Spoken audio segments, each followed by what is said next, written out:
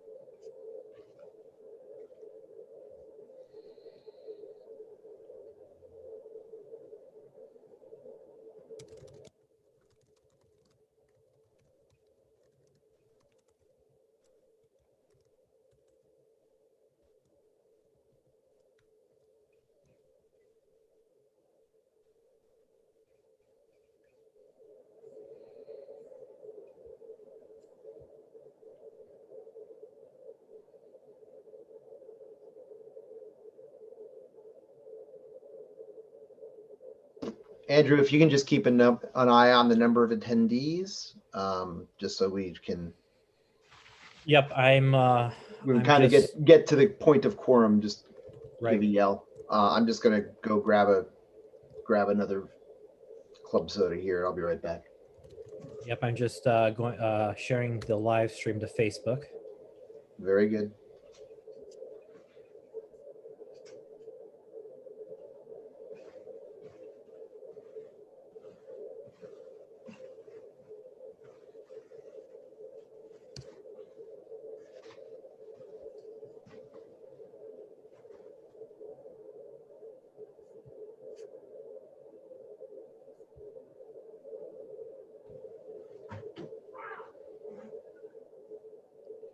Hey, Rachel Becker. Hi. Since you have not filled a vacancy yet, I'm going to throw you back into the attendee queue. When it comes time to give whatever speech you would like to give, if any, I'll promote you to a panelist. Is that all right? Great. So you can observe, no problem. Just want to try and keep things straight. It's hard enough.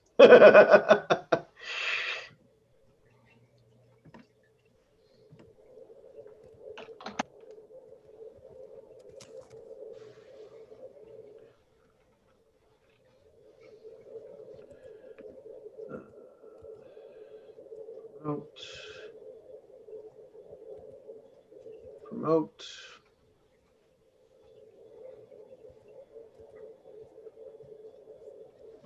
Hey, Andrew, if you can just check my work and see if there's any other. I think, there's Zach. Actually, I'm Zach Remian. I'm going to put you back into attendee, if you don't mind. That's fine. Okay. All right, thanks, man. Okay, I'm going to start to go down through the list. Yeah, thanks. I was about to ask you when I saw that one, and I was.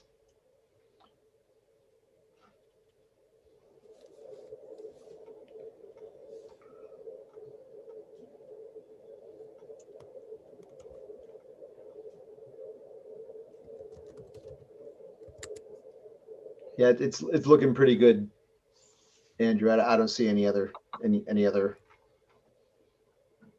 there. Okay. Let's see here.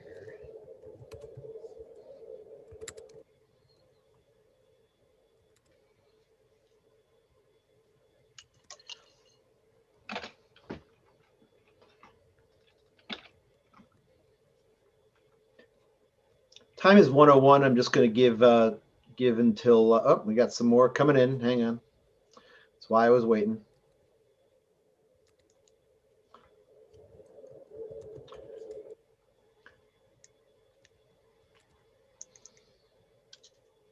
Sean.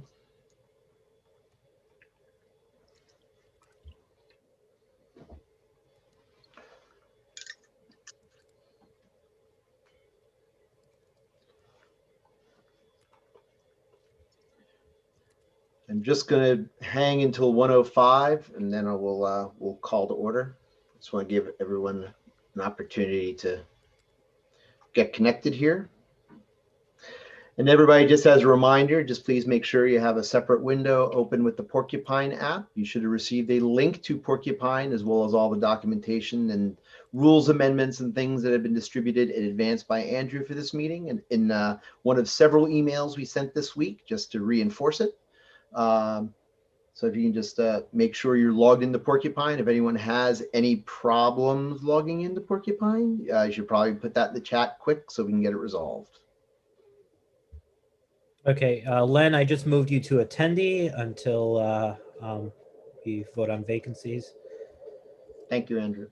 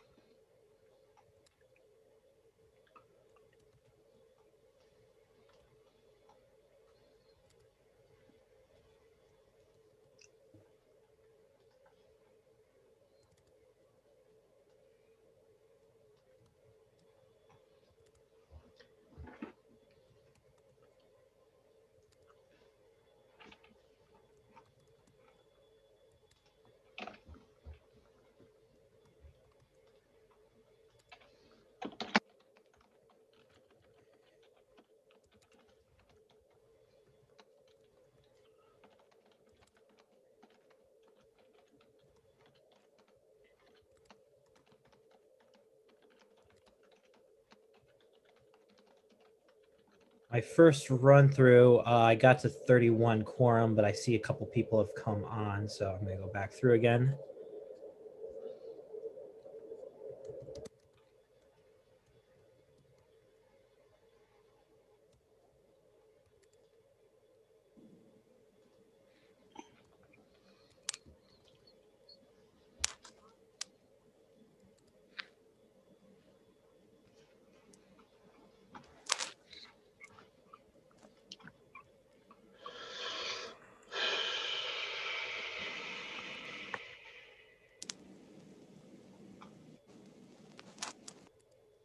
Probably started streaming to YouTube a little bit early.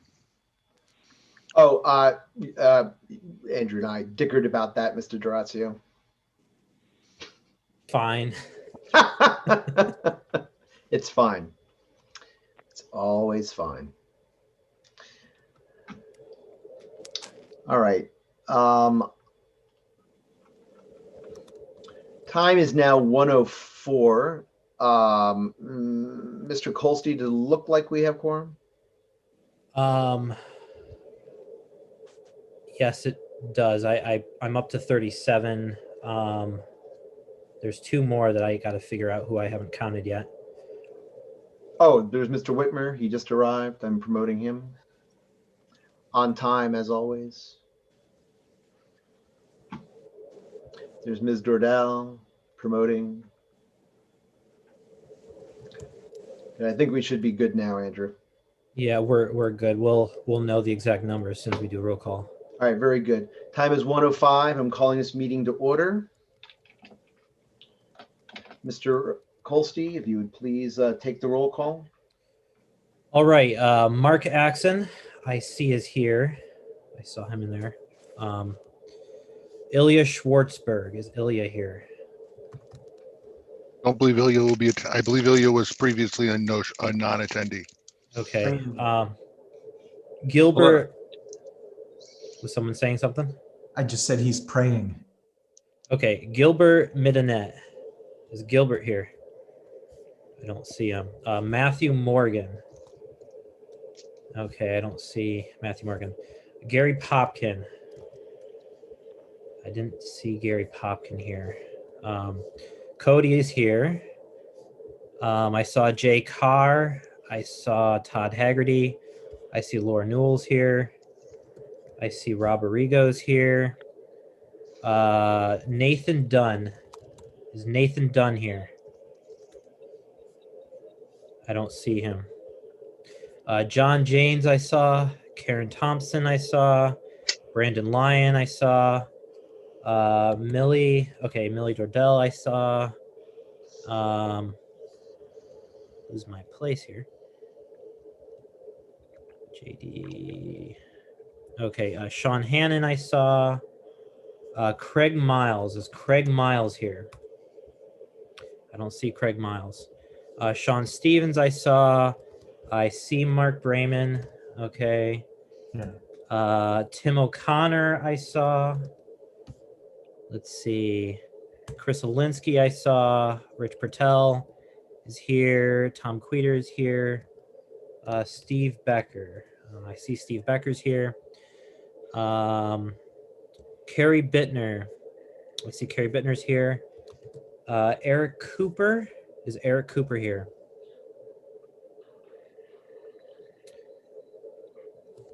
I don't see Eric Cooper. Okay. Tony DiOrazio's here. Jim Dayton's here. Mark Legowski's here. Andrew Hollister. Is Andrew Hollister here? I do see Yep, him I'm on here. Sorry, I just Alright. let him in. Sorry. Okay.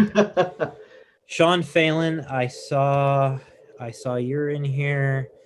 Jim Russell. Is Jim Russell here? I don't see him. Kevin Wilson, I saw.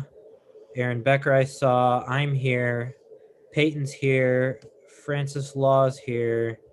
Kathleen Ligameri. Is Kathleen here? Kathleen Ligameri. I don't see her. I saw Patrick Mahoney's here. Here. Tara Scrivano. Is Tara Scrivano here? Okay. Dwayne's here. Dan Donnelly's here. Pietro's here. Robert Griebsland is here. Anthony Pellegrino. Bill Schmidt. Deepak Bansal. Is Deepak here? I don't see him. Gary Denoyne's here. Kenneth Epstein. Okay, not here. Carmen Horan. Okay. Bobby Calty. Bobby Calty, is he here? Nope. Satinder Karur. Satinder here. Nope. Mahiver Singh. Nope, I don't see him. I see Mike Arcadi, Gabriela Cordova, Mark Weinblatt, Aaron Comey. Is Aaron Comey here? Okay. Emmanuel Torres. Manuel Torres is trying to join, mind you. But, Okay, I will keep an eye out for them. right. Richard Bell, I saw. Susan Overeem Cummings. Susan here? I don't see her in the list. Okay, I got 41, and it says 42, so that includes TJ, so I've counted everyone. So that is quorum. A majority vote is 21, and a 2/3 vote is 28. So that is quorum report. Very good. So we have a quorum under the rules. Thank you, Mr. Colstein. I just wanted to give a few opening remarks. Just general housekeeping stuff. If you could please remain muted unless you've been recognized, that would be helpful to the smooth running of the meeting. Please turn on your video if you can, and it's a good hair day. Also, just please make sure that you have a separate window or device open with Porcupine running on it. And if you have any problems, drop them into the chat. TJ, I will not be monitoring it because I will be running the meeting, but TJ will see it and he will help walk you through it. I wish to welcome all our state committee members that are here today, as well as enrolled libertarians to this second meeting of the full state committee of the Libertarian Party of New York. I'm grateful for all of you for taking the time out of your weekend to attend this meeting. TJ Ferreira, who you may recall as the creator of Porcupine, is here today helping to run our Porcupine meeting once again. We appreciate him taking time out of his day to help do this, sort of out of the goodness of his heart. We also have some attendees who are also from other states libertarian parties who are seeking to use Porcupine to run their state meetings. So they're currently here as attendees. So we welcome them to our meeting as well.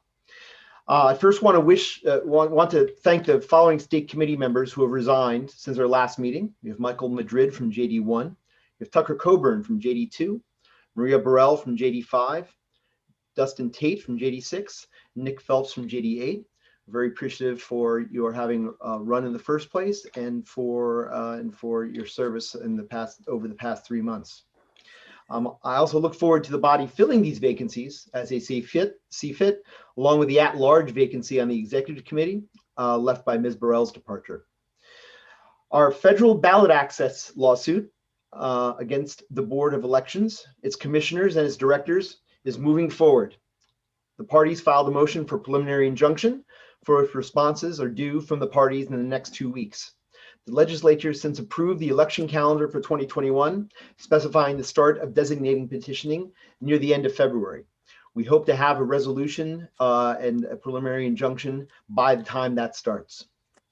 As if on cue, the State Board of Elections has issued guidance to county BOEs, instructing them to send notifications to the enrollees of parties that lost ballot access according to the unconstitutional law passed by the legislature, implying those voters needed to change their party in order to have their voices heard at the ballot box.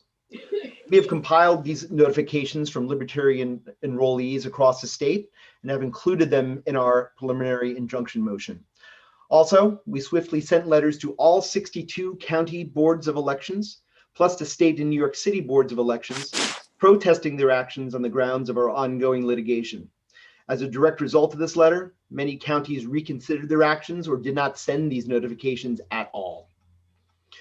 Despite the state's ongoing efforts to disenfranchise minor party voters, LPNY enrollment continues to grow. Our statewide enrollment as of January 11th stands at 21,281 and 273 pre-registrations. This puts us at triple our pre-ballot access enrollment number and bucks the declined enrollment trend that currently defines the non-big D Democrat enrollments. Now that we're over 21,000 strong, county organizations must drive local enrollment and activism. Over half our counties are organized, but have lacked the direction needed to take them beyond their initial convention. Over half our counties statewide are enrolled, but we need more. Under the leadership of Rob Arrigo, we've been rekindling interest in organizing unorganized counties and identifying people to carry the torch of liberty in those counties. We have started monthly training sessions for current and future county leadership to give them the tools they need to organize and to act at the local level, including fundraising, outreach, and government accountability. Under the supervision of Tony D'Orazio, our own public outreach via social media and the press has been regular, consistent, and strong.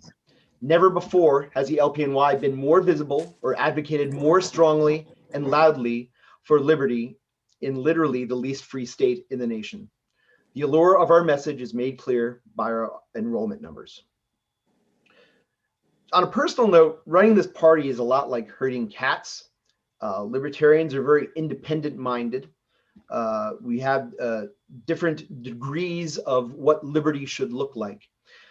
What's important in this moment, as we fight for ballot access and we continue to bring enrollees in from other parties and from no party enrollment, we have to have unity, and we must work together to introduce the ideas of liberty in ways that people at the local level listen to them and can consider them in ways that are meaningful to them. We have to stop petty infighting, and we have to make it clear that liberty is a universal concept that applies to all humans. With that, I'll end my comments and I'll open the floor briefly just for if anyone has any quick questions so that we can move on to the adoption of the special rules. I believe there's somebody in the interrupting queue, Cody. Thank you very much for that, because I was rambling on and Did not see that. I'm looking at the mic line. Mr. Durazio, request for information. Incredible, huh? As Um, if on cue. Thank you, Mr. Chair.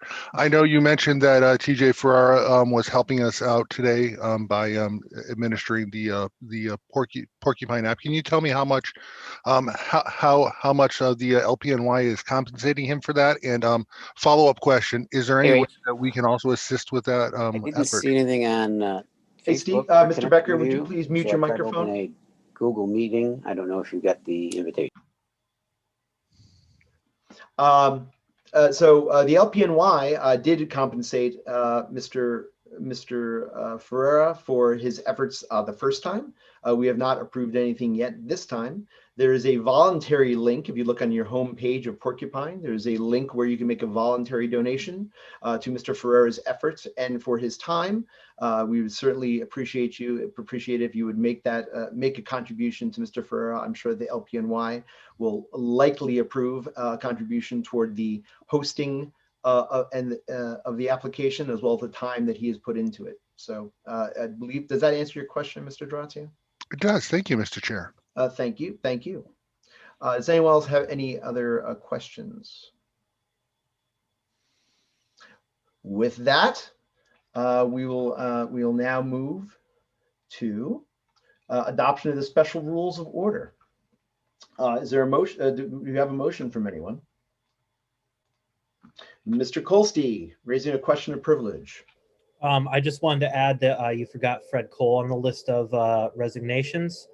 And thank you very much. For the record, Mr. Kolstey, I apologize. That was one of the last, the resignations in the last few days. Mr. Cole, for those of you who don't know, was a representative from JD4 in Schenectady County.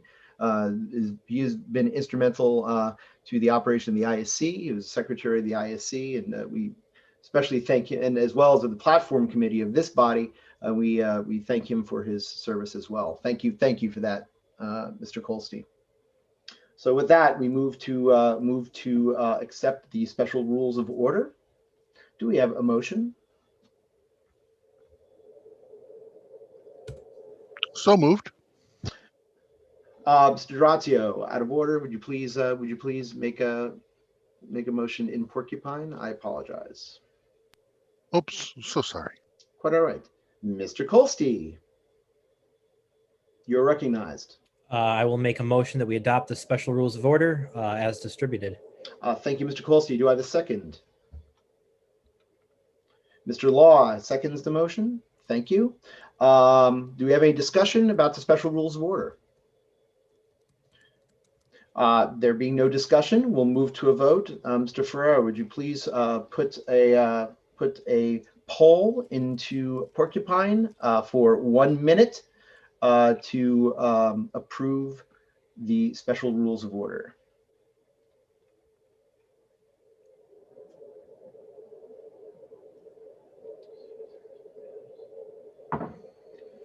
So I have, shall we approve the special rules of order for 1 minute as a poll? If that is good, I will hit submit. Fantastic. Thank you, sir. It should show up within the next 5 seconds on your screens. It has appeared. I see it there. If everyone would please move to the vote tab and please submit your preference. Thank you.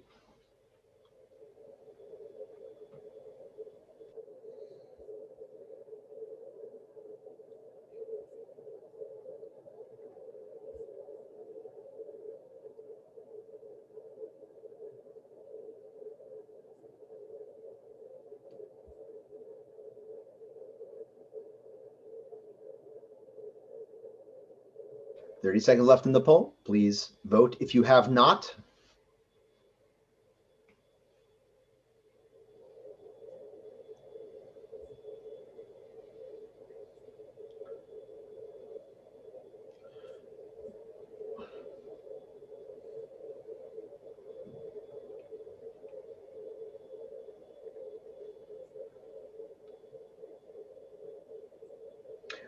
Poll has expired. We have results: 36 ayes, 2 nays, 1 abstention, and there's 1 duplicate vote, which will be disregarded.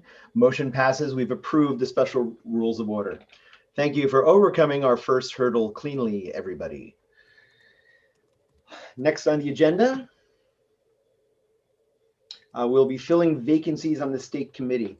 Mr. Kolsky, if you'd be so kind as to share the list of nominees to the screen. All right, I will do that. Take your time. Let's see. And is that a new question of privilege, or did I forget to remove you? That's new. Well, I'm switching back to the mic queue. Apologies. Mr. Kolsky, you're recognized. Yes, Susan has entered the meeting, which brings up our 2/3 threshold from 28 to 29. So we have 42 people, voting members present.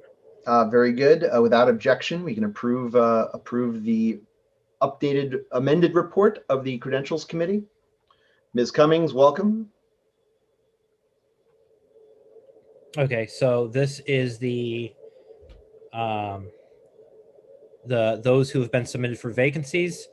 There were 7 that were submitted for the 8 vacancies. 2 vacancies in District 1, 1 and 2, 1 in JD4, 2 in JD5, 1 in JD6, and 1 in JD8.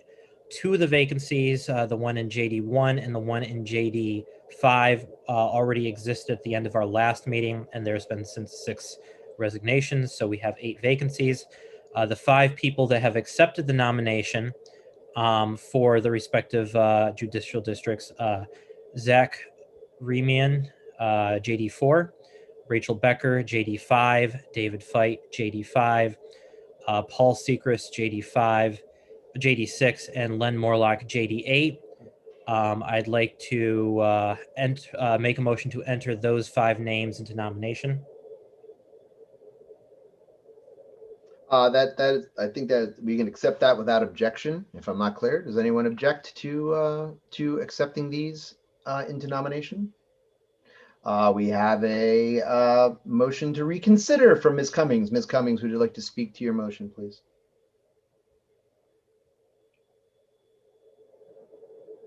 Ms. Cummings, you're recognized. No, I'm here. I'm sorry. I don't actually mean reconsider. I wanted to ask a question that includes, is Dustin Tate one of the resigning members of this board? Yes, we in my opening remarks, I had detailed him as a resigned member of this body. Appreciate the point of order. Thank you. Thank you, Ms. Cummings. The way I would like to proceed is to fill the vacancies by judicial district, starting with JD1. We've received no pre-nominations from any of the state committee, so I'd like to open the floor to nominations for the 2 vacancies in JD1.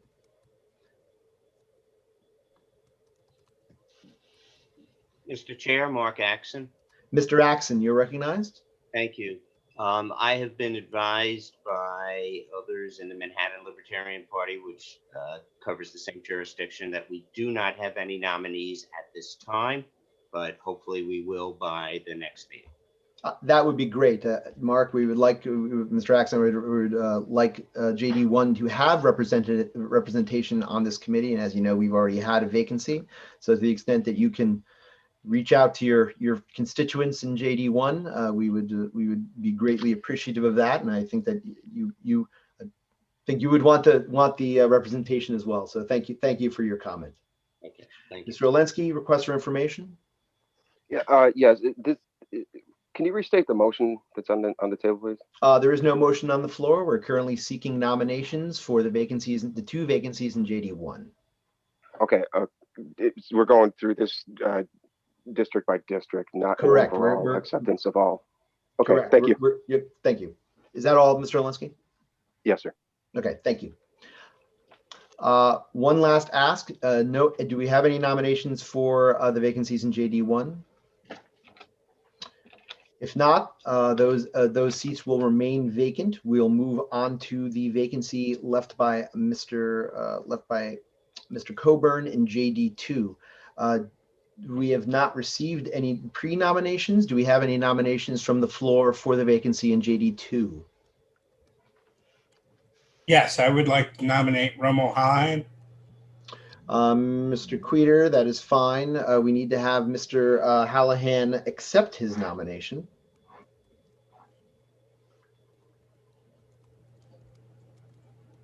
Will he be able to do that? That is a good question.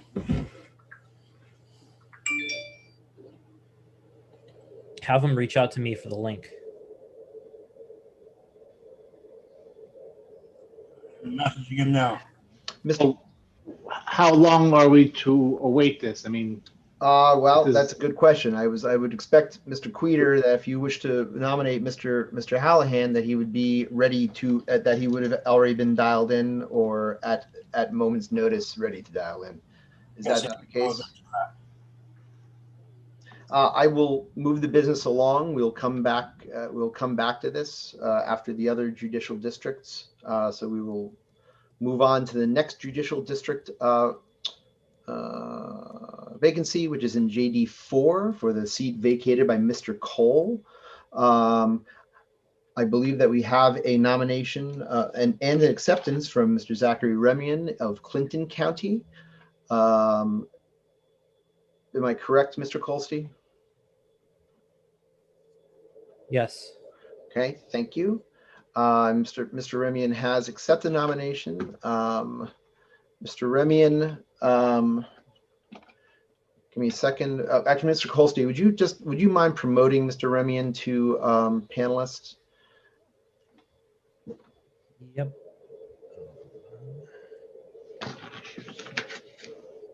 How's that mic cue?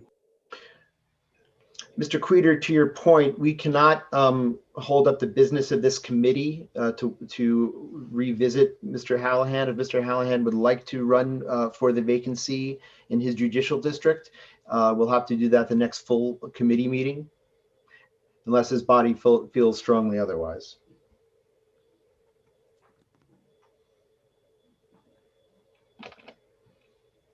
Mr. Drazio, you're recognized. Request for information. You're muted, Mr. Drazio. Yes, it's a request for information and it's timely. You never closed nominations for JD1 or JD2, so those nominations are still open. Mr. Drazio, thank you for that bit of parliamentary jujitsu. I will believe that nominations for JD1 are closed based on the fact that we got no nominations. Good point on that one. What's that? Good point on that one. JD2, I will also declare nominations closed as we have a nomination, but we do not have an acceptance, a timely acceptance. So moving on back to JD4, my apologies for that oversight. Mr. Geraci, actually, Mr. Colsty, I believe you're in the queue first. Question of privilege. Romo Hallahan has sent me a message saying he accepts the nomination. That is suitable. We can have a vote on that. Mr. Hallahan has been entered into nomination then. Do we have any more nominations for JD2? I'd like to make a nomination. Mr. Drazio. I nominate Stacy Pressman. Very well. Is Ms. Pressman able to accept her nomination? I've reached out to her to see if she will do so. Okay. We'll see. I will allow 2 minutes for that, Mr. Drazio. Fair enough.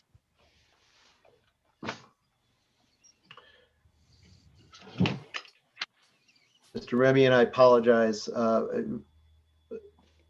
We'll,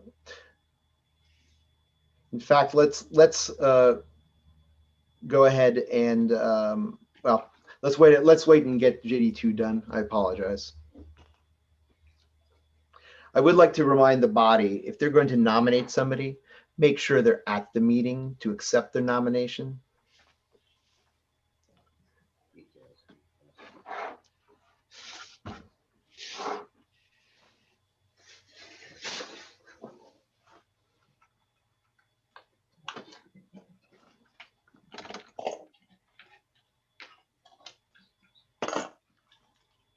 Mr. Drazio, any reply?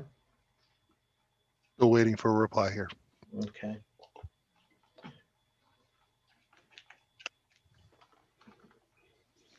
believe Mr. Grindle has also attempted to contact her. Okay, we'll wait until 1:33. That is less than 1 minute from now.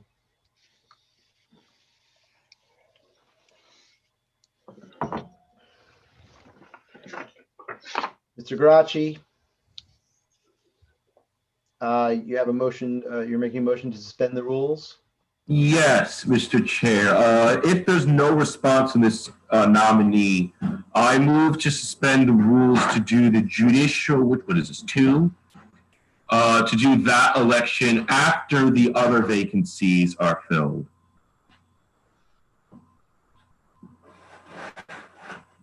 Is that a motion? If that's a motion, Mr. Garachi has made a motion to suspend the rules. Do we have a second for that motion? I'll second that motion.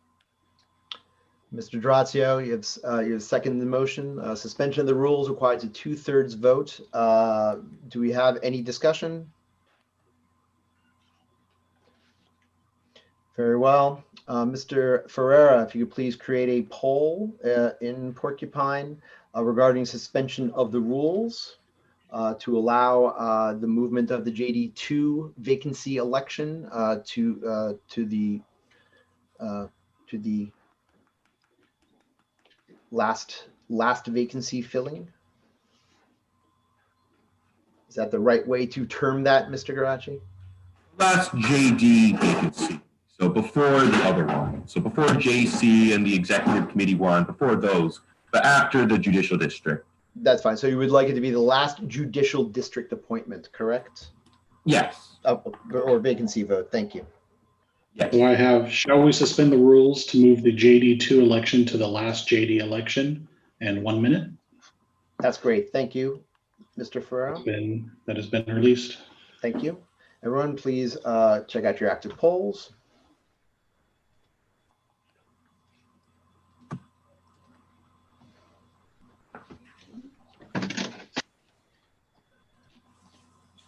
Oof.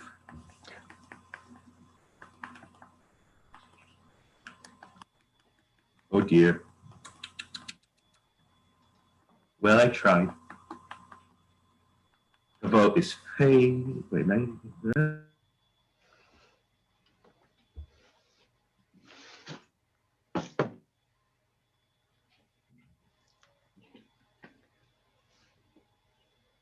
Who seconded Pietro's motion? That was Tony. Okay. Mr. Durazio. Yeah, I did.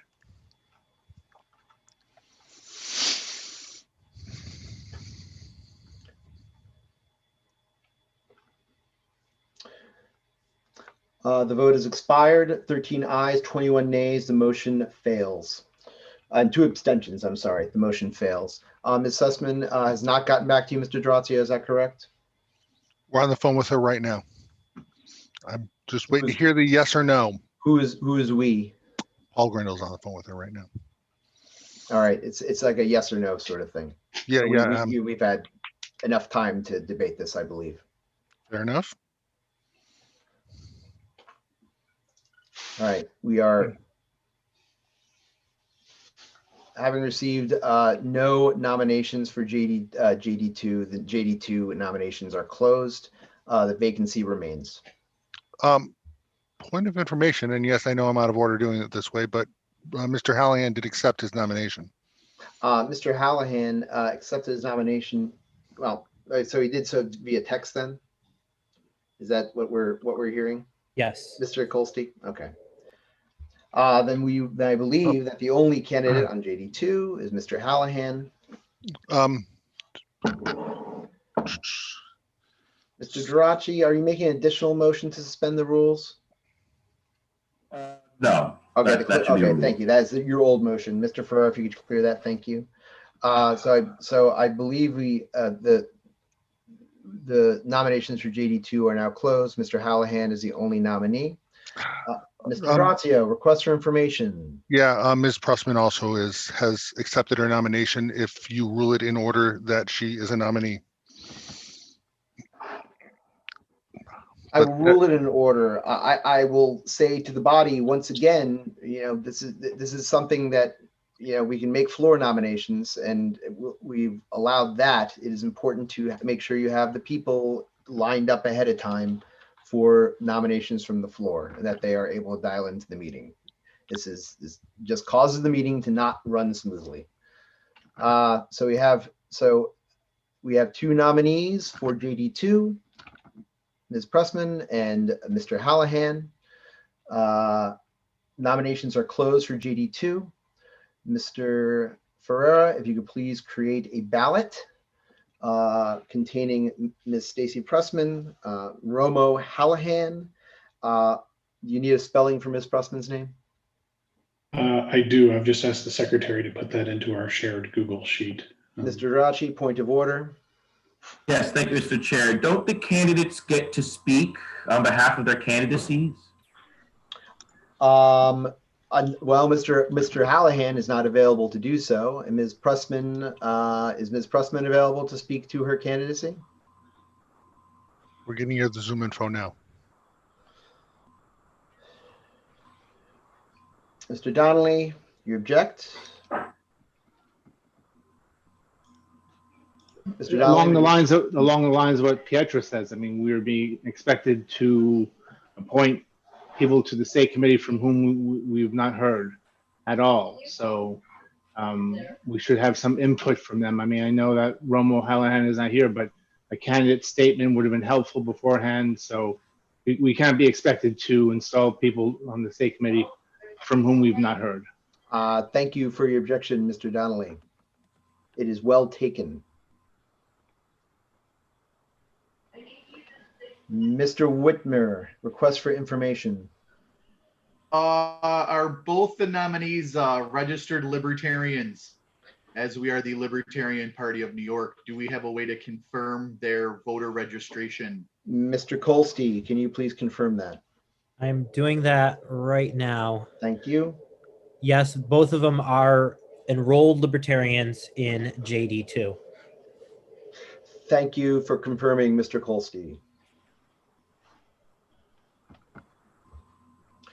Is Ms. Pressman, we need to move forward with the meeting, Mr. D'Orazio. Is Ms. Pressman available to give her statement? I believe Mr. Grindle will be speaking on her behalf. Mr. Grindle, you are, although you're not a member of the body, you are recognized. Thank you, Mr. Chairman. So Stacy Pressman has been, as some of you know, running for mayor of New York City as one of the libertarian candidates to do so. And getting to know her in that process as her campaign manager, I've seen that she has a common person's approach to libertarianism that I think that is important for this party. She understands it. She understands the principles of it, but she approaches them in a way that's more, for lack of a better way to put it, normal for the average person who's a working mom or somebody who's dealing with the average struggles that go on in everyday life outside of the Libertarian Party. And what I've seen from her work with this campaign is that she is a workhorse. She is oftentimes on my ass about getting things done. And so I think that she would be an asset to this committee if you choose to nominate her to fill the vacancy. Point of information, we would be electing her to fill the vacancy. She's already been nominated, I believe. Electing her, thank you. Thank you for that statement on Ms. Pressman's behalf. Mr. Ferreira, I think we are ready for that poll, the ballot, excuse me now. If you can put the ballot up for 2 minutes, the three choices will be Stacy Pressman, Romo Hallahan, and Nota, as always. Okay, is the point of order? Mr. Garaci, point of order. Yes, I believe it was. I saw in the Zoom chat that somebody offered to speak on behalf of the other candidate. Yeah, it says Peyton Constable says I can speak on behalf of Romo if no one else. I'll only allow it because Mr. Hallahan is not here to speak on his own behalf, and I afforded the same opportunity to Ms. Pressman. Mr. Kunzelman, you are recognized if you wish to do so. Thank you, Mr. Chair. So I've gotten the opportunity to work with Romo quite a lot in the past few months, just brainstorming ideas on how to involve and increase youth enrollment and youth engagement. And I know he's been working quite hard with trying to work together with the youth caucus on there. So that's my extent. I can speak to that. And he would be a valuable voice in trying to recruit younger disenfranchised voters during the current political landscape. And I yield any remaining time. And to unmute myself, apologies. Thank you, Mr. Kunzelman, for your words in support of Mr. Hallahan. Now we Mr. Ferreira, assuming that the ballot is ready to go, if you can release that for 2 minutes, I would appreciate that. Okay, so I have JD2 round number 1 for 2 minutes. It has none of the above. There's only one selection possible. And the two options are Stacy Pressman and Romo Hallahan, as well as the write-in capability. Mr. Ferreira, if you can also, NOTA is included in that ballot, is that correct? None of the above is included, yes. Thank you, sir. It is available for 2 minutes. You should see it on your active screens right about now. You should see the ballot within 5 seconds. Please cast your vote for Ms. Pressman, Mr. Hallahan, or NOTA. Richard, you had sent me a note at one point that your active screen was white. Hopefully now you see the ballot out there. If not, send me a message and we'll work on that.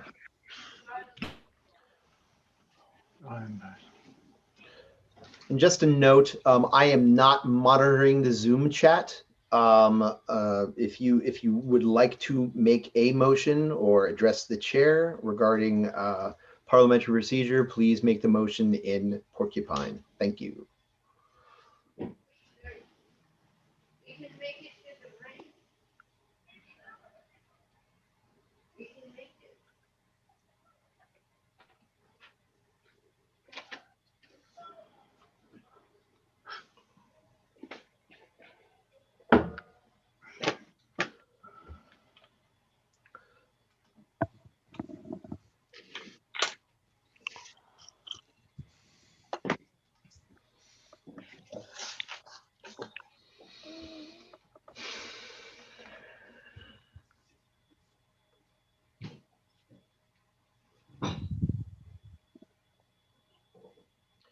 We have approximately 30 minutes remaining in the ballot. Please cast your vote if you have not already. It is also your right not to vote, but I wish you wouldn't do that.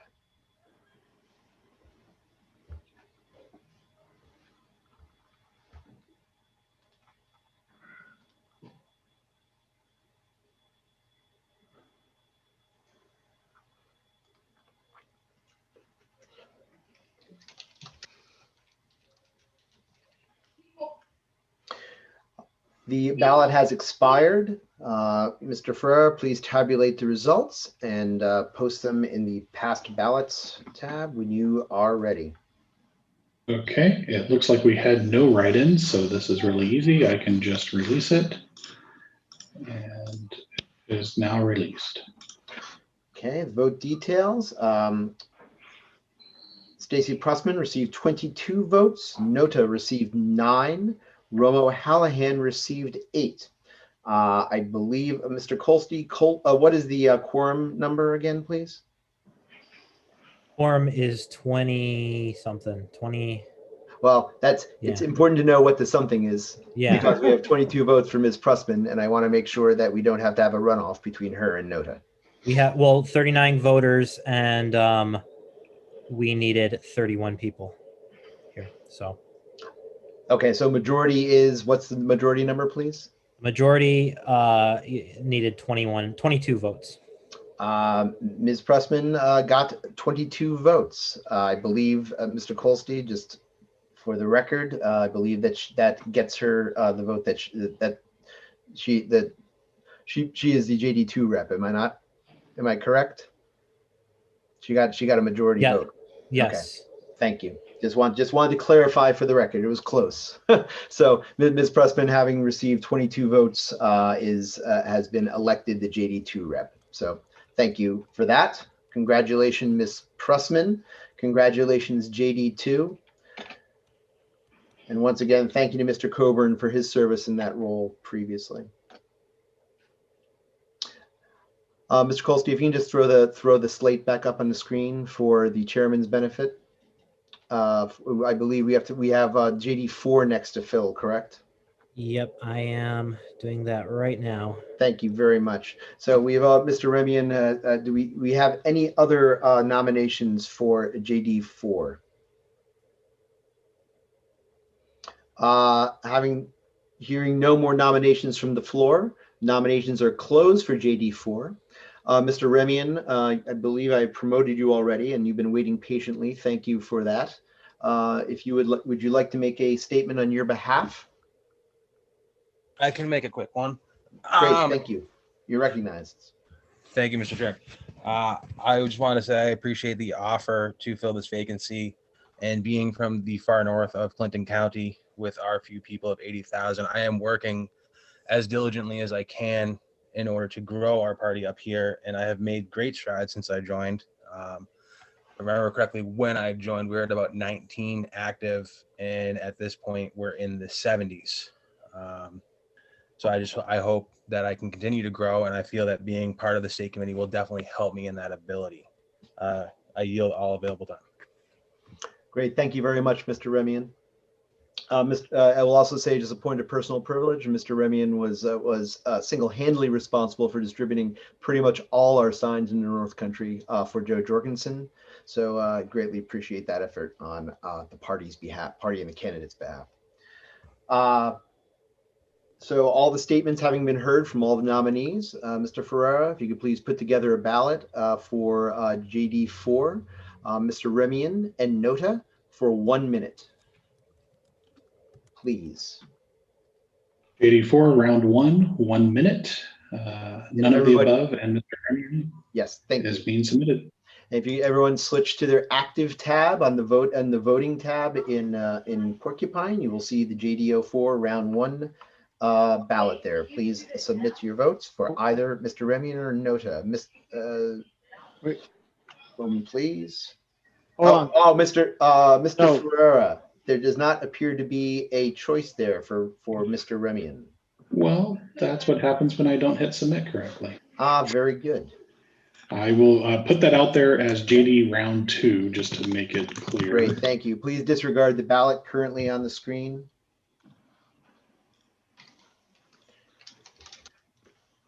I thought you were just making us work for it. Kind of. Yeah, so we're going to cancel the round 1 ballot. Apologies. Now it is out. Right. Okay, great.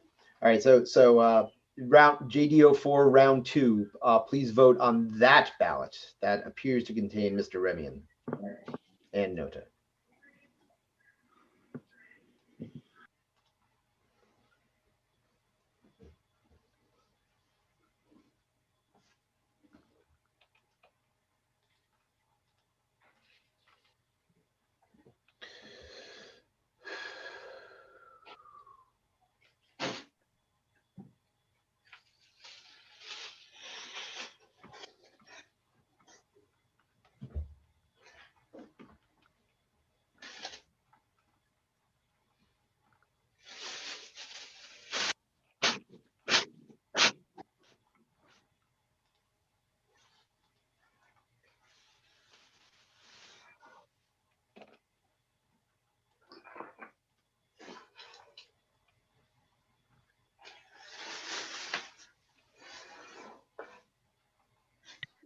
Okay, we have no write-ins and a clear winner, so I'm going to go ahead and release the results. Great, thank you. It should be available. Great, thank you. Vote details, Mr. Remian received 38 votes. There's one vote for Nota. Mr. Remian has been elected to the vacancy for JD4. Congratulations, Mr. Remian. Thanks to Mr. Cole for his past service in that same position. Mr. Remian, I will leave you as a panelist. You will be credentialed for voting after we have run all the JD elections. All right, Mr. Colsty, if you can throw that slate back up there, slate of nominations back up there for me, because I'm a chair of very little brain and cannot remember.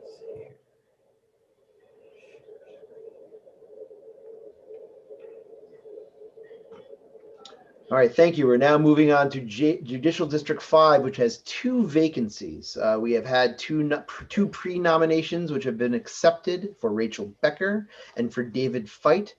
They have both been entered into nomination without objection. Do we have any other nominations for Mr. Donnelly? Request for information. Yes, just that I see that Manuel Torres. Oh, all right. He finally joined it. He was messaging me through the Zoom, but I was not sure he joined. Okay, I withdraw. Very good. Mr. Colsty, have you noted that Mr. Torres is now here and voting? Yes. Mr. Torres, just please make sure that you are logged into Porcupine and able to vote. No need to acknowledge unless you cannot vote. Mr. Olensky, request for information. Yeah, I've been looking at the voter rolls, and I know this was a previous issue. I'd like to put forth a matter of rules and principle and not personality. Can we get confirmation that Mr. Feit has cleared up his dual registration as an active Democrat and Libertarian? At least when I'm looking at it, appears that's still an issue, and I just want to get clarification on that if we could, please. Mr. Colsty, can you verify where Mr. Feit is enrolled? Where and how? Just like the report of the last of the organization meeting, he's enrolled. He's listed as an active Democrat in Brooklyn and an active Libertarian in Oswego County. The Oswego County one is the latest enrollment. So he's an enrolled Libertarian in Oswego County, which is JD5. Very good. Thank you. I will rule the nomination in order then. Mr. O'Connor, request for information. I just want to hear from David or someone that knows him that he's a resident of New York State currently. I like the guy, and thank you for recognizing me, Mr. Chair. I like the guy. He'd be welcome to be part of the party, but I do want confirmation that he's a resident of New York State. I understand that. Mr. Colsty, when was that change in registration submitted for Oswego County? September 16th, 2020. Okay. I'm sure we can have Mr. Feit comment on that during his comments. Ms. Dordow, request for information. Actually, I was going to voice more or less the same questions as Mr. Olinsky did. And I would like to hear from the person in Oswego in our county, Mr. Sean Stevens, if he's had any contact with Mr. Feit, and if he's active and living in Oswego County. We will allow that. Mr. Torres, would you please mute your microphone? Okay, it's working finally. Fuck. We can hear you, Mr. Torres. Please, no use of profanity. Thank you. Although your use of profanity may be warranted. Mr.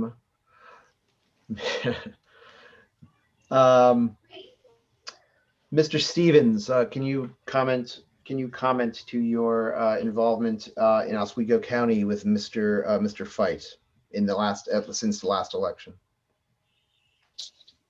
I Facebook messaged Mr. Feit before our last committee meeting, the original one in September. we had sent a few messages back and forth for starting a chapter in Oswego County. Then the election happened and we fell out of touch with each other. The last time I had spoke to him, he said he was living in near Fulton, New York, which is down the street from me. Since I don't go out, I don't, you know what I mean? I don't know. I've never met the guy, so I don't know if he, you know what I mean? He's Very you know. good. Thank you. I will let Mr. Fight address those concerns in his addressing the body. It will not turn into a question and answer. We can, we'll let him answer the questions that have been raised here. So do we have any other nominations for the vacancies in JD5 from the floor? Having heard no other nominations from the floor, nominations for JD5 are now closed.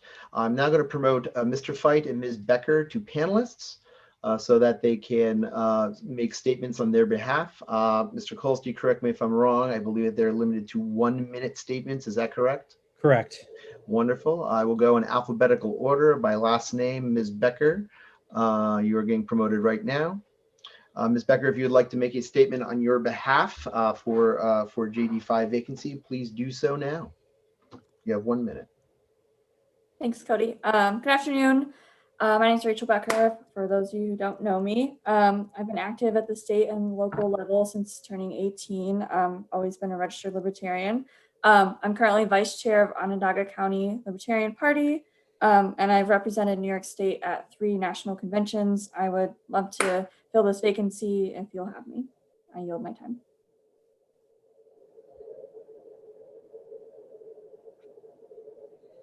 Thank you, Ms. Becker. I was groping for my mute button.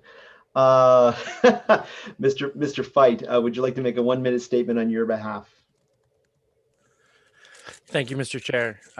Yeah, for those who don't know me, I'm David Fight. I'm an active member of the New York State Libertarian Party and have been since I started voting at 19. I was born and raised upstate, but also lived in the city off and on throughout my adult life. I'm currently working with the Stacey Pressman campaign for mayor of New York City, as well as a few other campaigns, caucuses, and coalitions around the country. My focus for 2020 has been and will continue to be, if you will have me on the committee, fundraising, ballot access, and voter engagement.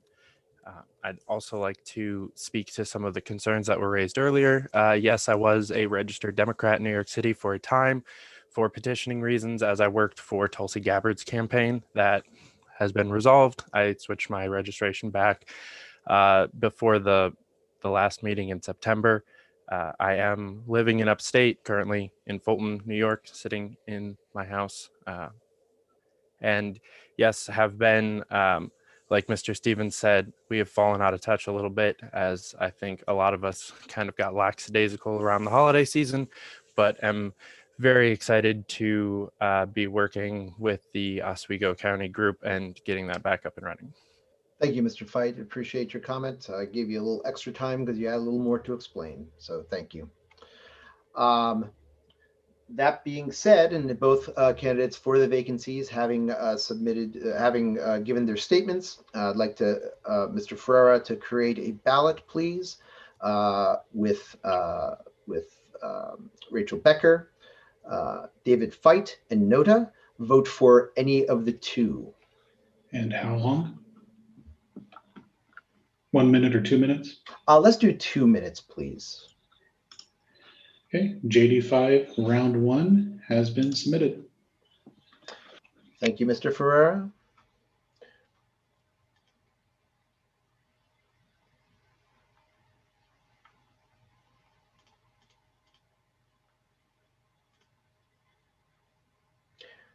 I'm not seeing it pop up yet. Yep, there it is. Never mind. We're good.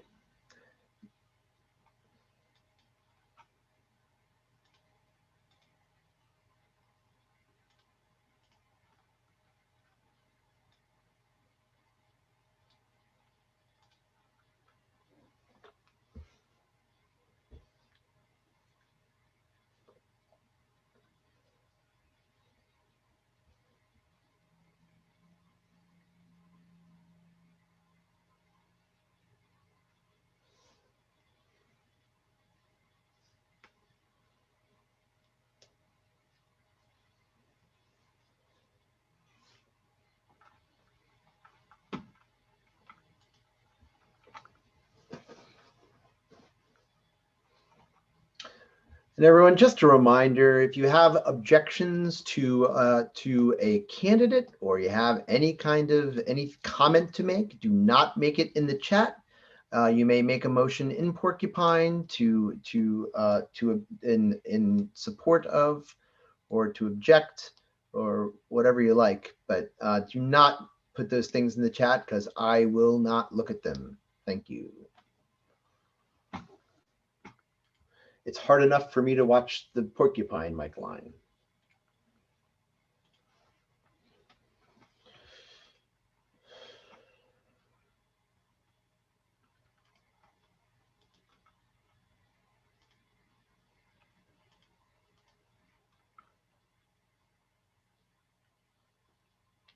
The ballot has expired. Mr. Ferreira, please tabulate the results. Everyone else, results will be on the past ballots for JD5 round 1. Okay, once again, we have no write-ins and we have winners, so I can release and you should see it. All right, so we have two candidates. Rachel Becker received 32 votes, 78%. Mr. Fight received 26 votes, or 63%. Both of them have been elected to vacancies in JD5, I believe. Did I get that right, Mr. Kolste and Mr. Durazio? I see Mr. Durazio nodding wildly. Yes. Okay, thank you. Yes, we have filled our vacancies in JD5 with Mr. Becker and Ms. Becker and Mr. Fight. Thank you both. Congratulations, and that is that. Moving on to our next vacancy, which I believe is JD8. Is that correct, Mr. Kolstein? JD6 is. Oh, thank you. I cannot count. Throw that up on the screen. Roll that beautiful bean footage.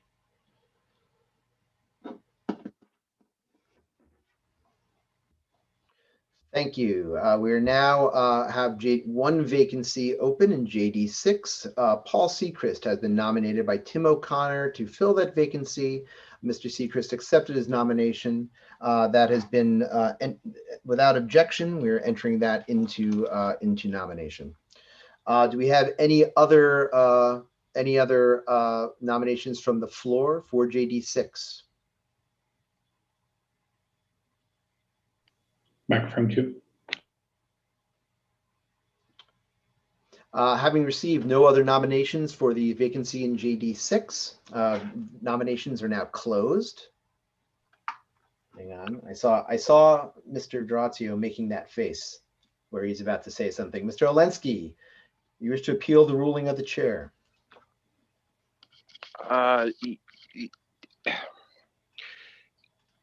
It's my contention that we just elected somebody who's both registered, unless I missed the information that I had asked for before, that somebody's registered in another party. That violates our rules, Mr. Chair, if I'm correct on that? I declare that out of order. The enrollment in JD5 was later than the enrollment in JD2. Mr. Olensky is eligible. I'm sorry, Mr. Fight is eligible. My apologies. Mr. Gracci, objection? Withdrawn. Thank you. Where were we before I was so interrupted? JD6 election. Thank you, JD6. We having received no other nominations, JD6 nominations are closed. Mr. Seacrest, I'm going to promote you to panelist. You can make a statement on your behalf. You have 1 minute, please.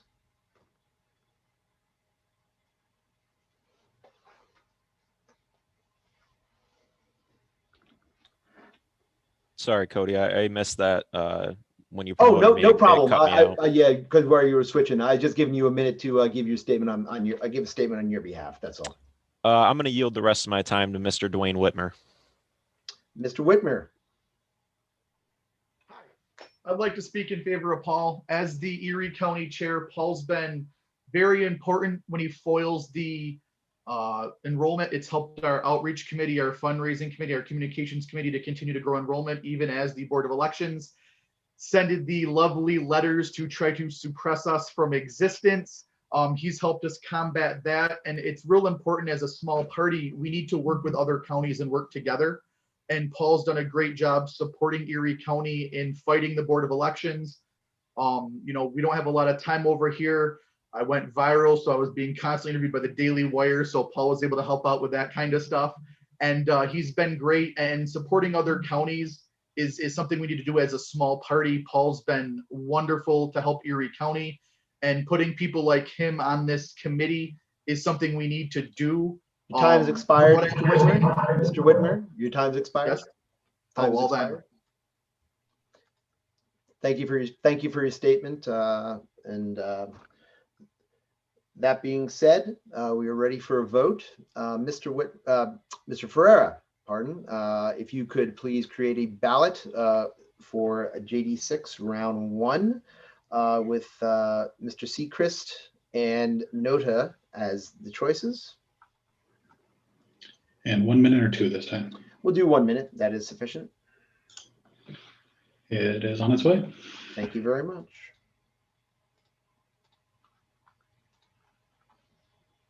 Ballot is out. Please vote or not.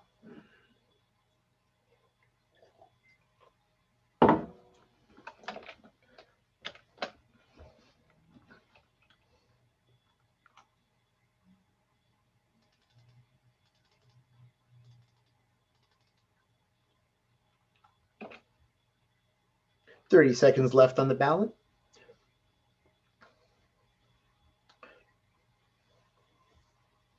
And remember, if you choose not to decide, you still have made a choice.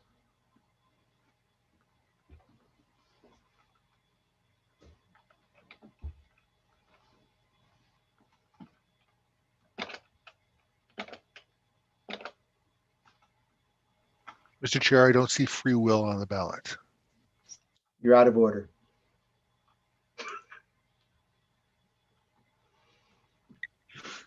But your point is well taken. Thank you.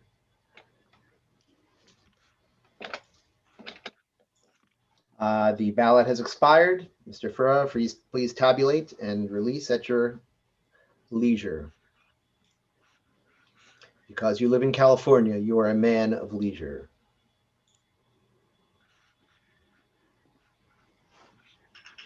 Okay. We do have a write-in, but it's a write-in for Paul as well. So I'm just going to go ahead and release this because I think Very you guys good. will appreciate it. Very good. There you go. We have received 30 votes for Paul Sechrist, the People's Chair. We have received 6 votes for Nota. Mr. Sechrist has been elected as a new JD6 rep. Congratulations, Mr. Sechrist, and thank you to Mr. Tate for his past service. Moving on to JD8.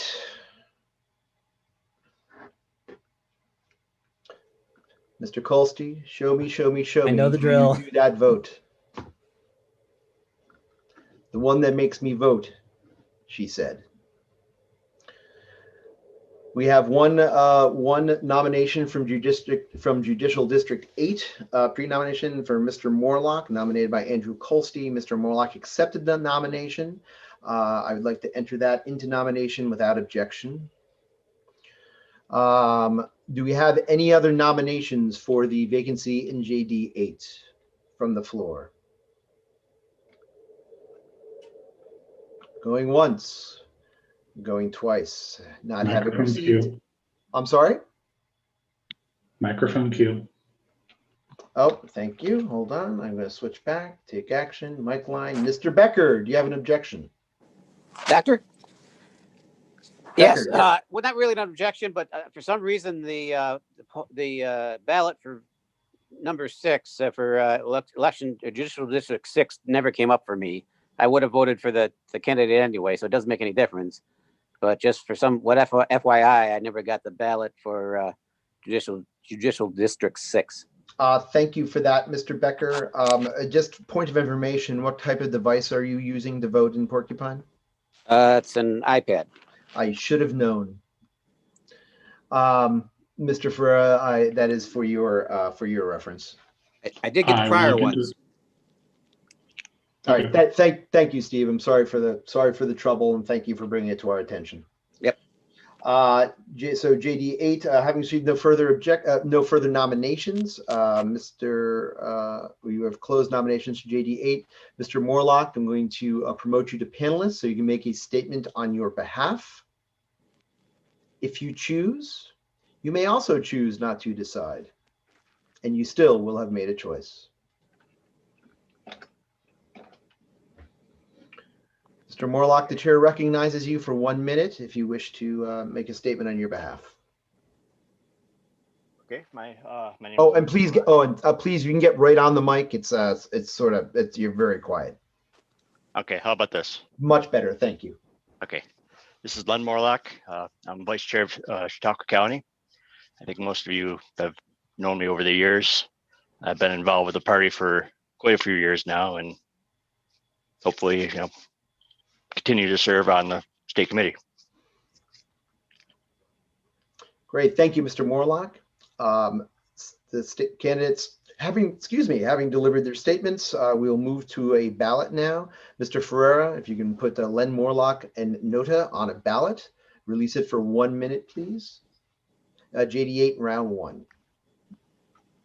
May I request 2 minutes to see if there's any issues this time around as well? Yes, please. We'll stand in recess for 2 minutes. No, I mean, just make the ballot for 2 minutes so I can have time. Oh, I see what you mean. Yeah, yeah. Oh, that's fine. Yeah, I'm sorry. We will not stand. I take it back. There is no reason. Thank you. Thank you for the accommodation. Yeah. So yes, that's fine. Ballot for 2 minutes regarding JD8. The ballot has been released. I do not see a choice for Mr. Morlock on the ballot, Mr. Ferreira. All right. Please disregard the ballot. That is the JD8 round 1 ballot. That is void.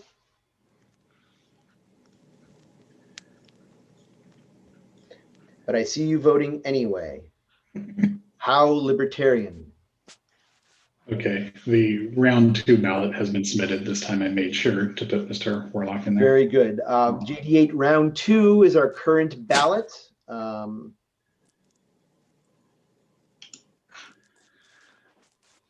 Please vote. Mr. Becker, if that does not show up for you, can you please let me know?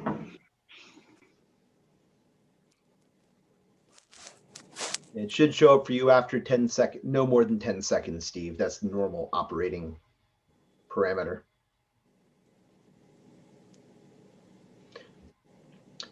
You can also feel free to refresh your browser. That won't hurt anything.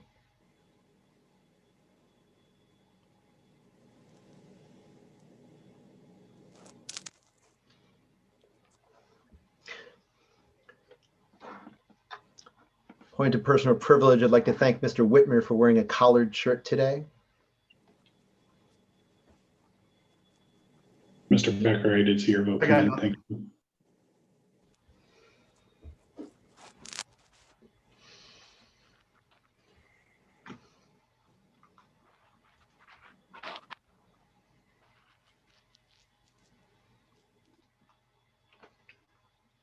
We have about 30 seconds left in the ballot. Please submit your vote if you have not already. Or don't. See if I care.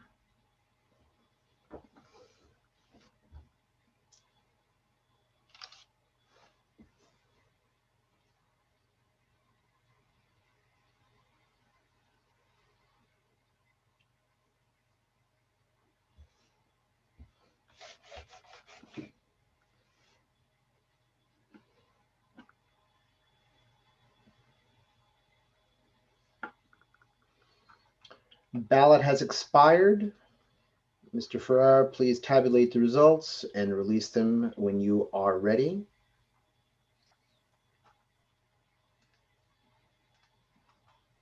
We do have some write-ins, so just give me a second. Very good. I appreciate the creativity, but just please realize that causes me extra work, people. Yes, haha, funny is fine. I'd rather you vote Nota than write in somebody ridiculous. It does create more work for TJ. Okay. I have corrected the write-in. It looks like the other write-in's name is a misspelling, but hopefully you guys will know who that is. And it is now released. You should see it in past ballots. Great, and by an overwhelming majority, 39 votes for Mr. Morlock, as well as Glenn MF Morlock. I assume those are his middle initials. And 1 vote for Nota, 1 vote for Marak Patora. Mr. Morlock, congratulations, you've been elected to the vacancy in JD8. And thank you to Mr. Phelps for his past service on the state committee as well. Mr. Kolste. Melist. All right, I am updating the report of who's here. Thank you.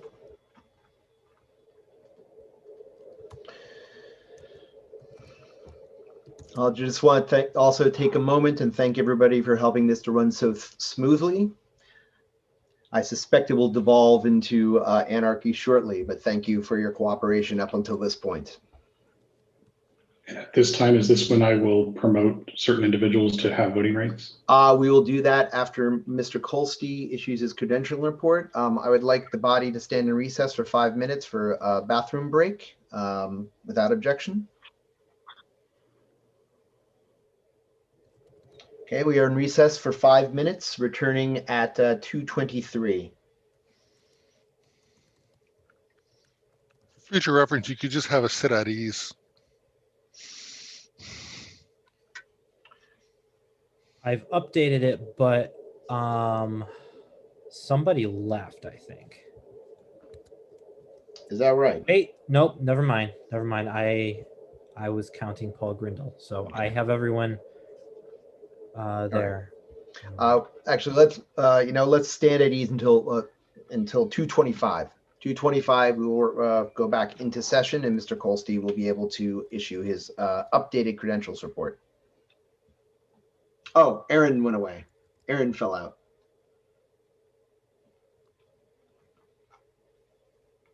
No, she's still here. No, because I just put her back. Oh, okay. She was the 10. She fell off and came back in. She was in. Oh, okay. Sorry. No, don't worry about it. Yeah. So looks like there's been no changes. 47 voting members, and then Yeah, TJ but don't Paul. give your report yet. We're at ease. No one's going to hear it. Keep your thoughts to yourself. Doing the math out. Filthy animal. I know. Hang on. All right. I'll be right back.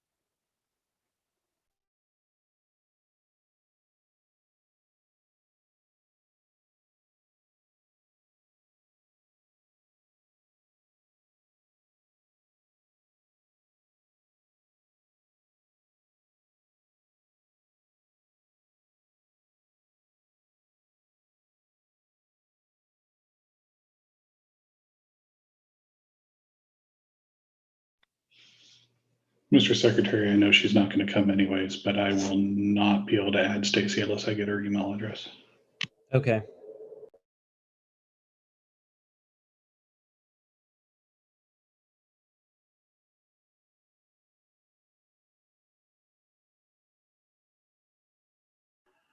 Did you say you needed Stacy Pressman's email address, if I heard that correctly? That is correct. Give me 1 second. Paul, how much do you miss Western New York right now? A little bit. Like it's kind of like coming back home to be back here, but there are things I miss about upstate. There's a spirit there that is not there here. It's chicken wings, razzle, and my 2 a.m. rants about Nate McMurray. Yes. Yes, there are a lot of those. I do miss those. How is he doing these days? Is he still melting down? Oh, he's unhinged. Yeah, he's I'm a fascist again, and he believes it. So that's cool. So Nate McMurray got a He fascist finally on the called me a debate stage. fascist. So Nice. yeah, he supports Antifa doxing me, and he because he's attended a mad that rally with he attended a rally with 3 people to shut something down. I guess him and all his friends showed up, and I told him that a rally with 3 people, he should join the LP. He would compete with our crowd, but did not find that funny. I don't know why. Promptly blocked me. I don't think I'm invited to his Christmas party anymore. You're not. It sounds like he's mad that he couldn't use you as a way to get in office. Yeah, remember that time I used him to get into a debate and then smoked him? I think he's still mad about that, but sounds like a Nate McMurray problem. Yes, it does. Well, what's he going to do now? He has no office that he's holding, and he also doesn't have his job. So, like, does he have a new job? No. The best part is someone told me I lost twice, so I countered with Nate lost 3 times, so could be worse. It's amazing. I can't believe that man is even. I can't believe the way he acts sometimes. And it's like, come on, man.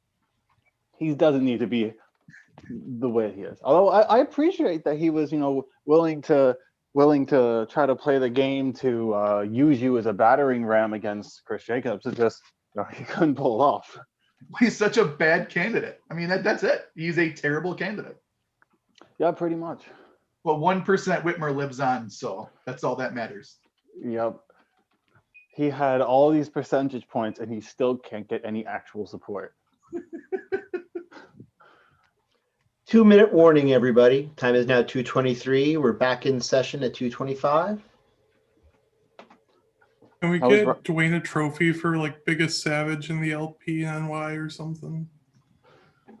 Because those were pretty great. The problem. I second the motion on the floor. The problem is I shouldn't be allowed in public because I don't tolerate politicians. So I'm like the worst politician out there. And so I just call him out. Our county executive's mad at me because I did another press event in front of his press event, essentially calling him a hypocrite and saying that no one's following COVID protocols because you're not and you're our leader. And so now I'm banned from the property, which I think is illegal. I don't think you can ban someone from government property. But yeah, I'm not allowed to do press events there anymore. So that's a thing. Oof. I just want to cause chaos. So it's going pretty well.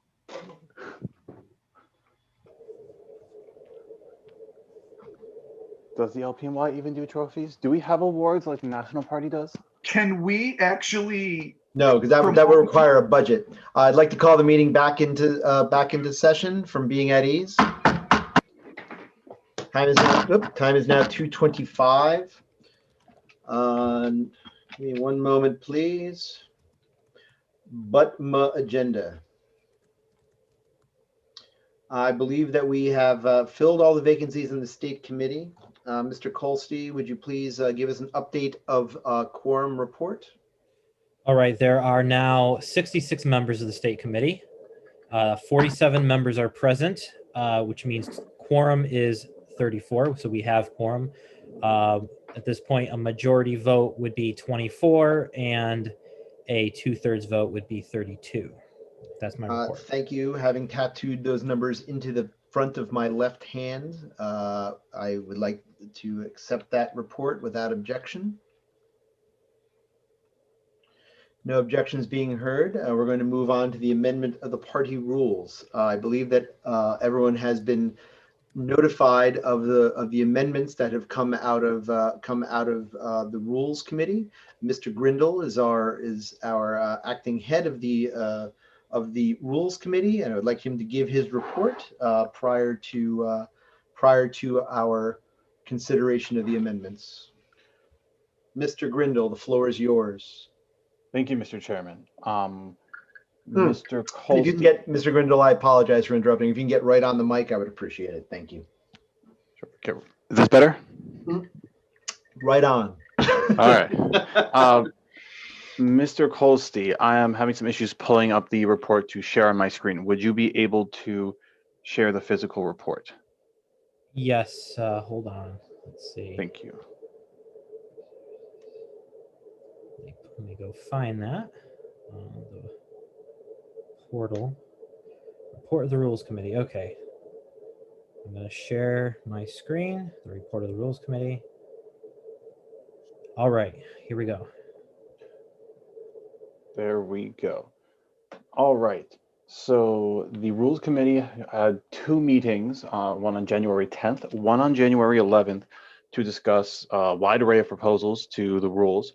I'm going to go through them, just summarizing their contents briefly.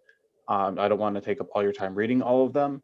At the end of this, I'm going to make two motions. One is to adopt, or sorry, request that two motions are made. One would be to adopt all of this report with the exception of proposal one. And the second is to adopt proposal one. And that is because there is, some of you have seen considerable disagreement over proposal one. So I want, should those who disagree desire it, to have the opportunity to be able to make their case to the body. All right, let's start with proposal number one. For this one, we are asking to allow for county affiliates in the case of a state committee that has to be elected in a matter that doesn't have a primary, to allow for alternates to be submitted to the state committee if their main representative is not available. The next proposal is to make sure that we properly list all the rights and privileges as any of the members of the state committee. We want to be very clear about the fact that officers, if they're elected and are not necessarily already state committee members, get to be in all matters possible state committee members. The next one is changing language to be more precise about the chair position being acting if there are people stepping down, particularly in the case of the second vice chair. Proposal 4 is to make sure that the executive committee does not believe itself to be authorized to fill at-large vacancies should they exist. That is the prerogative of the full state committee, not the executive committee. We fixed a grammar issue for proposal 5. For proposal 6, give me a sec. Yeah, so for proposal 6, we are trying to make sure that the term organizational meeting is the term that we use for both our conventions that we would be holding if we don't have ballot access, and for the organizational meeting as per election law, if we do have our ballot access and get to do the normal process. We, for proposal 7, have revised the notice requirements. We have made sure to just write it much more simply, that notice by telephone or text message may be given upon request.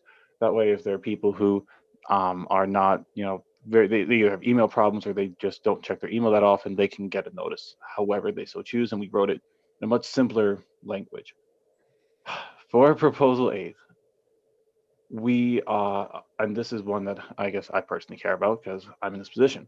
We are proposing that members who are at large in the executive committee who are not state committee members already are ex officio members of the state committee, similar to how officers of the executive committee get to be members of the state committee by virtue of their office.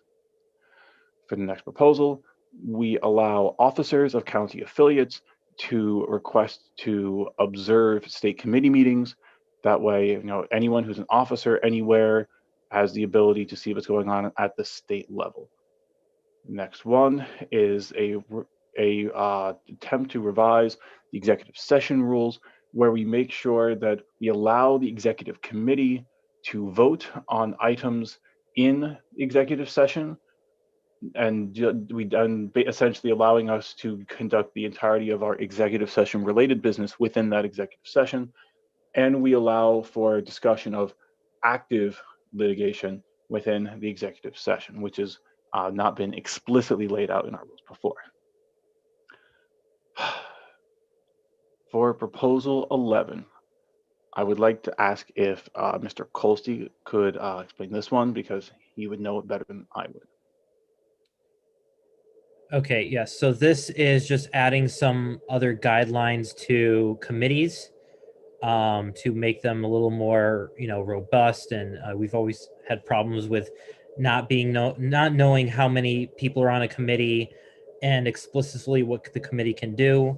So it specifically adds that the state committee or the chair can create committees. Only the chair can create special committees. So the state committee can create standing committees.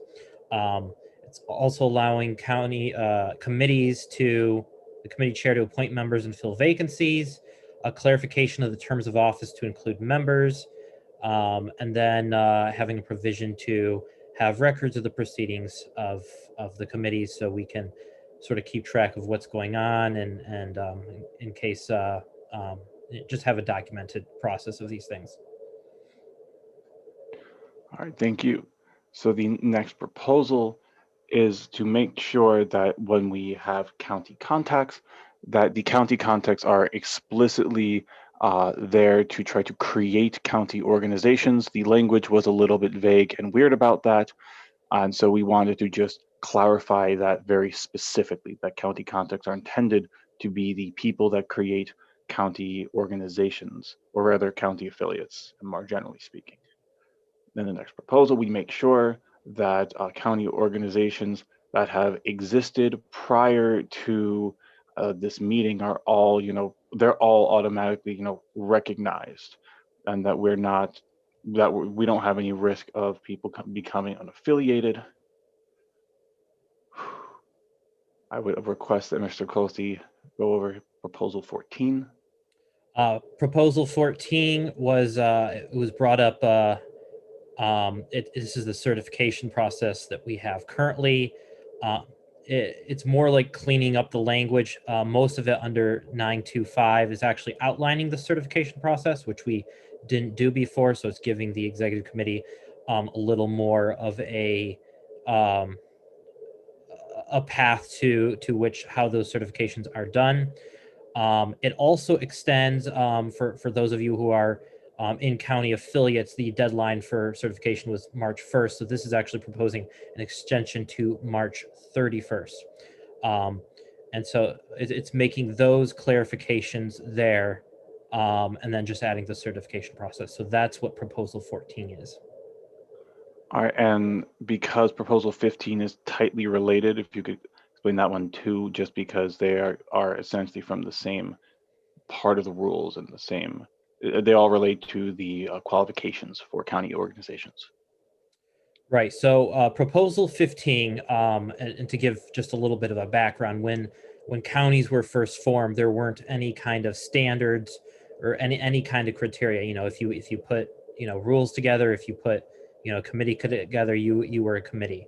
And a lot of the counties have had rules that are sometimes conflict with election law, or are made as if they're constituted county committee, which many of them aren't. So this is putting in those standards as we push to be more like election law, because if we want to be a major party, we need to start thinking like a major party. And so it clarifies the criteria, which is the convention, the county rules, which requires an election of officers, quarterly meetings of the full county committee, and then other provisions outlined in 9.4. We had previously not mentioned that. 9.4 has rules that govern county affiliates, and we never tied it as a requirement for their rules. So now we're tying that in. So it's all the counties are on a level playing field with any future county committees, and then of course the election of officers. And then this part over here was just like before about the notice by telephone and stuff. That was just simplified here at the end of proposal 15. So that's proposal 15. Thank you. Proposal number 16 is to make sure that when county organizations have election district representatives or delegates rather, that the people who are such district delegates at least live in the county containing such election district. I know that the rules when it comes to county affiliates that are, county committees that are formally constituted, say by assembly district. But as Dr. Kogowski can let you know, the assembly district lines are a little ridiculous. And so when we're dealing with county organizations, we can do where we get to make our own rules, we get to do a little better, and we get to do it by county instead. This next one is for the Judicial Committee, essentially just outlining a more formal procedure by which we nominate officers. Then after that, we give in Proposal 18, we give the Judicial Committee the ability to actually hold hearings.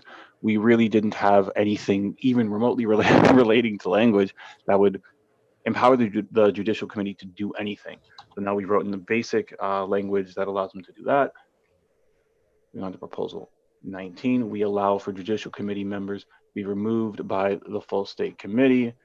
In this context, full State Committee refers to the entire State Committee. The Executive Committee can't just act in the State Committee's stead for that. There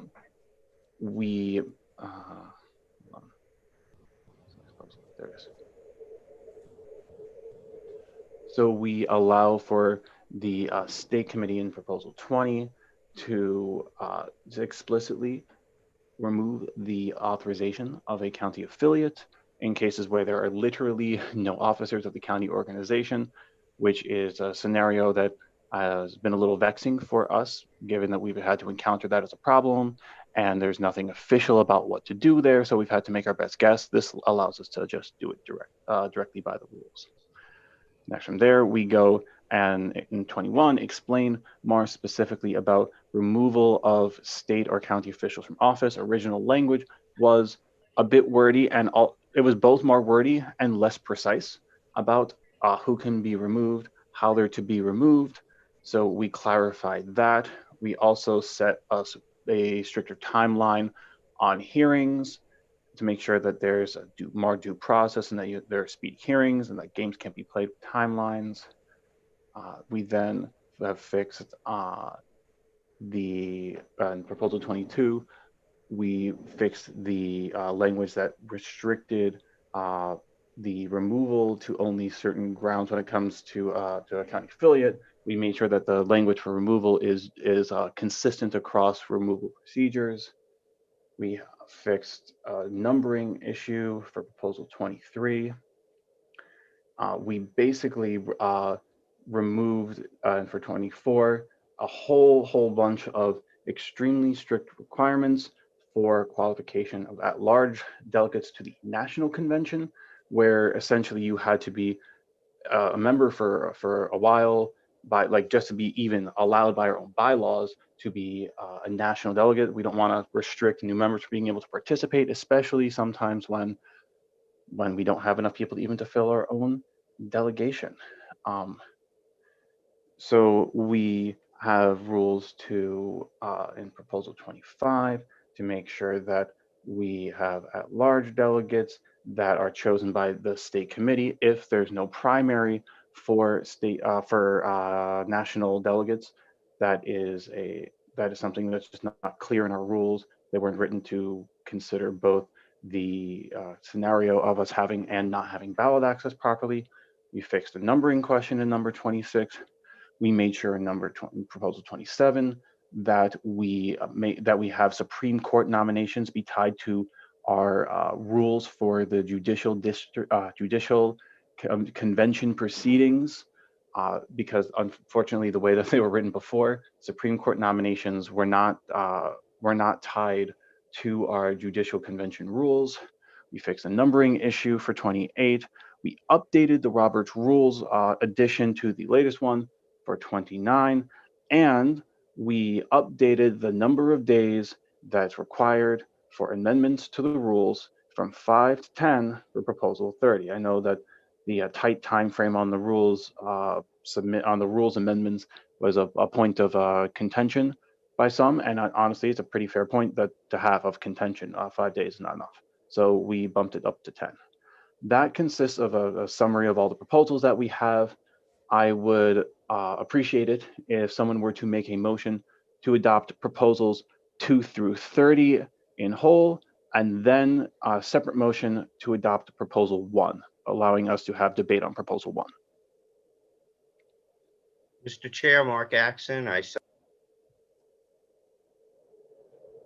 Mr. Axon, if you could please, if you're looking to make a motion, please make that motion through Porcupine in the agenda queue.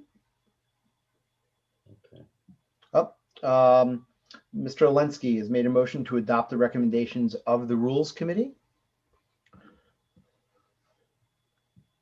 And Mr. Dayton has seconded. We have a motion to adopt the amendments on the floor. Mr. Brayman, you have made a motion to divide.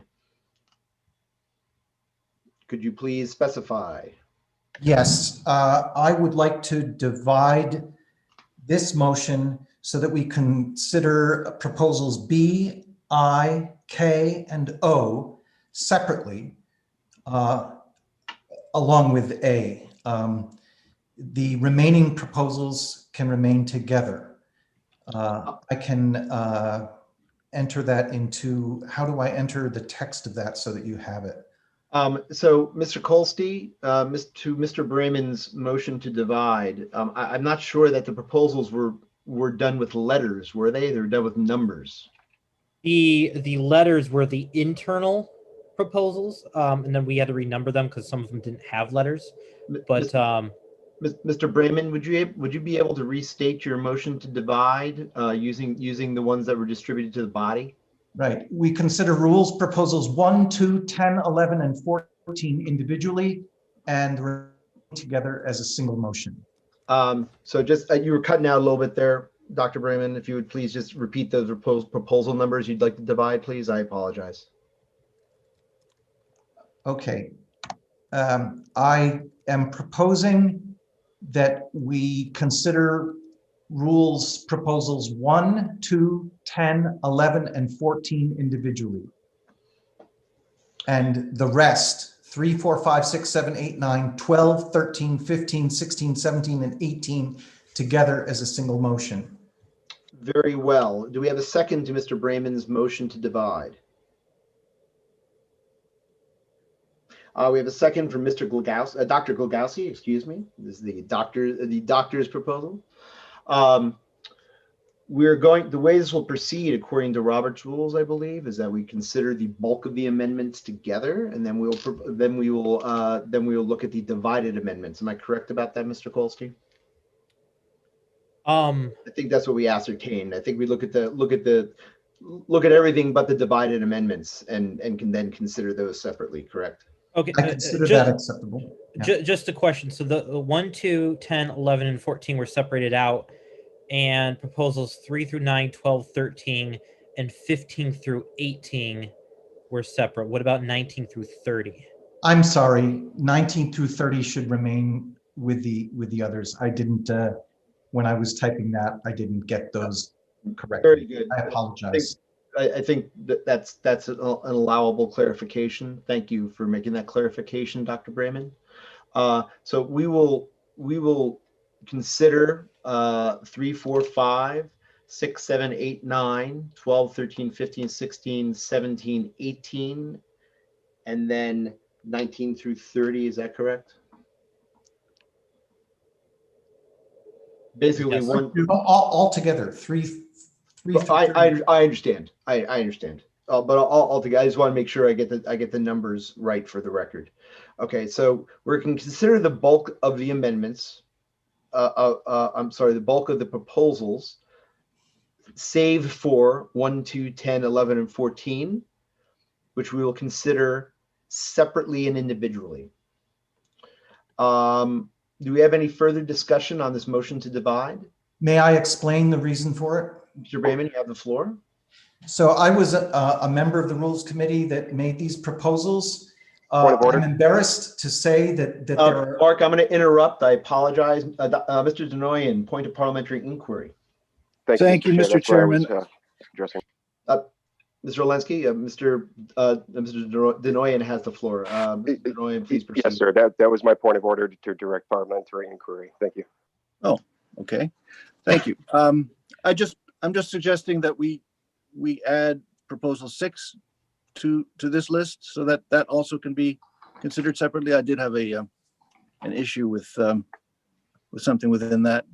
I'm not sure if that would be an amendment or just Dr. maybe Britton, consider that a friendly amendment. I will consider that a friendly amendment. Very good. We will appreciate it. include proposal 6 in the short list of amendments to consider separately and individually. Thank you, Mr. Denoyan. Thank you, Mr. Chair.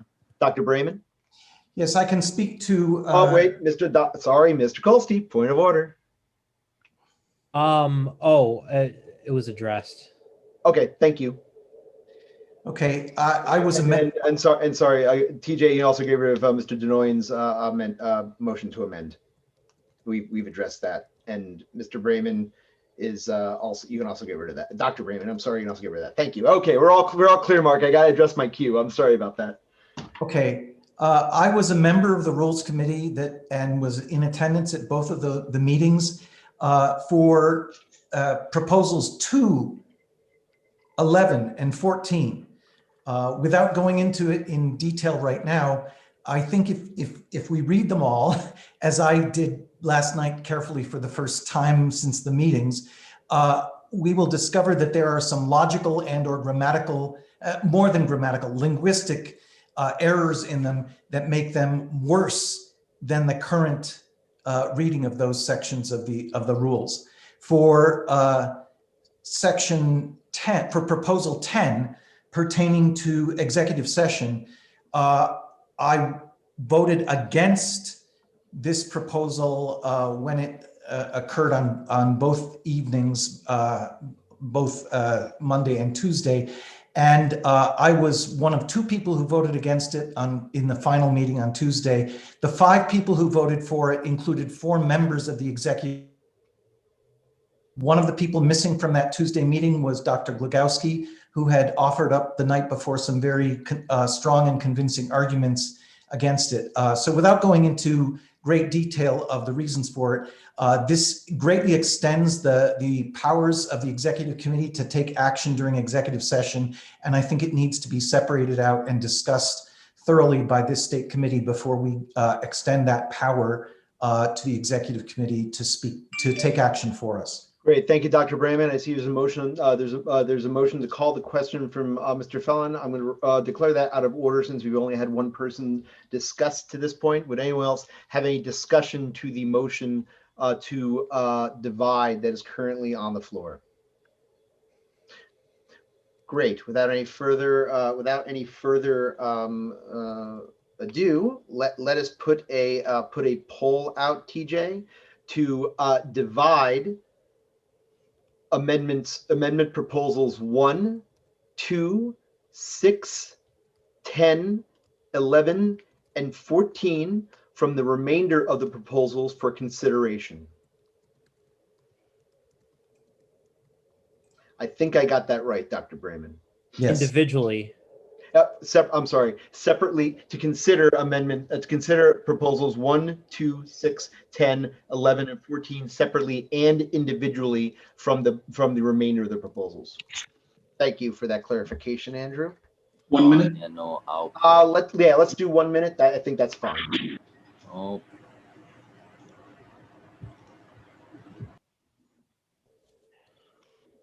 It has been submitted. Very good. You should see that within 10 seconds, everybody.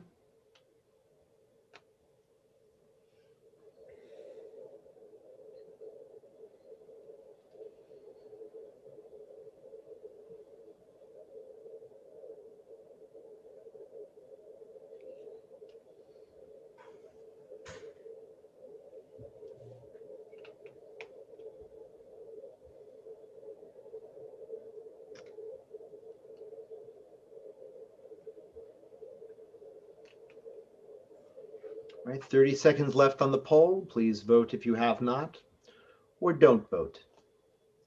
You won't hurt my feelings.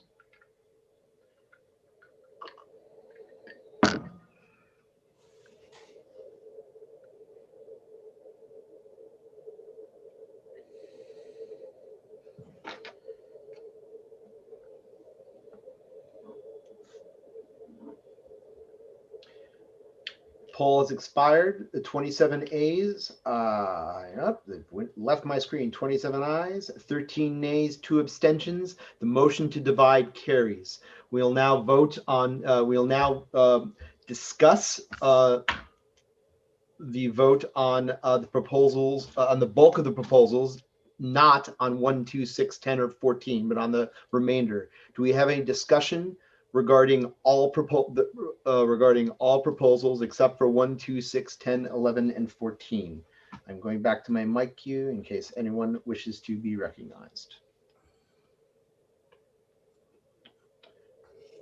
Very good. So if we have no further discussion, Mr. Chair, Dr. Glogowski, you're recognized. yes, I would like to propose or mention that the proposal 27, where they have added to the title of the Supreme Court nominations, party nominations for the office of the Justice of Supreme Court shall be made by the Judicial District Convention as per election law 6-106, that this proposal adds to it and Article 13.10 of these rules. Article 13.10 of these rules are inconsistent with the election law. I believe that we should either vote the entire proposal down or pull this one out and not vote for it because it's an improper addition to the rules. Thank you, Dr. Glogowski. Do we have any further discussion?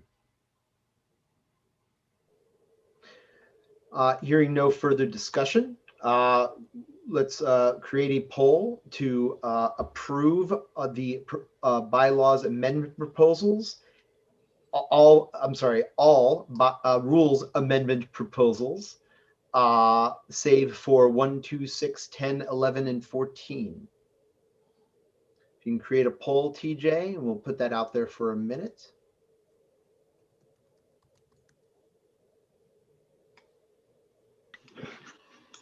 And it's out. Very good. Please go to your vote tab and shall we approve the specified rules proposals?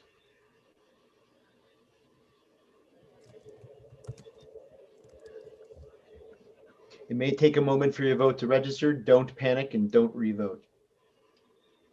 Oops.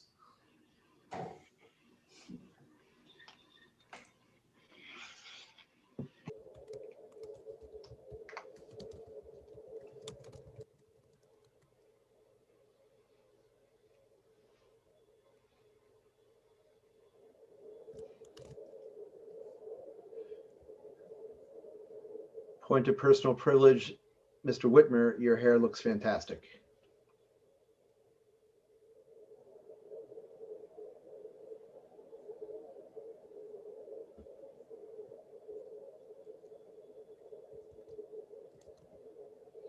The poll has expired. Results, 35 A's, 3 nays, 1 abstention, and 2 duplicate votes and an invalid. Motion carries. Rules proposals 3 through 5, 7 through 9, 12, 13, and 15 through 30 have been approved.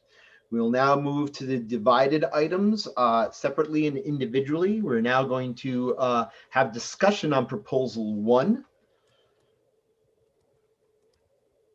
Would anyone like to speak for or against proposal 1? Please join the motion queue accordingly. Mr. Denoyne, you'd like to speak against proposal 1. Yes, thank you, Mr. Chair. I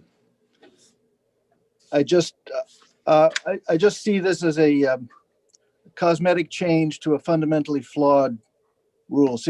Rules 6.52 and 6.53 have to do with what will happen starting in 2022 if we don't get back our recognized party status. And I'm not, I'm not predicting what may or may not happen, but we should be prepared for that eventuality.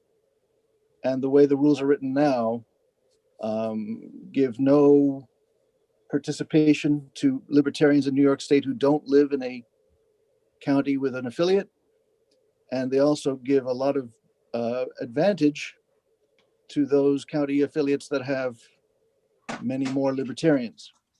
All of that is not being debated or discussed. It's just a matter of cosmetic changes made to these rules when what should be done is wholesale changes. It's not our place now to do that. No amendment is in order. I understand that to do that, but I urge a no vote on this proposal, and perhaps by the time of our next meeting, we'll be in position to make the real substantive changes that really are necessary to how the state committee would be elected in future years, on those years when we don't have a primary, when all libertarians can participate.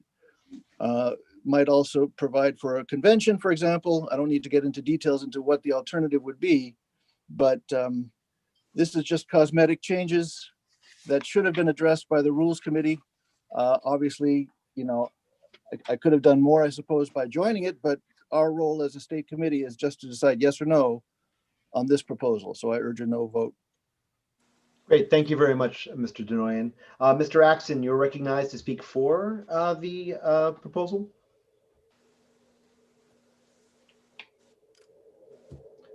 Mr. Axon. Yes, I'm sorry, I was muted. No, quite all right. That always seems to be everyone's problem. For old people like Gary Denoyan and me, the technology is not always so simple. I note a grammatical error in some of the new language. It's the last sentence of 6.5.2. It says that county affiliate may designate an alternate to take place of a representative if their county. It should be if its county. An affiliate, it would be its county. It's not a they. So I would change the word there to its, and otherwise vote in favor of this proposal. Thank you. Point of information, Mr. Kolstey, would that be considered, I guess, a stylistic change that would not require a redistribution of the rules? Oh, you know what? I would rule it that. So if we wish to make that change, I think that would be in order. Mr. Chair, as a former chair, I think you have that authority. Thank you, Mark.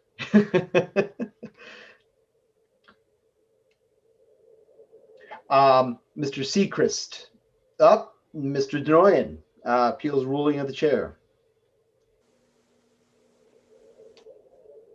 Thank you, Mr. Chair. I think strictly speaking, according to the election law, which may or may not apply to us right now, that the ruling is incorrect, that any change, any amendment must have been provided to the committee 5 days in advance, even including stylistic problems with the language.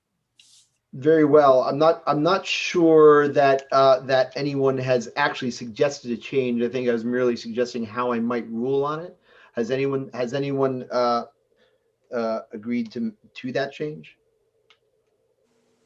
I'm not sure they have, Mr. Denoyan. So I'm not. I'm not. I guess I'm not. I was merely stating how I would rule. Maybe I should not have done that. I apologize. I think there's no basis for appeal, if I'm not mistaken, unless someone actually makes a change to that change to the rules. Would you agree?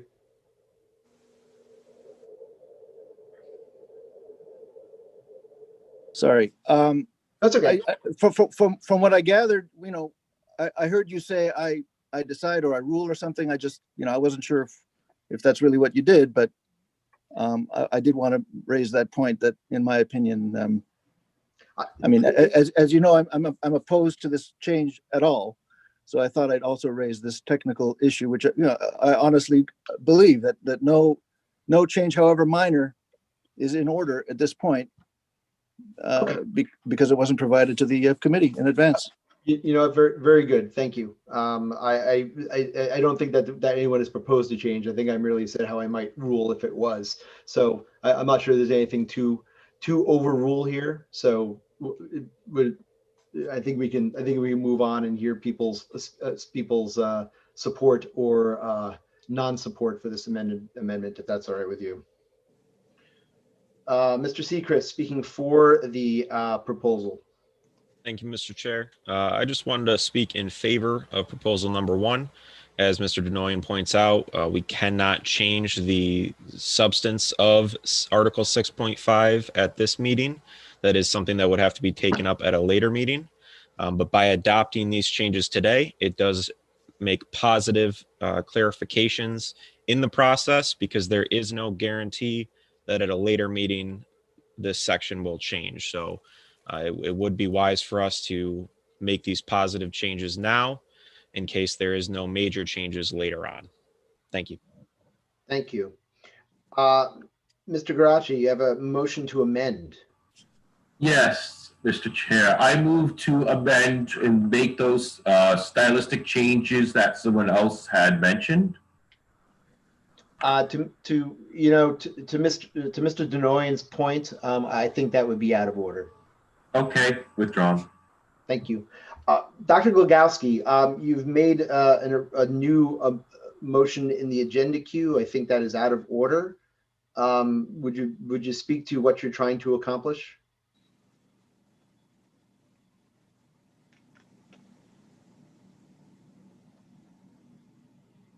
Dr. Glogowski.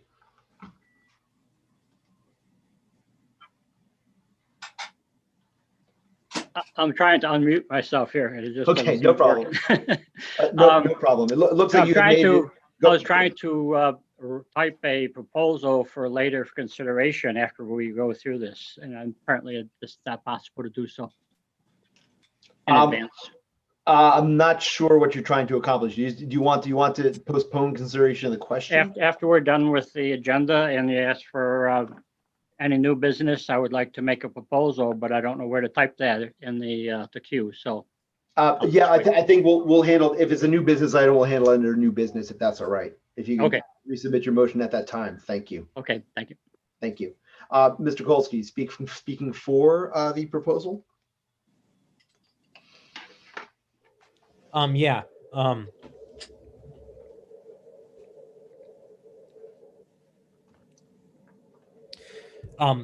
Yeah, as Paul Seacrest was saying, this improves the language of it, and I understand the concerns with regard to the counties and the ones that Gary Denoyan brought up. I believe that's a great discussion for the next meeting of the Rules Committee.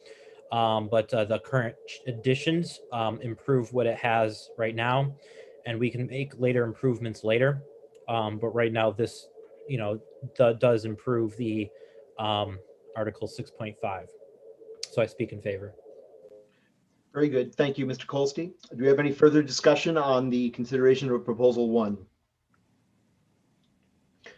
Seeing no other items in the queue, I'd like to take this to a vote. TJ, if you can create a poll approving Proposal 1 as presented. Shall we approve Proposal 1 as presented?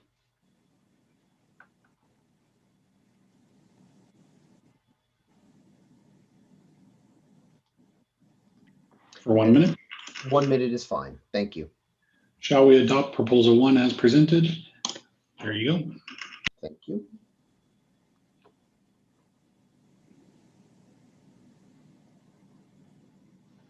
It will show up momentarily. Please be patient.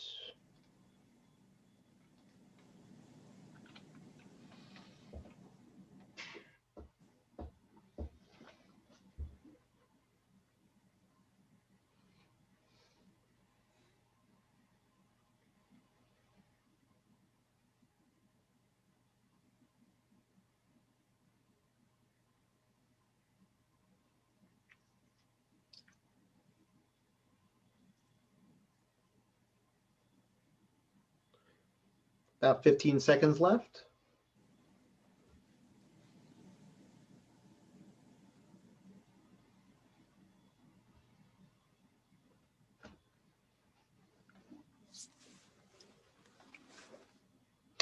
The poll has expired.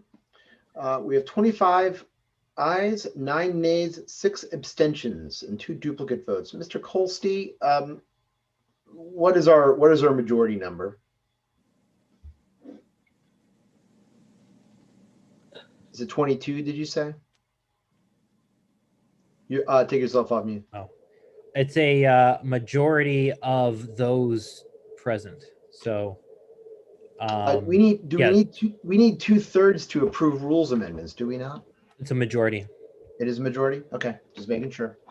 All right, so so we have our majority then.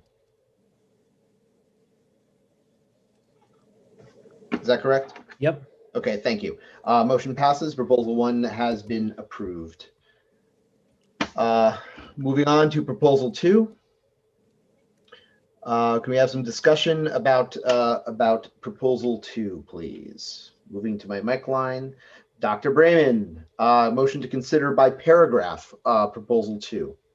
Yes, I'm not 100% sure that this is legal, and we will turn hopefully to Gary Denoyan to ask. I have no problem with 6.6 as it's written. This clarifies what the offices of the State and Executive Committee shall be. The problem is 6.6.1. I don't think we read this carefully enough in committee. The new wording is what's in green and black. And if you read it, the first sentence says the officers shall be elected at their first meeting. The antecedent to there is no there. The only reference that you can take for there is the officers, because there hasn't been any reference to state committee anymore, because that was crossed out in red. So this now says the officers shall elect themselves at their first meeting, which I hope you agree is problematic. The existing wording, which is what's in red and black, is not that bad. Pretty much all of our officers, except I think one of our vice chairs has resigned position on the state committee. But I don't think there's any confusion about the phrase, all officers shall be considered ex officio members of the state committee. I don't think we need to add what's in green right now. It's not urgent. And adding that is not going to, while getting rid of the confusing there and there, is going to cause us problems with a very confusing wording. I hope people will agree with me on that. Okay, do we have a second to Dr. Do have a second to Dr. Brayman's motion, Mr. Kolste. We have discussion about considering these 2 proposals by paragraph.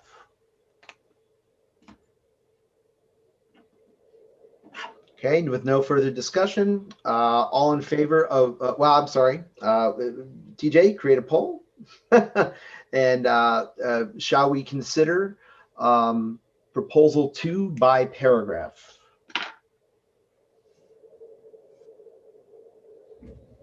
I have to get myself out of committee mode and into big meeting mode, sorry. Shall we consider Proposal 2 by paragraph for 1 minute has been submitted. Thank you.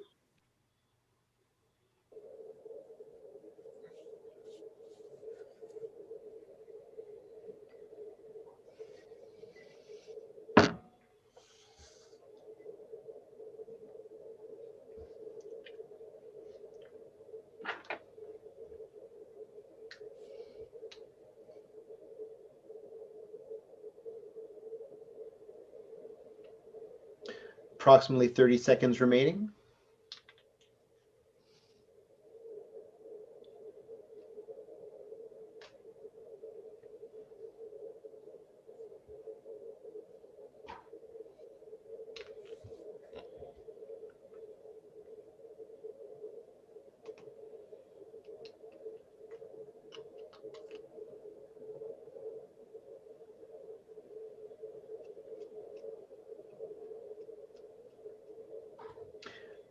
The poll has expired.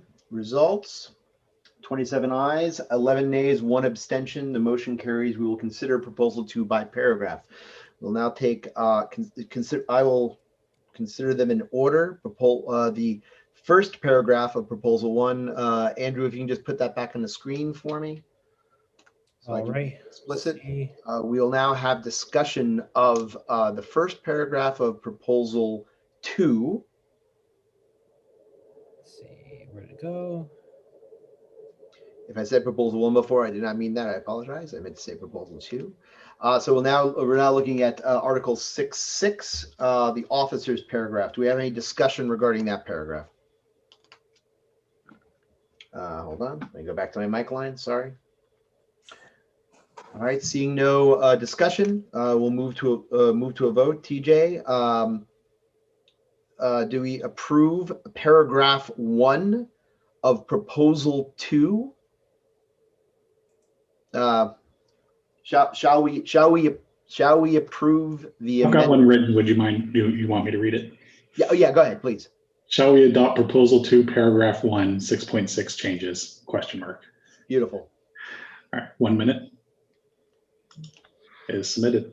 Thank you.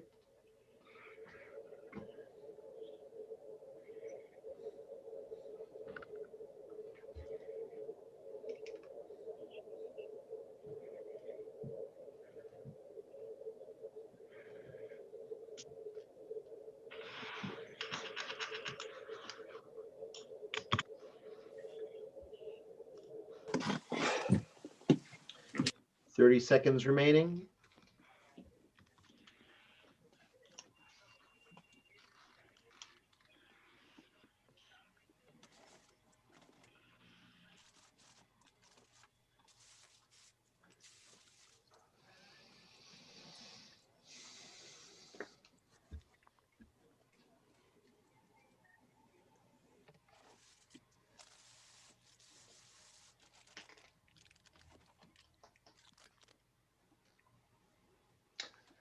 Poll has expired. Results, 34 ayes, 4 nays, 1 abstention. Motion carries. We shall adopt proposal 2, paragraph 1, article 6.6. We now move on to paragraph 2, which is article 6.6.1. Do we have any discussion regarding 6.6.1 that has not already been covered? Move to the mic line. Mr. Colstein, you wish to speak against the motion? Yeah, upon reading it again, I agree with Mark Brayman that it's badly worded and we should reject it, and the Rules Committee should revisit and fix it. Okay, so to be clear, you're speaking against approving paragraph 2 of of the proposal. Very good. Do we have anyone else who wishes to speak for or against the motion on the floor? Very good. With no further discussion, TJ, if you can create a similarly worded poll regarding paragraph 2 of proposal 2 and article 6.61. If you can just read it to me before you, never mind, you already did. That's fine.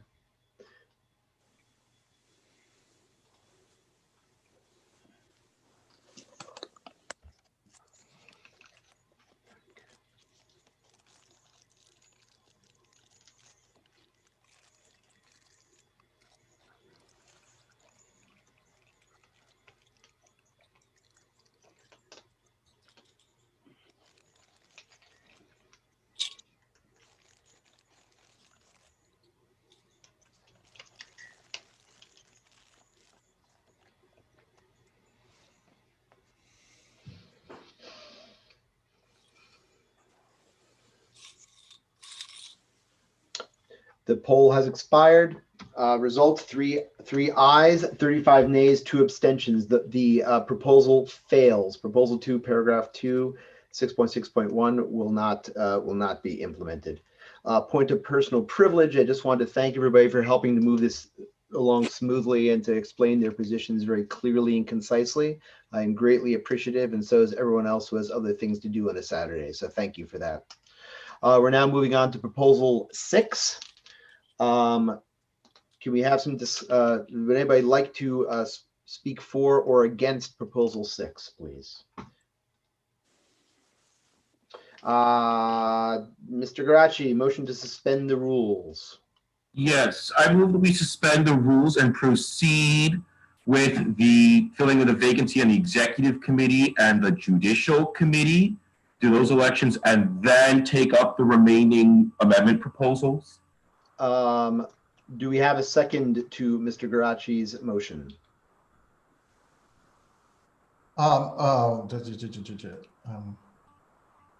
Was that a motion? Yes, I want a second. Let me see if I can do this. We're there. Okay. It's already seconded. All right. Are you seconding Mr. Garachi's suspension of the rules? Yes. Very good. Do we have a discussion regarding suspension of the rules? Very well. With no discussion, if you would please create a poll, TJ. Suspend the rules to move to do judicial committee and executive committee vacancy elections now. Mr. Chair, you have someone in queue to speak against.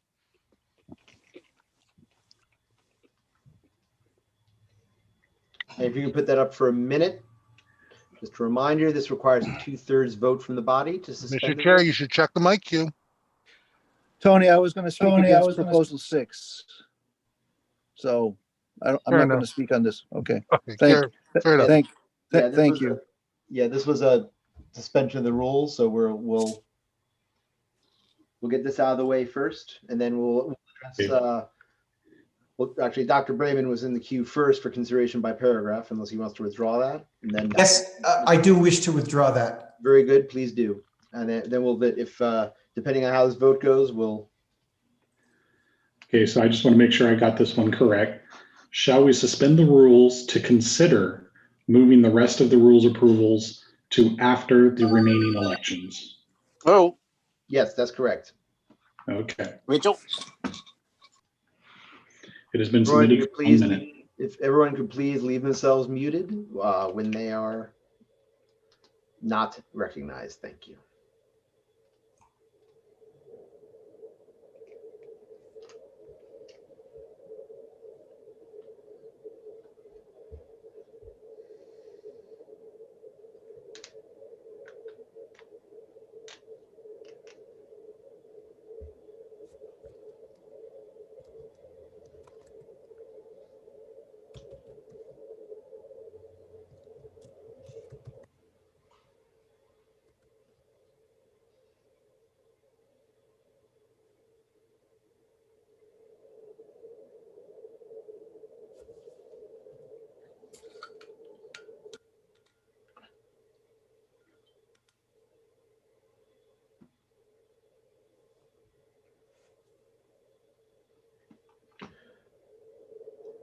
Poll has expired. On the question, shall we suspend the rules to consider moving the rest of the rules approvals after the remaining elections? 17 ayes, 20 nays, 1 abstention. The motion fails. Returning to the mic queue, Mr. Denoy, and you'd like to speak against the proposal 6. Yes, thank you, Mr. Chair. Let me get my note. I thought that would probably pass. Okay. So proposal 6 addresses rule 6.11.1, which says this section outlines the procedures for the organization meeting as required in the election law.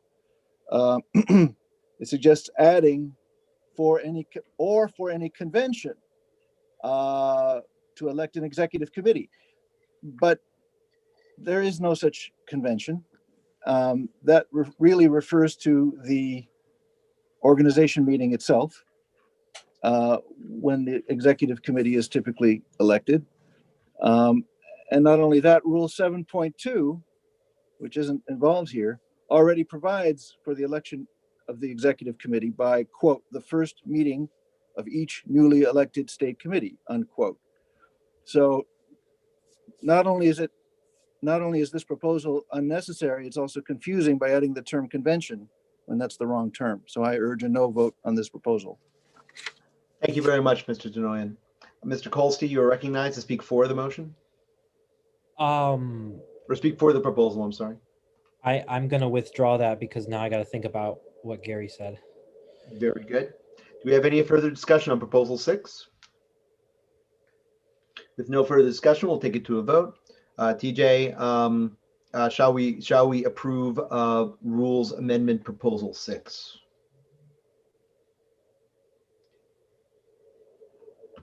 One minute is fine.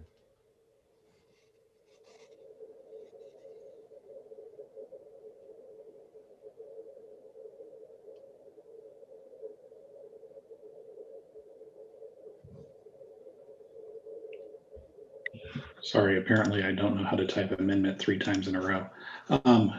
Shall we approve rules amendment proposal 6 for 1 minute is submitted. Spelling is hard. Okay, poll is out.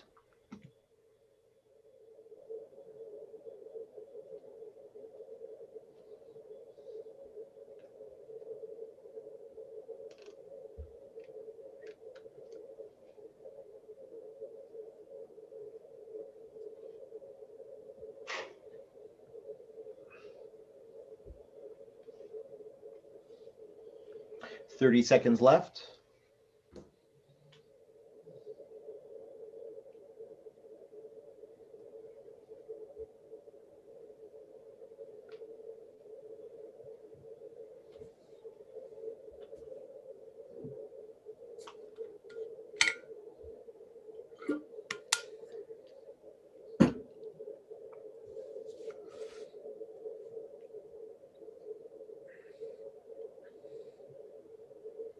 The poll has expired.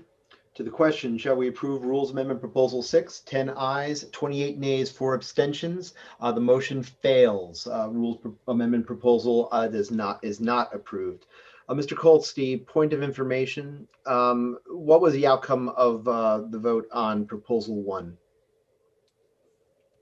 Proposal 1, it passed 25-9-6. 25 in favor and 9 opposed and 6 abstains. Thank you, because I can't remember what I had for breakfast. Thank you very much. We're now moving on to Proposal 10.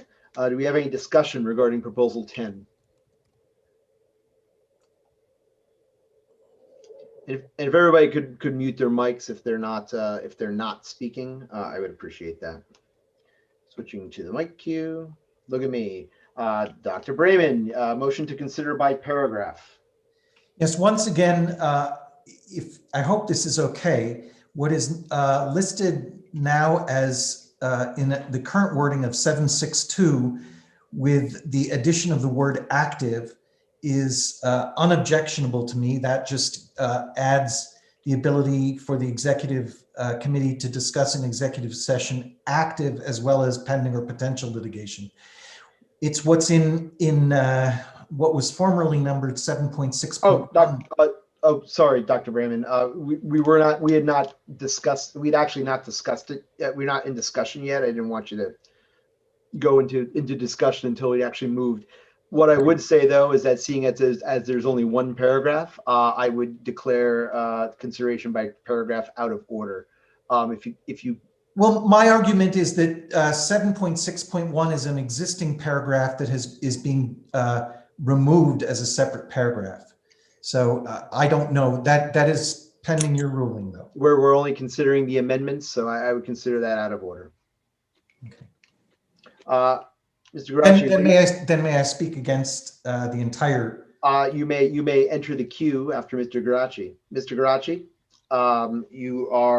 you'd like to speak against Proposal 10. Well, actually, there's a point of order, so I'll let that go first. Mr. Kolsky, point of order. Thank you for your consideration, Mr. Garachi. Yes, there is currently 2 paragraphs. That's paragraph 2, and then that's paragraph 1. The proposal was reversing them and then merging them. So right now there is 2 paragraphs. Well, the current rules, I believe, have 2 paragraphs. The proposal, which is what we're voting on, has 1.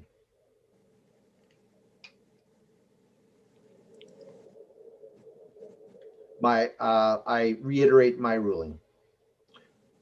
Mr. Garachi, speak against.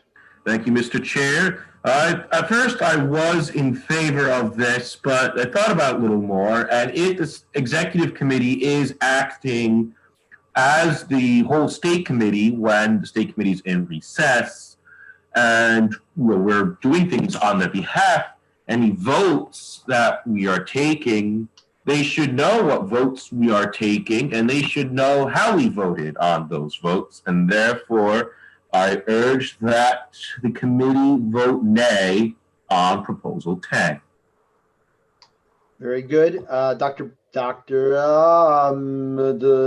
Kolste, Division of the Assembly. Yeah, motion to divide the addition of the word active separately from the rest of the proposal. Can you be a little more clear about that? Just for clarification. Yeah, so And actually it'd be helpful if you put the amendment up on the screen. Yeah, I'm going back Thank and forth. My motion is to separate the consideration of the addition of active separate from the removal of the text in red. So I'm basically making a motion that we consider the additions separate from the removals in this proposal. Very good. Do we have a second to Mr. Kolste's motion to divide? We have a second from Dr. Brayman. Do we have any discussion regarding the division? Okay, all in favor? I'm sorry, TJ, please create a poll regarding division of the question into between to divide the consideration of the removals of the text and the additions of text. Did I get that right, Andrew? Yep. Thank you. Mr. Brayman, Dr. Brayman, your motion is out of order. Yes. GJ, if you can clear that out of the queue too. Thank you. I'm sorry. Shall we divide consideration of the additions from the removals in proposal 10? Is that sufficient? That's totally sufficient and clear, I believe. Mr. Kolste, can you just confirm that? Yes. Very good. Mr. Olinsky, request for information. Oh. Yeah, real quick, Andrew, in brief summary, what was I can't see the side notes that we had when we discussed this, but just for anybody's potential information, why was active put in there? What was that supposed to differentiate from the rest of the language? The current allowing of executive session allows for pending and potential litigation. So if there is potential litigation, that means it's litigation that we might have to discuss. Pending litigation is litigation that we've started but we haven't got into it, and that where active is like actively going. For example, the current litigation we're going through is not pending or potential, it's active, and such stuff like that should be allowed in executive session. So that's what why we had added the active to the proposal.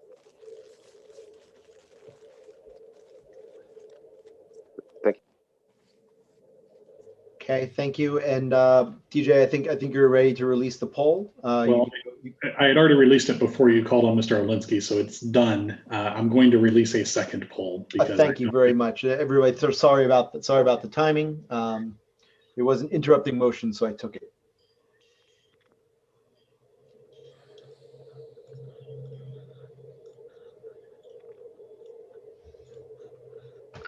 In the words of Yogi Berra, if you see a fork in the road, take it.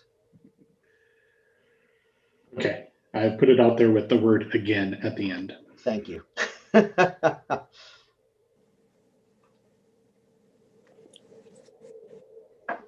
Poll is out, 45 seconds left.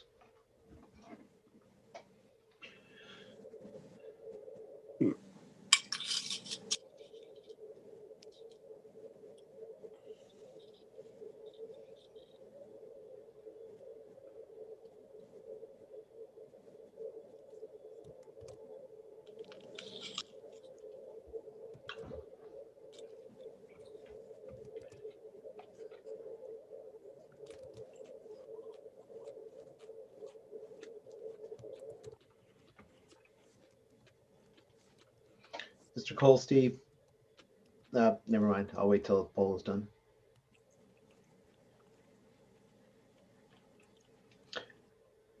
Mr. Colstein, point of information. What's our number of majority? Our majority is, well, it'd be 50% of. Right. What's the number? 24, I believe. Well, sir. it changes if people abstain. Let me read the rules again. Thank you. But that's why I was asking. It seems another one of these close situations.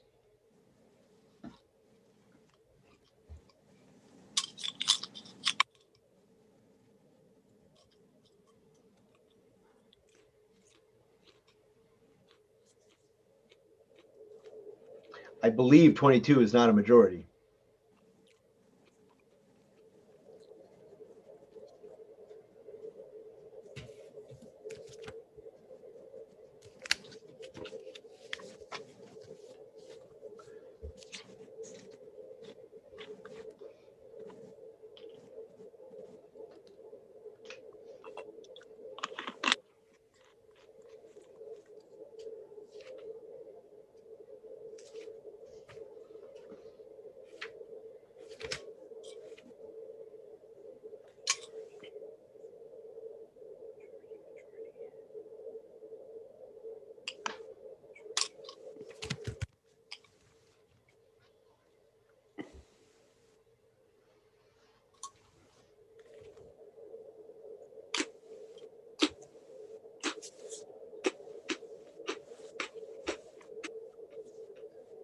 Whoever is chewing, mute your mic.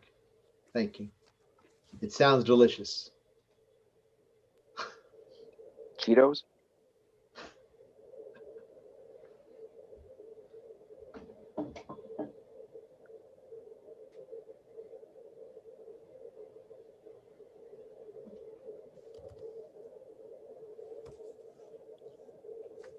What say you, Andrew?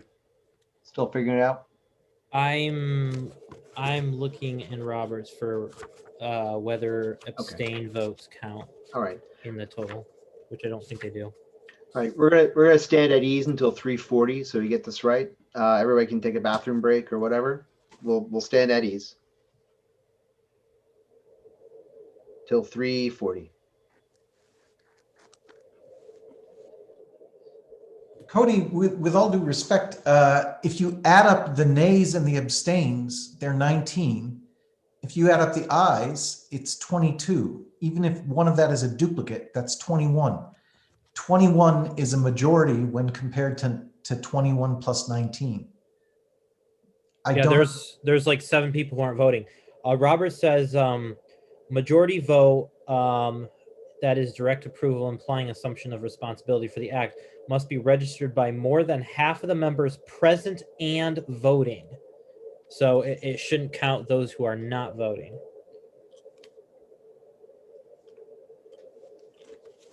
So it wouldn't even matter if abstains count, which I don't think they do. Which edition of Roberts is that? This is the 11th. This is the 11th. Didn't we approve to be on the 12th now, though? Yeah, but it doesn't take effect until it's filed by the Board of Elections. Is that in the rules? Well, also, there's not a difference here between the 11th and the 12th edition. Thank you, Tony. Right, and if you're saying is it in the rules, do we consider ourselves a party or not? You're gonna have to answer that question. I do, always, at all times, always have, always will. There we go. So until this gets filed. And that's coming from the people's chair. Hey, sorry, I heard muttering while I was away. I don't want to deliberate it until we have the body back in session, so everyone has the benefit of hearing the rationale, Andrew. Right. That's all.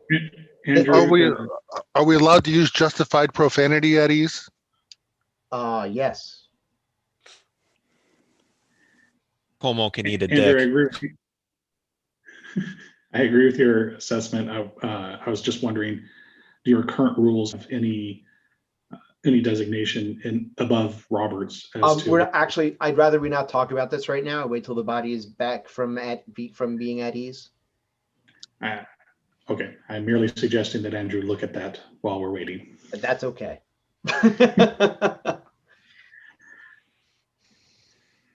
Sorry, there's just one of these little technicalities that I just want to get right, and I also don't want to have a conversation about it when people are out of the room. That's true.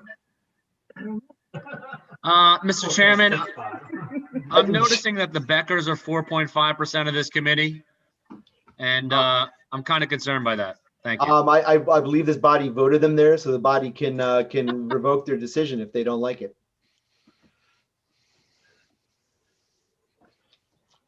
Thank you. The distinguished gentleman from Saratoga County.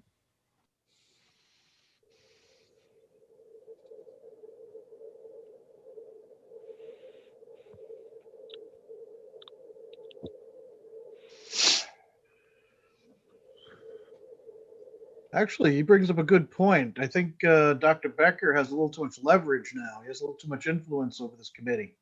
The assumption that his daughters agree with him at any time is a big jump. Yes. Well, I can confirm that's false. I see the daughters agreeing. I, for one, welcome our new Becker overlords. 2 minutes. We'll return from at ease. The time is now 3:38.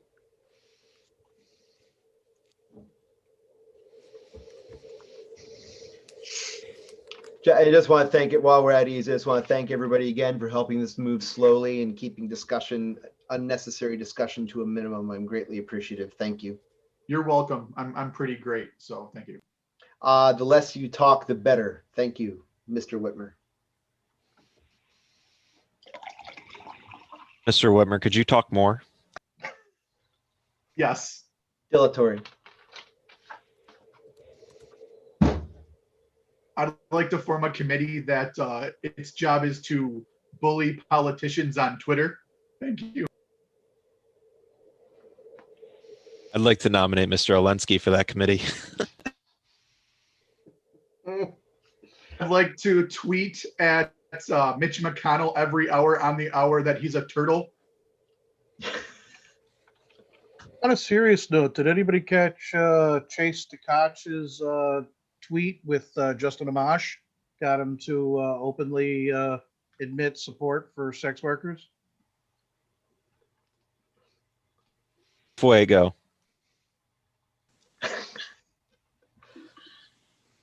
Is that like libertarian? He was a little reluctant at first, but he eventually said it straight out on Twitter. He's got to think about it. Are we back? No, we're almost back. 3:40. We'll be back from at ease. Oh, 3:40.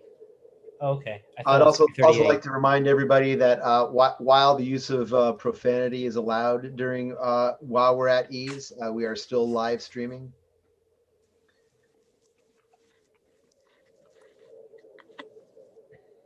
Under the new Biden regime, where Brennan calls us terrorists, do you Oh, think? look, hold on, wait. It's 3:40. We have returned from at ease. We're back in session. See how that works? I was saved by the bell. Mr. Garachi, I'm sorry, Mr. Kolsty. What say you? So Robert says on page 4, majority vote is those must be registered by more than half of the members present and voting. So those who didn't vote aren't counted toward that. Very good. And upon looking at whether or not abstentions count towards a negative vote, I don't think it does. I Googled it, but I think at this point it doesn't matter because the abstains and the nays add up to less than half. So we do have a majority. Very good. Okay, so the motion carries is what you're saying. Yep. Wonderful. Thank you. We have voted by consideration of the additions from the rules. So we will now consider the additions of text to proposal 10. Does anyone have any discussion regarding the additions of text in proposal 10? I switch to my mic line with apologies. Mr. Weinblatt, good to hear from you. Point of parliamentary inquiry. Yes. At the beginning of this meeting, we had, I think it was 41 or 42 credentialed voting members. Mm-hmm. Then we elected new members to the committee. Mm-hmm. Do we now have more credentialed voting members on the meeting? And if so, then 22 is not a majority of those. I believe we do have more. but I believe that 22 was a majority of the voting members. So the ones who abstained were considered not to be voting. If my interpretation of Mr. Kolste's explanation is correct. So essentially, the size of the voting body gets reduced for that vote gets reduced by the number of abstentions. Or Yep. not, or non-voters. Is that correct? Right. Okay, thank you. Thank you. Thank you. It's a valid question. We're all trying to do this right. So I appreciate you mentioning that. Thank you. Mr. Kolste, you'd like to speak for the additions of text to Proposal 10. Yes, I think it is important that we do add the word active so that the executive committee can discuss sensitive legal matters as it pertains to, anything regarding the party that we would want to be privileged. I think that's a good idea. All right, very good. Thank you, Mr. Kolste. Do we have any further discussion regarding the addition? Mr. Garachi speaking against. Thank you, Mr. Chair. To Mr. Kolste's point, there's nothing in, it says may only be, oh yeah, I should have read this more. However, I still believe that giving the executive committee the ability to discuss active litigation in executive session does not outweigh the concern with the interference of transparency or the abrogation of transparency by allowing the executive committee to conduct votes in executive sessions. Therefore, I ask that people set aside the prohibition against active litigation discussion and still vote nay. What? Thank you, Mr. Garachi. Mr. Bremen, you're out of order. Do you have to speak for or against this? I would like to speak. You're out of order. Mr. Kolste would like to speak. But Mr. Kolste, I believe you already spoken for. I'm responding. Dr. Bremen, you are next up. You may speak for the amendment. I think that this is very good. I'm not sure that Mr. Geraci understood what he was speaking, what he was saying. I think he was making an argument for adding the word active into this paragraph.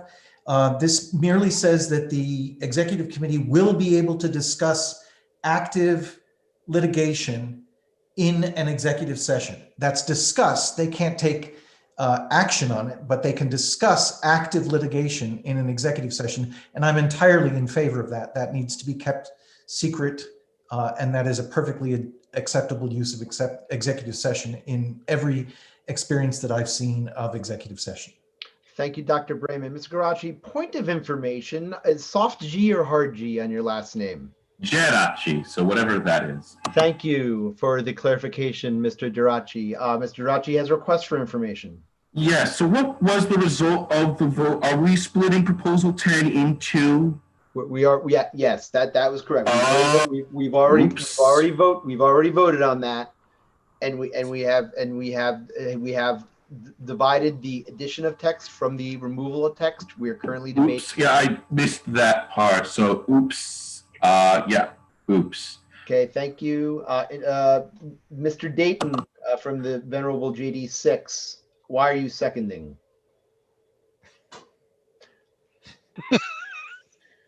Mr. Olinsky. I was seconding Mr. Olinsky's motion. Mr. Olinsky is calling the question. Don't worry, I'm going to call it anyway. Do we have any further discussion regarding this? Mr. Ferreira, if you would be so kind as to create a poll regarding shall the body approve the addition of text in Proposal 10? 1 minute, it is available. Thank you very much. Everyone vote or don't. You be you.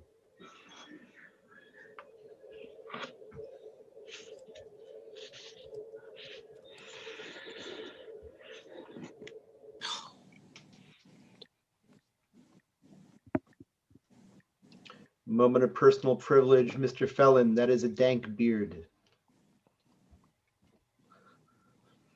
Mr. Chair, it is pronounced Phelan, please. Phelan, thank you. That Phelan, not felon. Thank you very much. I have yet to violate the nap, although I've becoming very close in my old age. Thank you for that clarification, Mr. Phelan. I apologize for the mispronunciation. Stephen Becker, your iPad is unmuted again. I'll mute him. Thank you.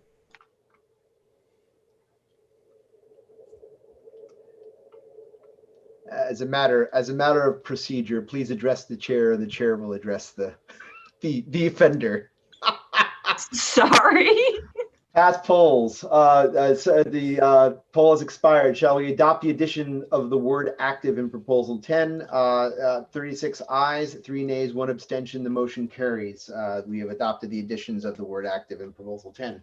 We'll now address the removal of text from proposal 10. Do we have any discussion regarding that? Dr. Brayman, you'd like to speak against the removal of the text in proposal 10? Yes, I was in the Rules Committee, and I believe I proposed this wording last summer. Our rules grant substantial powers to the Executive Committee to act in the name of the entire State Committee.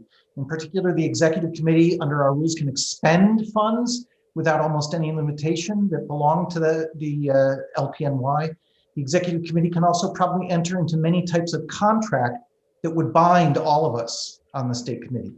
And I don't feel comfortable with them being able to take those kinds of actions in a vote in an executive session without a recording of it. Of course, secretly expending funds during an executive session is probably separately prohibited by state law, but this executive committee, which I believe to be as honest and competent as any we are ever likely to have, has already shown that it is capable of erroneously and probably completely innocently violating our existing party rules about use of executive session.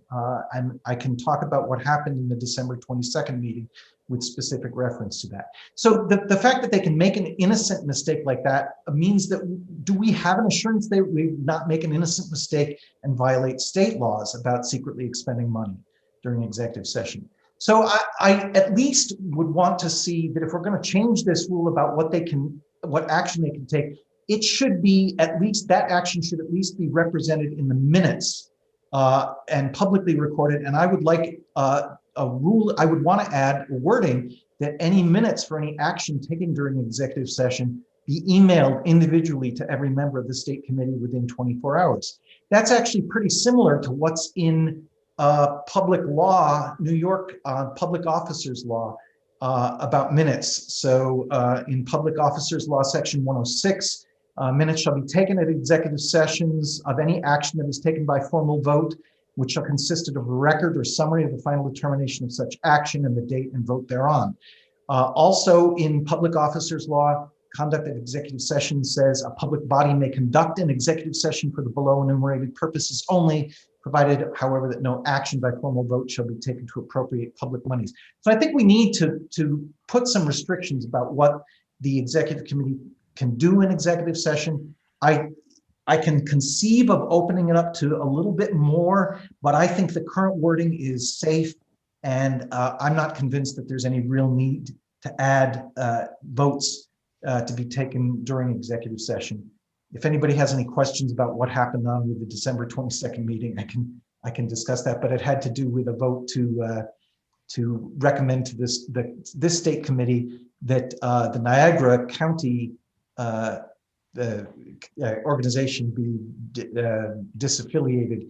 And I don't believe we've had a report, this committee, the state committee, of what the result of that vote was.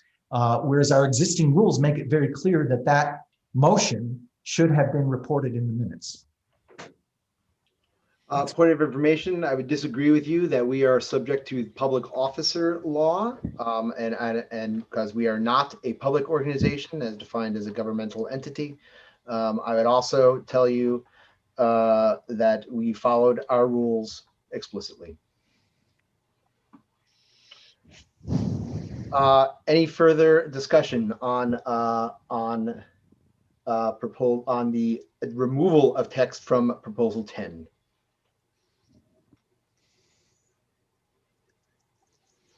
With no further discussion, Mr. Fight, raise a question of privilege. Yeah, I would just ask that Mr. Kolsky put the words or the text back up on the screen. All right. Thank you. Thank you. That for reference, that would actually be a point of information. But your point is well taken. Thank you, Mr. Fight.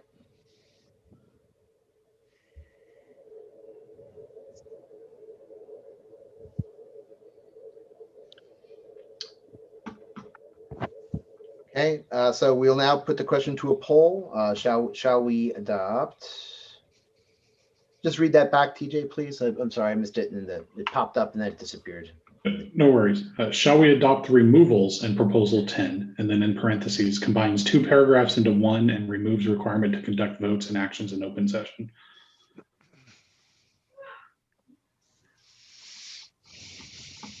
Very good. And you can put that out for 1 minute, please, TJ. It is posted. Thank you.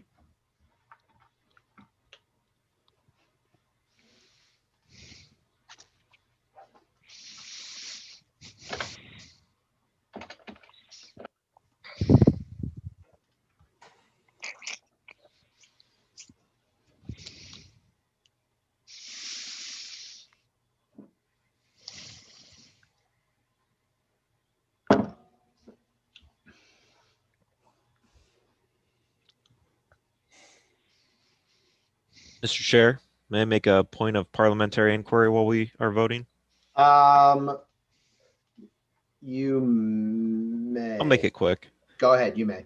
You just mentioned that Mr. Is it Fallon? Is that you say? Phelan. Okay. He had the best beard. I just was wondering if there was any way we could actually vote on who does have the most libertarian beard at today's meeting. That would be out of order and dilatory. Thank you, Mr. Sechrist. Okay. Thank you, Mr. Chair. All is complete. Poll has expired. Shall we adopt the removals in proposal 10?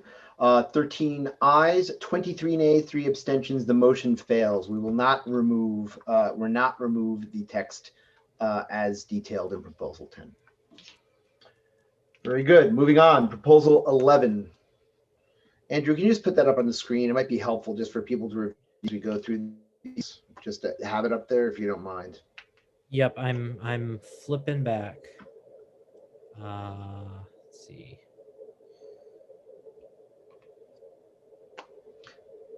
Thank you kindly. Do we have any discussion regarding the amendments in the proposal 11?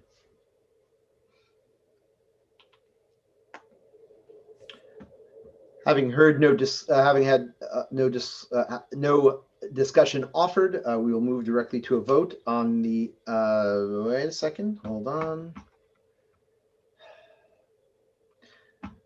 Dr. Brayman, point of order. I did have discussion. I moved to consider by paragraph. I understand. And then you made a point of order, which is interrupting and overrides your own motion. No, well, you said there was no discussion, but I had entered the discussion queue and that. Oh, thank you. That was my fault and my delay. I apologize. And Dr. Brayman, you subsequently had a outstanding motion for consideration by paragraph. That's correct. Okay. So again, do we have a second for Dr. Brayman's motion?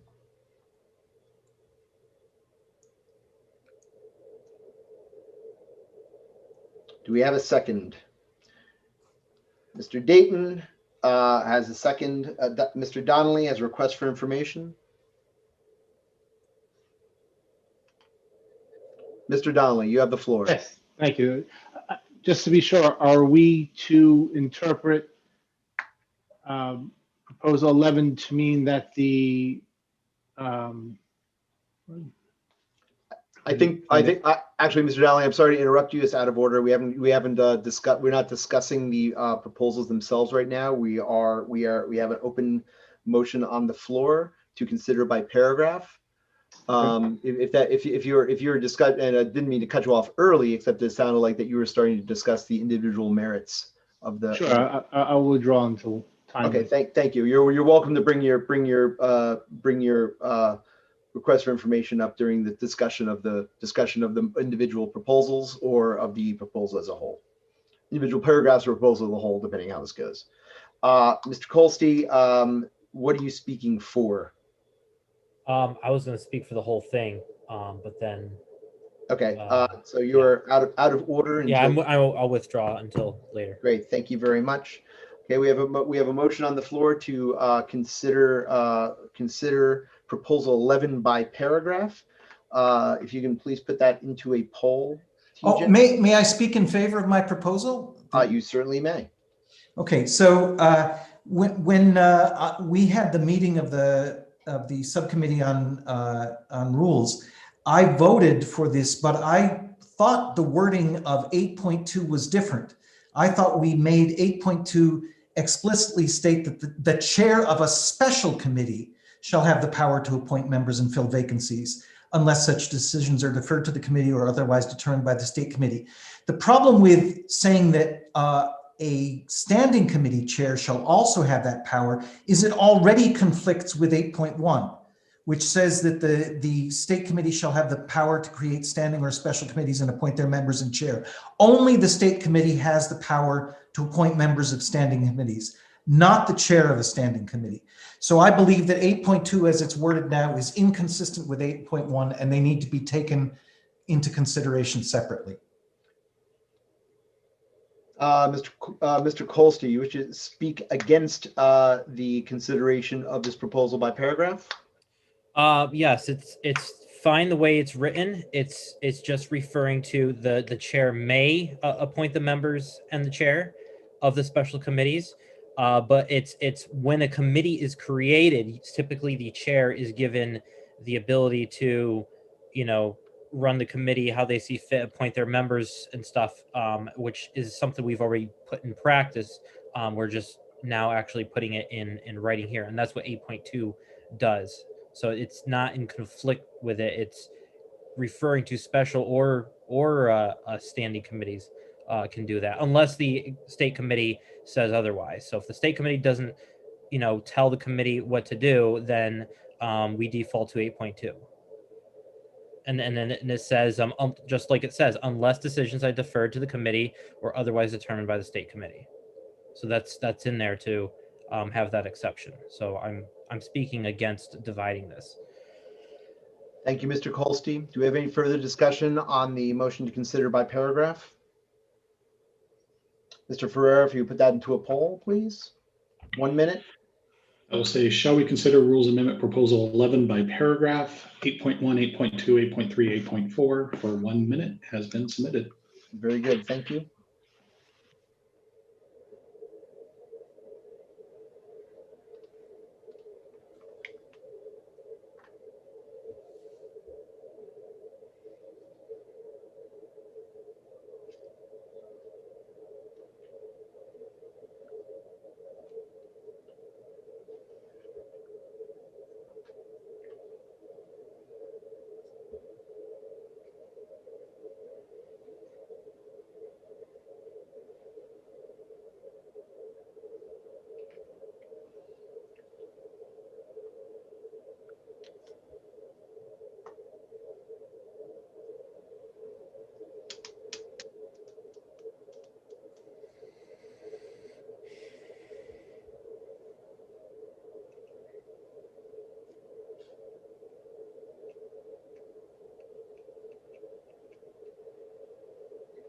The poll has expired.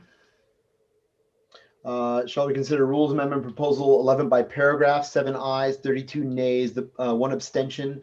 The motion fails. Return to consideration of Proposal 11 in its entirety. Do we have any discussion? Having heard no discussion on Proposal 11, we're going to move to a vote. Shall we accept Proposal 11, Amendment Proposal 11 as presented?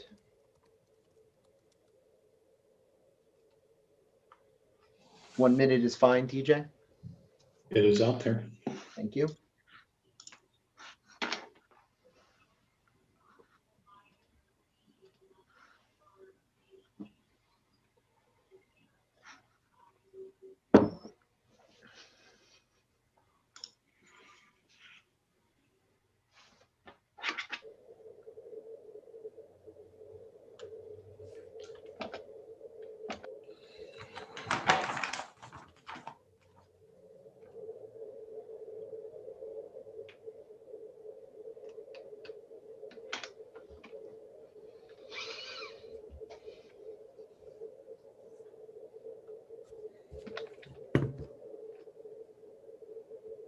Fifteen seconds left.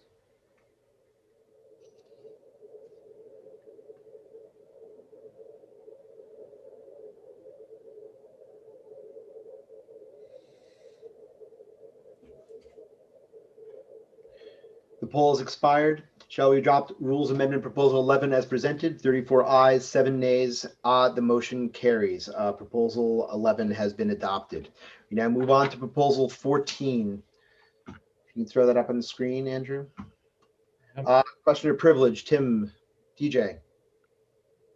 Oh, wait a minute, I can't recognize you. Did you want to bring something up? If you'll indulge me for a second, I wanted to thank I will indulge you. Thank you. I just wanted to thank the body as we've been going along here. My emails keep pouring in with you guys donating to the Candidate Support Committee, and with text messages with the state chair and treasurer asking why so many people are donating today. So I appreciate all of the love and support. Thank you very much. Great. Thank you, everybody. And how dare you be making donations while you should be concentrating on this meeting. Dr. Becker, request for information. Am I unmuted this time? You're fine. I can hear you loud and clear. Okay, I know I have not worked at 100% today. I realize it's too late, but I just wanted to inquire why in Proposal 11, we apparently struck out the words "and executive committee may." Does that imply only the state committee can form a committee, subcommittees, but the executive committee cannot any longer form? Yes, that is correct. The chair may appoint an ad hoc committee, but the point is to not let the chair basically pack a standing committee. All right, thank you. No problem. Thank you.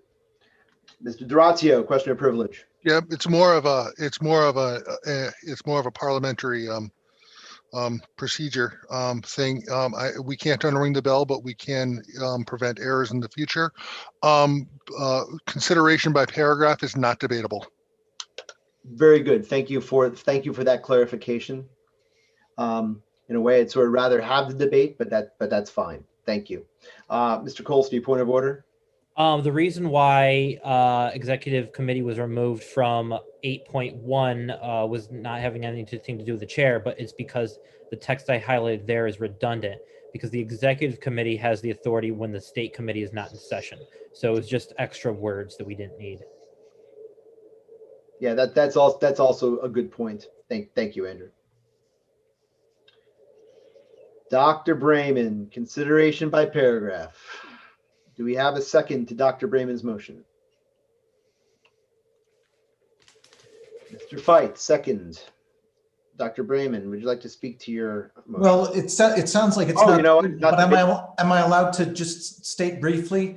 We have an interrupting motion from Mr. Durazio, who would like to appeal the ruling of the chair. Depends on what you're saying right now. If I'm going to jump out of line. Well, I actually was stopping Dr. Brayman based on what you had said. Yep. Okay. Then I have nothing to appeal. It is not debatable. We're going to move right to a vote, Dr. Excuse me. I would like to withdraw my motion. Very good. Thank you. So we are now considering Proposal 14. Is there any discussion regarding Proposal 13? Mark Brayman, Dr. Brayman, would you like to speak against that, against Proposal 14?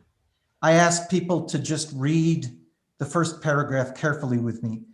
All county organizations certified prior to March 31st, 2021, in accordance with Article 9.2.3 of these rules, shall continue to be affiliated with the Libertarian Party until March 31st, 2022, in which they shall adopt or amend rules.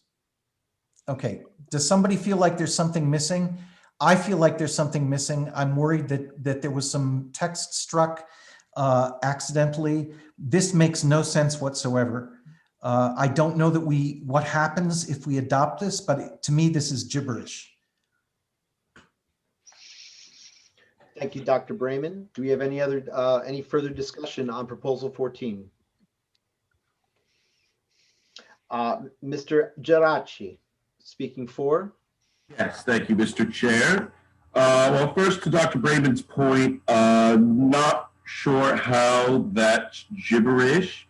It's just that if your rules are not in compliance completely, it has something to do with something that I think was overlooked with Orange actually, and its recertification with our rules not providing anything for delegates from election districts.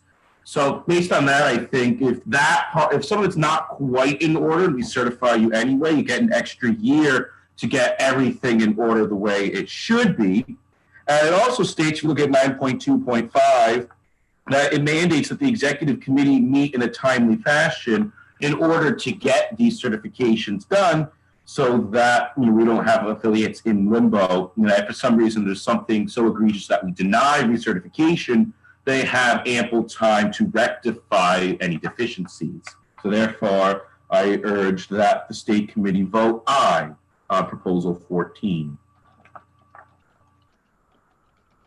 Very good.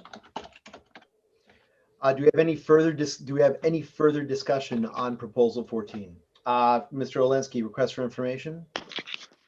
Thank you, Mr. Chair. I think I see what Mr. Brayman is pointing out, and the information I'm seeking is, if this was adopted in the language as stated, would, for whatever reason may arise, would the state committee, through process, then still be able to disaffiliate a rogue county, for instance? I think I'm reading what Mark is saying is that that they shall be constituted no matter what, according to this language, which would not give us any avenue to take action should something nefarious happen. I'd just like to get clarification on that before I vote. Mr. Olinsky, just point of information regarding the use of the term constituted. That is a term that is used under election law. If you're talking about a constituted committee, I just want to make sure that's not what you mean.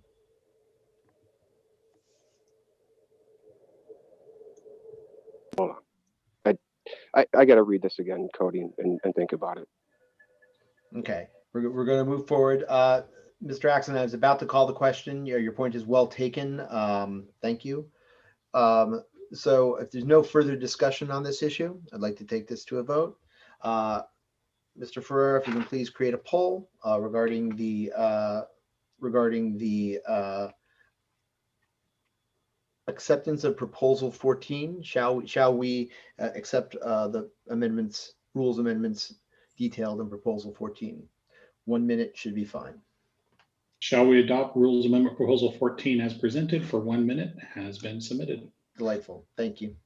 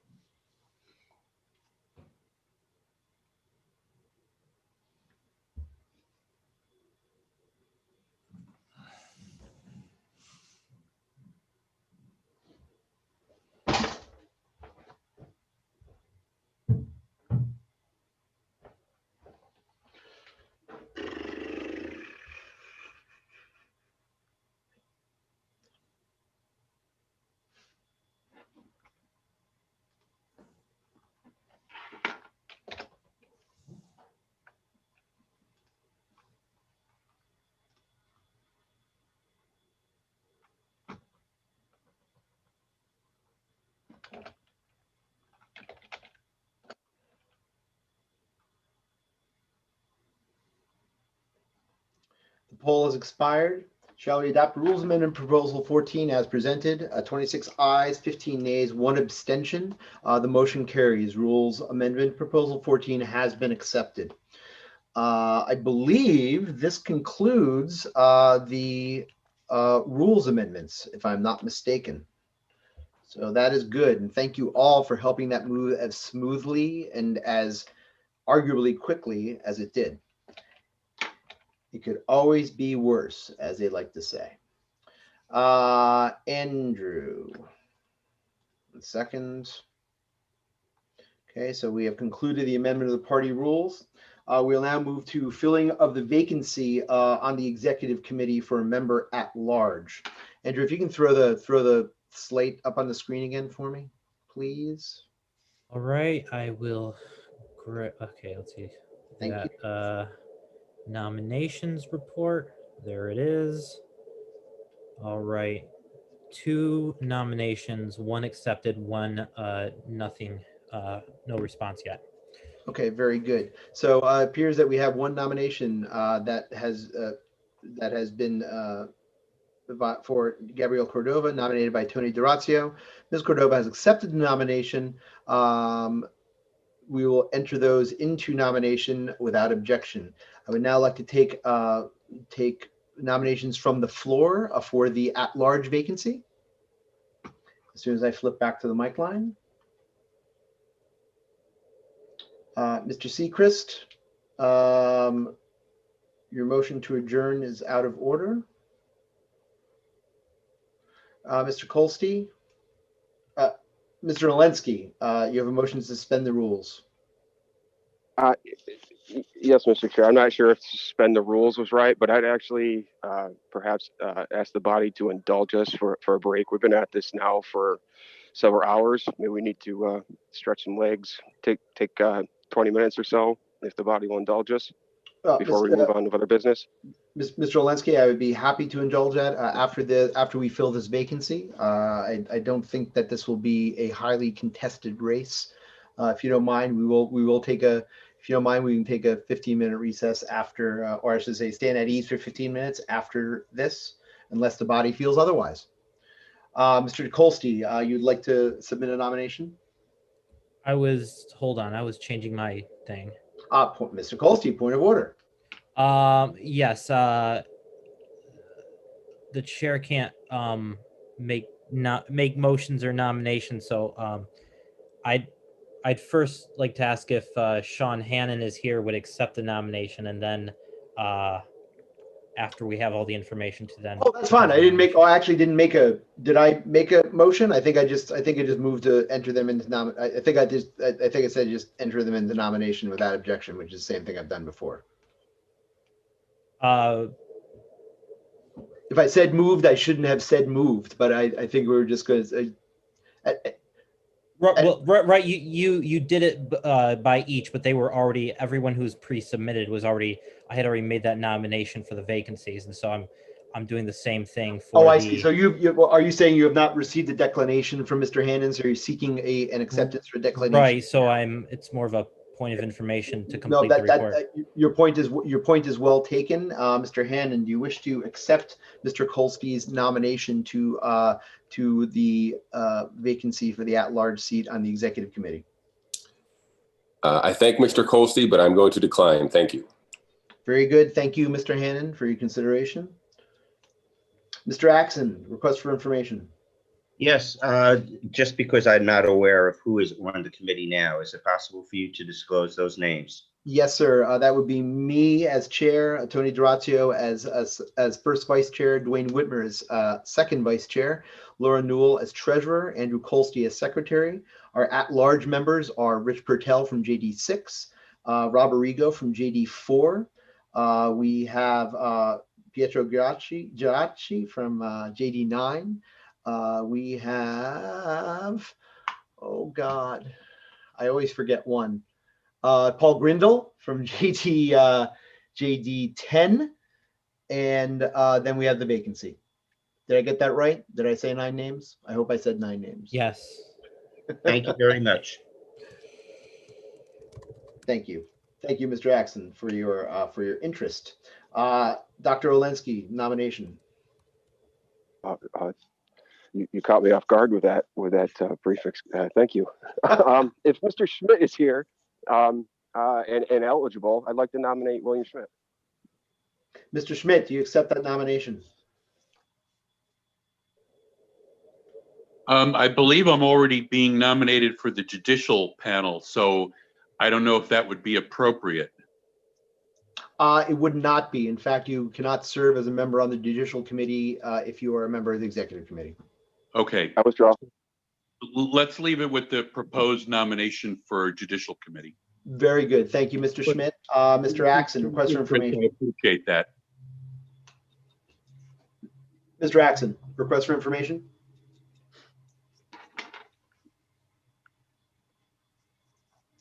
Mr. Axon.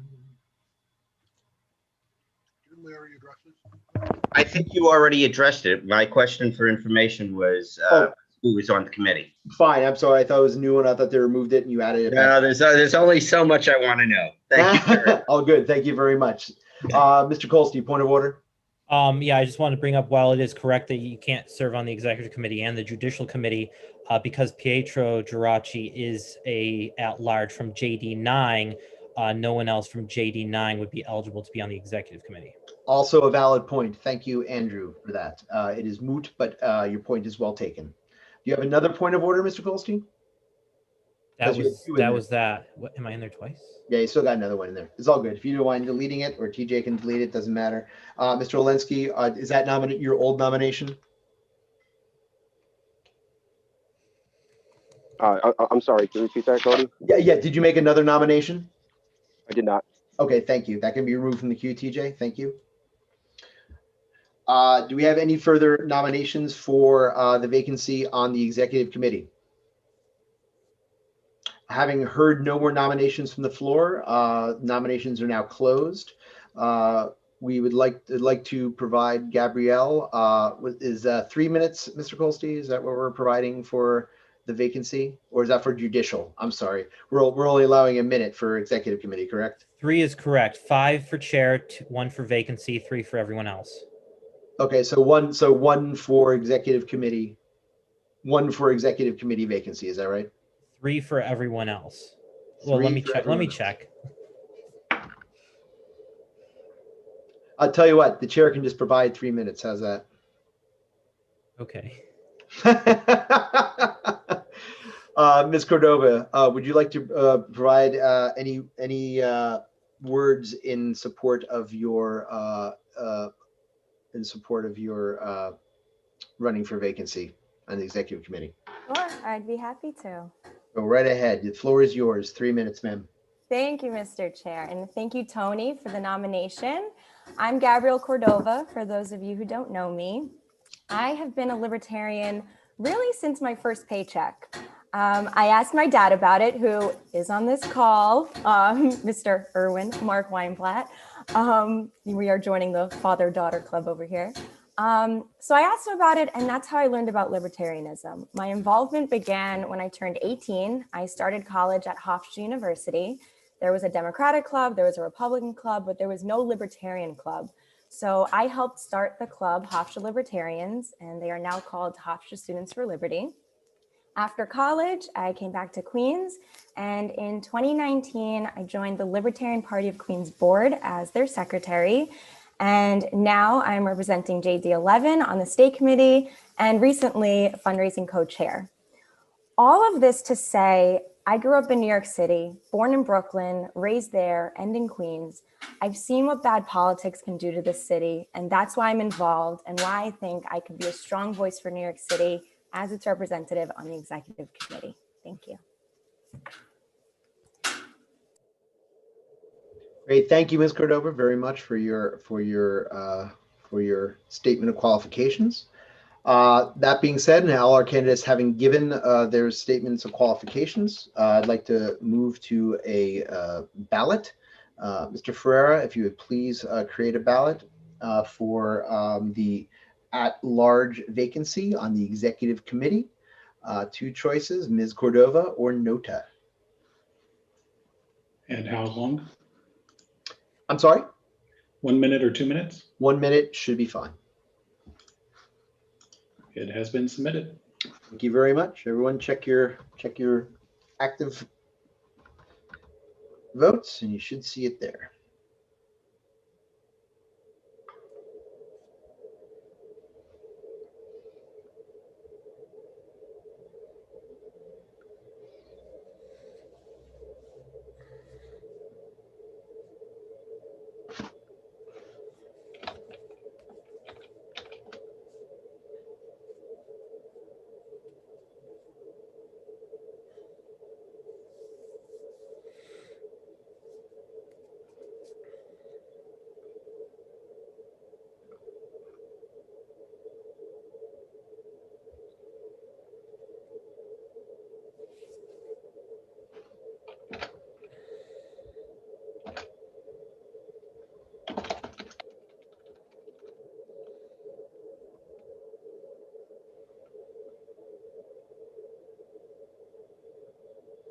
ballot has expired. Mr. Ferrer, please tabulate and display the results when you are ready. Thank you for not putting any write-ins out there. I appreciate it, everyone. Give me just 1 second to release it. At some point, I think I closed that window.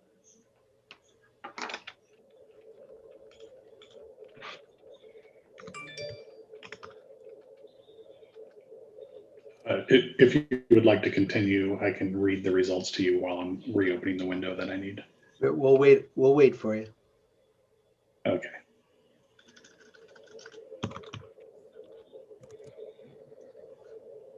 It's like the Grammys. I'd hate to take it away from you, TJ.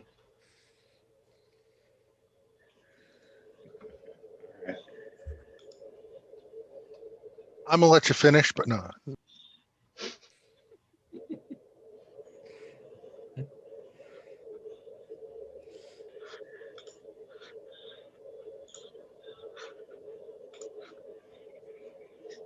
Sorry, this is the area that requires two-factor authentication, so I'm typing in the code for my phone now. Yep, quite all right. Quite all right. This is why we don't close that window. Never, ever close that window.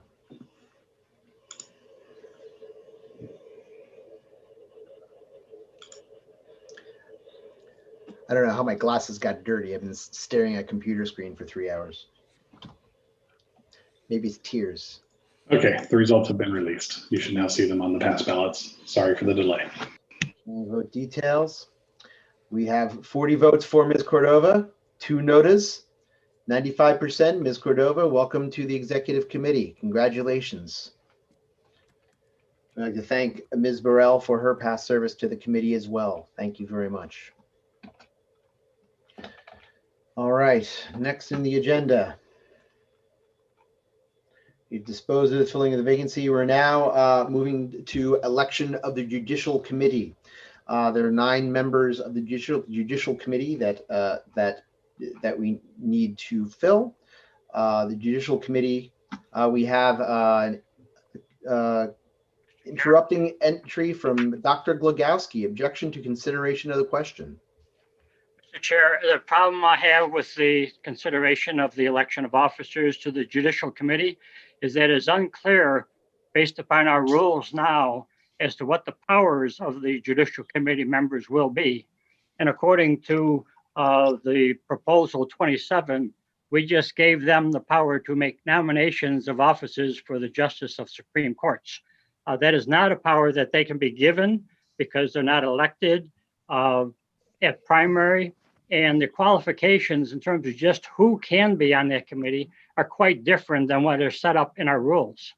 So I would like to make a proposal, if I could at this time, to change the name of this committee to the Conflict and Resolutions Committee, which will make it very clear that this is not the official Judicial Committee entitled to appoint or to nominate judicial candidates.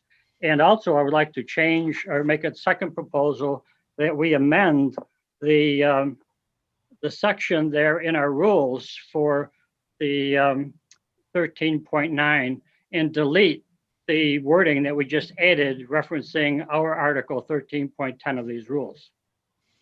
Dr. Glogowski, thank you. I believe that both your motions, both your proposals would be out of order at this point. You can certainly bring them up during new business. Then would you be willing to explain what the responsibilities of these members will be once they're elected to the judicial district? I think that is not up for consideration right now. I think that we can certainly have that conversation at a different time. And if somebody so chooses to have that conversation and the body decides that. Then I will respectfully abstain from this vote because I don't know what I'm appointing these or voting for these people to do. Very good. Thank you for entering your objection, Doctor. Mr. Geraci, what is your objection? I object to Dr. Glogowski's objection. Very good. Thank you. Your objection has been noted. Mr. Fight, point of order. There was discussion of a short recess or standing at ease after the filling of the vacancy for the at-large position. Just wanted to bring Yes. discussion to that. Thank you. Not so much a point of order, but I think, what time are we looking at here? We're looking at 4:30. Our original time, it takes us till 5 o'clock. We have a lot of the business yet to dispose of. I am happy to allow stand at ease for 5 minutes to let people take care of the call of nature if that is needed. But I think it's going to be hard for us to go beyond that. So we will stand at ease for 5 minutes.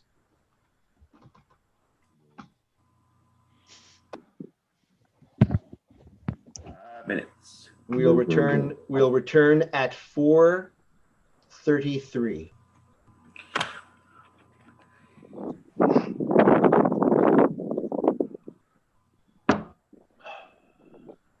Paul Seacrest, as third vice chair, what is the first thing you're going to do in your new role? Well, Dwayne, I've considered myself in the third vice chair role since forever. So I'm going to continue the course that we have outlined and proceed with making New York State the freest of all the states in the United States of America. Have you thought about starting a podcast? I have thought about starting a podcast to discuss other podcasts. Under the new Biden regime, where Brennan, the old CIA chief, declared libertarians as insurrectionists and putting us on a watch list, I'd like to go on the record saying that I believe in complying with all applicable laws, such as the SAFE Act, etc., and I am not a terrorist. So please don't show up at my house anymore. And don't put me on a watch list. I believe in following all laws, and everyone should always do that. And my attorneys are also saying that I say everyone should always follow all applicable laws passed on by the mighty Cuomo and our wonderful government. Thank you. Long may he reign. I just like to state that I just tried to stand. It did not put me at ease. Does that include executive orders? Those are not laws. My legal staff said that I do believe Andrew Cuomo does know what's best for everyone, as he is the ultimate ruler of the state. As Paul said, long may he reign. Please, Andrew, do not send people to my house. I am not a terrorist. Although, if you want to send me a Toyota, some cash, and some guns, I would not say no. My Ford Escape has over 120,000 miles. I would like a couple of MRAPs. And Pietro, nice belly you got there. I would like some MRAPs and some stuff like that. That'd be greatly appreciated. Thank you. I concur with everything you said. I also want to be considered a law-abiding citizen in the state of New York and in complete cooperation with Cuomo and all the laws therein.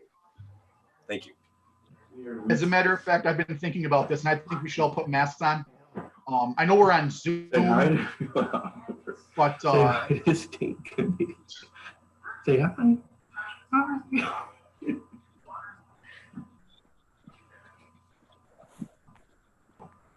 You want this food?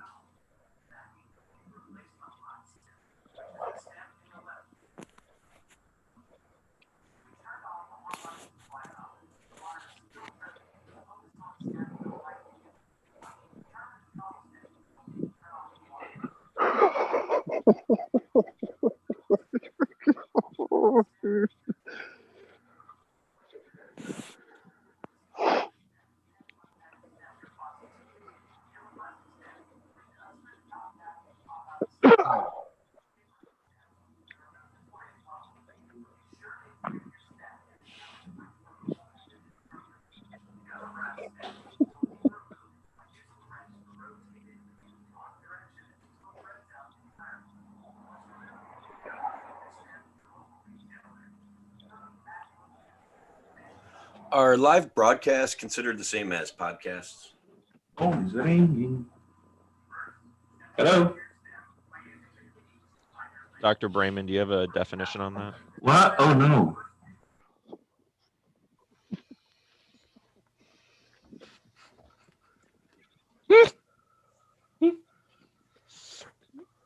Time is now 4:32. We'll be returned from at ease in 1 minute.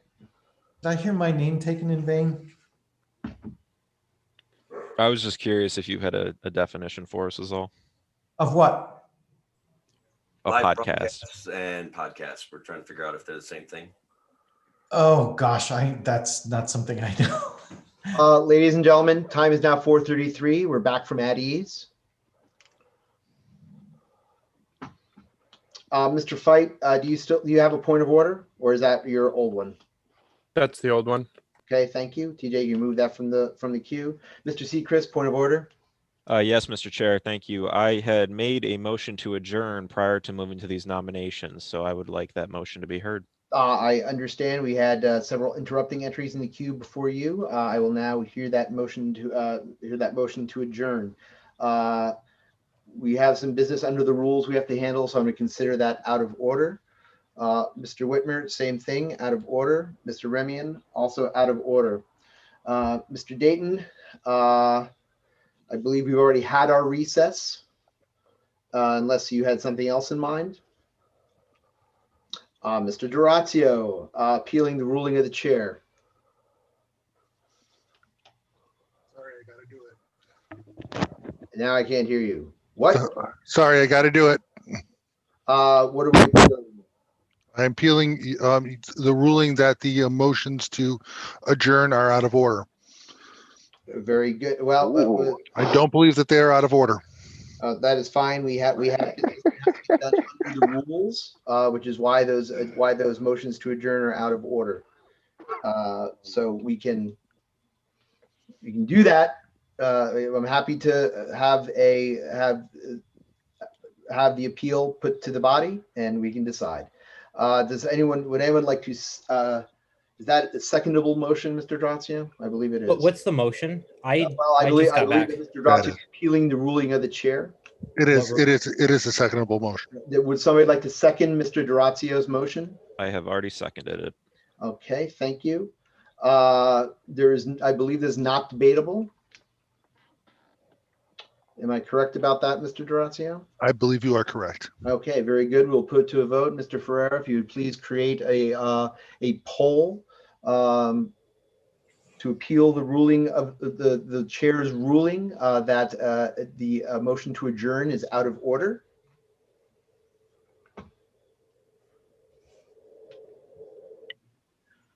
Okay.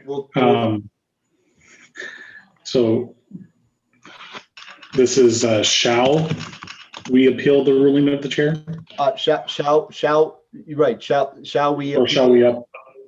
Do you want it to be appeal or uphold the ruling of the chair? What do you want a yes to mean? Oh, so yeah, we should be a binary choice. So do we want to appeal? Do we want to appeal or uphold the ruling of the chair regarding adjournment being out of order? Motion to adjourn being out of order. Which means a nay vote would be overturning your ruling, correct? Is that the wording you're going for here?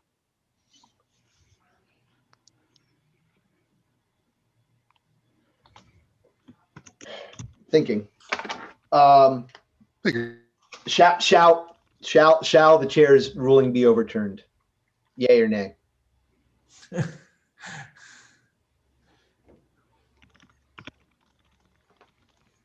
Okay. So question, what? Go ahead. What I got here about 30 seconds. I got here when Tony made a motion to overrule the chair. So I don't know what happened before that. There are several motions to adjourn in the agenda queue. I declared them out of order because we have business that we need to conduct under the rules at this meeting that we have not conducted yet.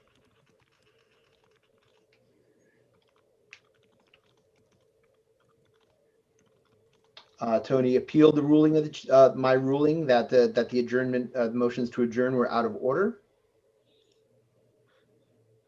It has been seconded by Mr. Seacrest. We are now about to vote on it. So what I have captured in this poll, and please, I'm not going to submit this till you say yes. Shall we appeal the ruling of the chair regarding that motions to adjourn were out of order? Shall we means overturn? to overrule the chair. Shall we overturn the ruling of the? Shall we overturn the ruling of the chair regarding the Yes. No. Yep. declaration of? Shall we overturn the ruling of the chair regarding that motions to adjourn were out of order? Yes. Yes correct. means to overrule the chair. No means sustain the ruling of the chair. Correct. Okay. 1 minute. Very good. Polls out.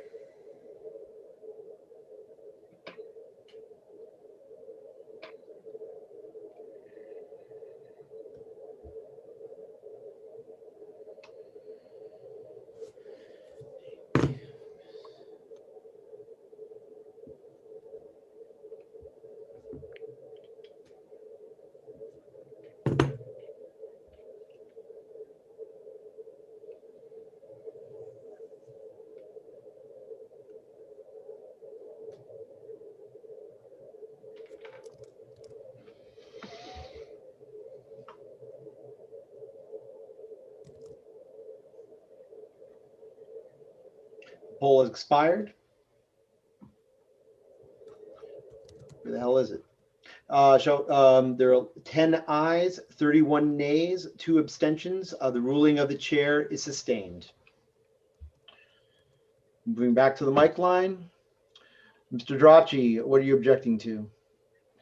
I was objecting to the appeal of the ruling of the chair. I really think we should just proceed with this judicial committee election. Thank you. It is your objection is noted and mooted. Mr. Colstein, request for information. Sorry, Mr. Seacrest, request for information. Thank you, Mr. Chair. You had mentioned that there was business that the rules require us to do today. I was unsure as to what that was. That's a judicial committee election that we have not held yet. That is required under the rules, which is why I ruled the way I did with regard to your adjournment. Thank you. Thank you. We have an interrupting. Nope. Motion adjourn. Agenda recess. Mr. Dayton, I think we already handled your recess request, correct? It's out of order. Yes, that's old. That's from before we had recess, actually. All good. Wonderful. Thank you. I'm glad you got outside to play. Mr. Rachi, your motion is out of order. There is no, I think we've already determined that a motion to adjourn would be out of order at this point. Well, actually, it was to extend so that we don't have to adjourn at 5. You should make a different motion then. Mr. Arrigo. Okay. Mr. Arrigo is not 5 o'clock yet, so we can make that closer to 5 if you like. Mr. Arrigo, motion to suspend the rules. Yes, thank you, Mr. Chairman. I make a motion to suspend the rules and to move the election of judicial committee, whatever you want, judicial committee candidates, judicial committee representatives until the next state committee meeting. Dr. Glogoski is absolutely correct. The judicial committee isn't well thought out. Actually, Mr. Arrigo, I'm going to pause you right there because we're not having a discussion about the merits of it yet. We have a second from Mr. Whitmer. Mr. Arrigo, you are recognized to now discuss if you like. I can now discuss? Yeah, yes. I just want to quickly say Dr. Glogoski is right. We have to think out what the roles and responsibilities are of this judicial committee. That needs to be outlined first. And so I think we should suspend the rules, elect judicial committee representatives at another time at the next state committee meeting, and in between iron out exactly what this committee does. Thank you. Thank you. Mr. Drocci, your objection to consideration of the question is noted. Thank you. The body will decide shortly. Mr. Colstein, point of order. Yes, it is a violation of the rules. We can suspend the special rules, but we cannot suspend our rules as filed with the Board of Elections. which state in 10.1.1 composition, the Judicial Committee shall be composed of 9 members elected by the State Committee at the first meeting of the full State Committee following the organization meeting for a term of 2 years, which is this meeting. Very good. Thank you, Mr. Colsty. Mr. Drachi. Thank you, Mr. Chair.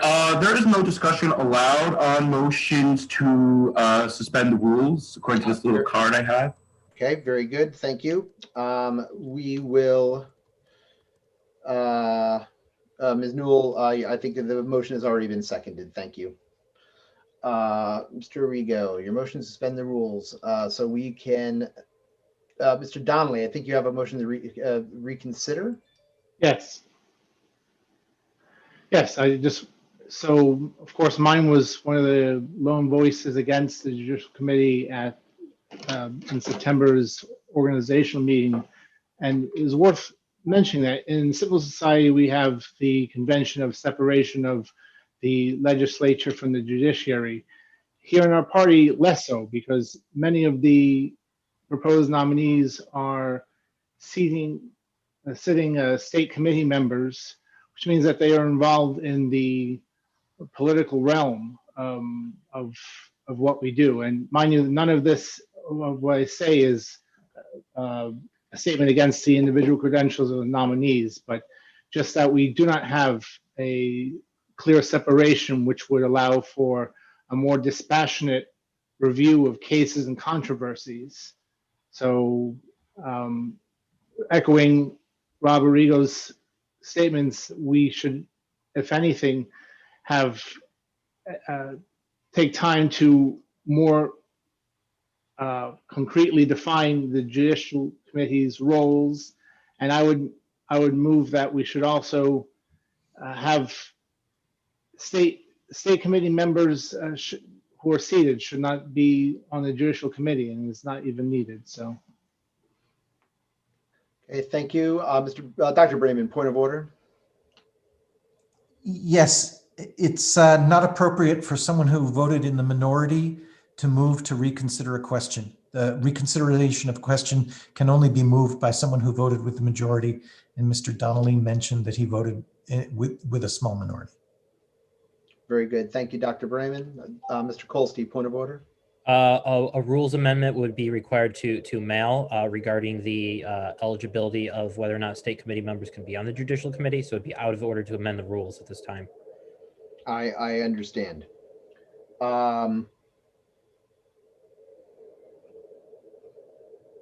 We have a motion on the floor to suspend the rules.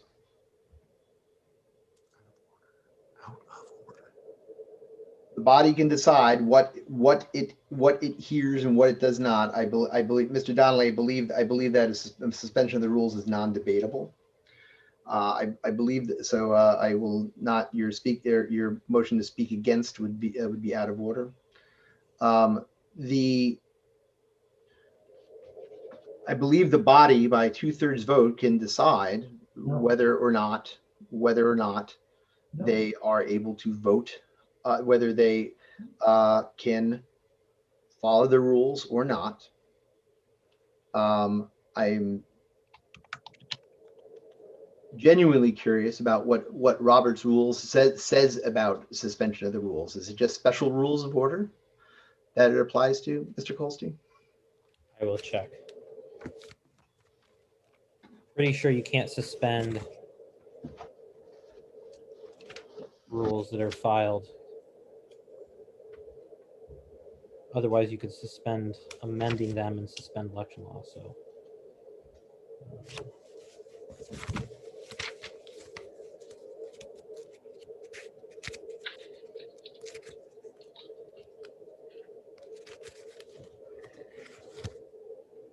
Section 25, Andrew, section 25.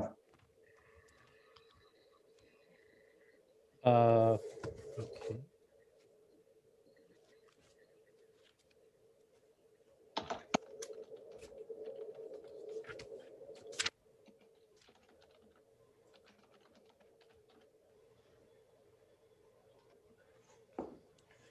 When assembly wishes to do something during the meeting that it cannot do without violating one or more of its regular rules, it can adopt a motion to suspend the rules interfering with the proposed action, provided that the proposal is not in conflict with the organization's bylaws or constitution, with local, state, or national law prescribing procedural applicable to the organization or assembly, or with a fundamental principle of parliamentary law. So it is it would not be in order according to Roberts.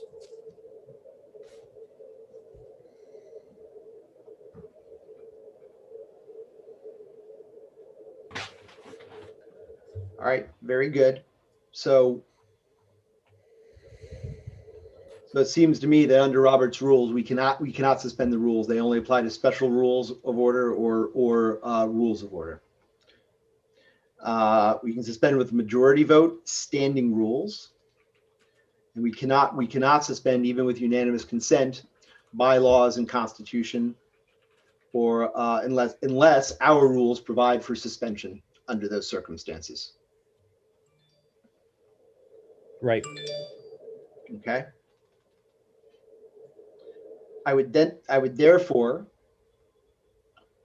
rule this question out of order. I believe that we cannot consider this question. So we will return to the original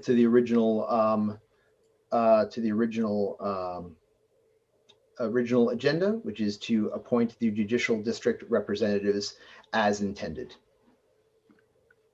Mr. Point of order. Yes, Mr. No, wait, stop. Yes, you don't have a point of order here, Mr. Alinsky. You're not in the queue. Mr. Donnelly? I am in the queue. Right, you have a motion to postpone to a certain time, which is out of order because we cannot postpone this to a certain time. We have to, it says that rules say that we have to have the elections now. Mr. Donnelly, you have an objection. Yes, my last objection on the matter is just that if we think that adjudication by our judicial committee for cases and controversies will serve as some kind of arbitration mechanism and keep us out of the courts, I think we'd be kidding ourselves. Some of us almost had to litigate to get on the state committee. So the idea of libertarians sitting in judgment, libertarians, I just do not see it binding. Mr. Donnelly, we're not debating the question of the judicial committee. We're debating the question of whether or not we're now moved back on to judicial committee elections. Your objection is out of order. Dr. Brayman, point of parliamentary inquiry.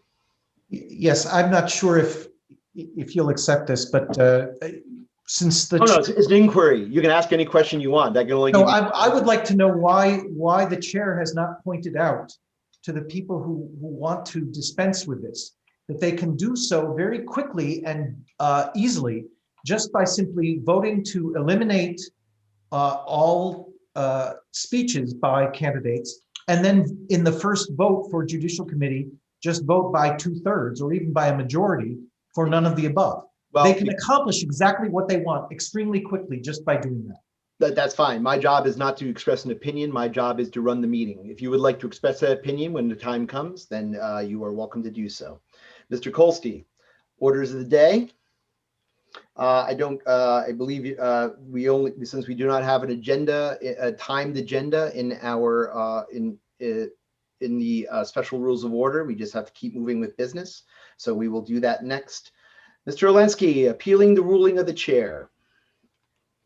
Yes, sir. I appeal your ruling that my motion to postpone to a set time was out of order because I am actually, in consideration of the ambiguity of what this committee is supposed to be, I'm suggesting very good, to Mr. stay within our rules. I'm going to stop you right there. To a time and place within 90 days. Yeah, there's no discussion. Did somebody second Mr. Alinsky's appeal? Mr. Arrigo, second. Mr. Drachi, you object. What do you object to? I object to the appeal of the ruling of the chair. I think this has already been clarified and dealt with. It's also Who seconded it? It's also non-debatable. So we're going to move on to a vote to appealing the ruling of the chair that we're going to move on. We're going to have a poll to appeal the ruling of the chair that Mr. Olensky's motion to postpone is out of order.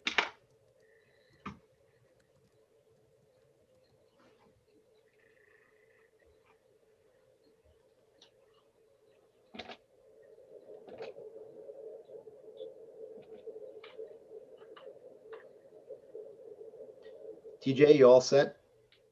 So I'm trying to word this correctly. No, it's all good. Go ahead.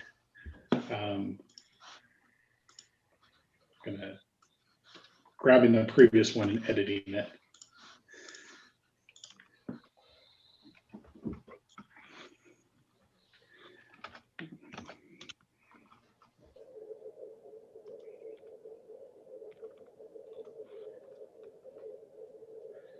So I've got, shall we overturn the ruling of the chair regarding that postponing is out of order? Yes means to overrule the chair. No means sustain the ruling of the chair. Is that correct?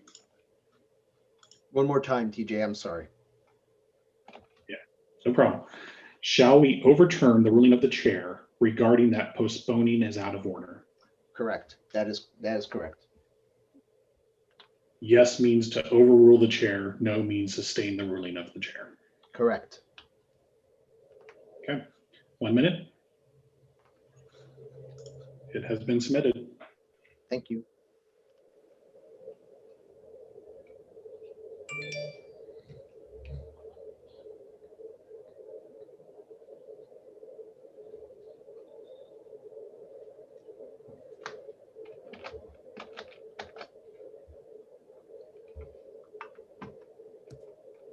TJ, I'm not seeing it yet. How about now?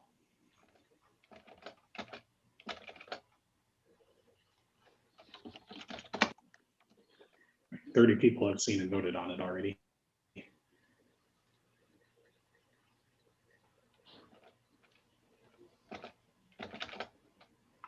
I see your name. I don't have it either, TJ.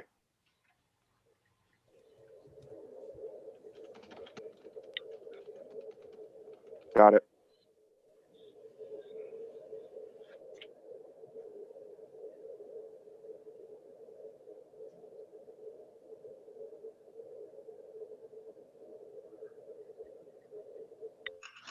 Poll is complete. Okay, with 18 ayes, 22 nays, 0 abstentions, the ruling of the chair is sustained. Moving on to the Judicial Committee elections. Again.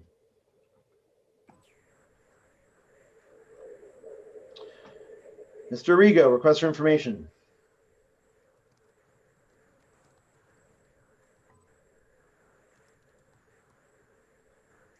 Mr. Arrigo, you're recognized.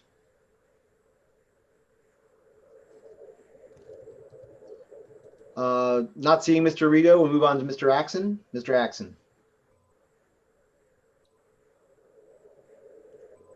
And to unmute. I think I just unmuted myself. Okay. Are there any members of the Judicial Committee now, and do we have nominations? No. The rules specify that the members of the Judicial Committee shall be elected at the first meeting following the organizing meeting. That is what we're attempting to do right now.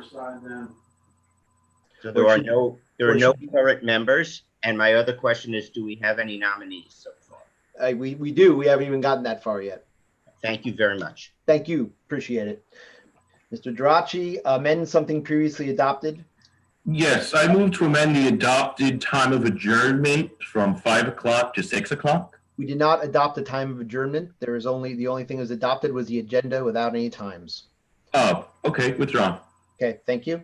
Mr. Kolsky, if you can please put up the slate of Judicial Committee nominees. All right, so let me grab the report. I'm going to share my screen. There were 20 Judicial Committee nominees. Those in bold have accepted, and those in italics have declined their nomination. I would make a motion to enter those in bold in a nomination, but first I would ask if Sean Hannon, Andrew Hollister, and Christian Vondras could confirm whether or not they accept. Mr. Vondras is in the attendee queue. I would have to invite him to speak. Nope, he's no longer in the attendee queue. I don't know what the hell happened to him. So we'll have to move on. So if Sean Hannon or Andrew Hollister is here and would say whether or not they accept or decline the nomination. This is Sean. I'll accept. Is Andrew Hollister here? I don't see him here. So I would like to motion to put those in bold into nomination, including Sean Hannon.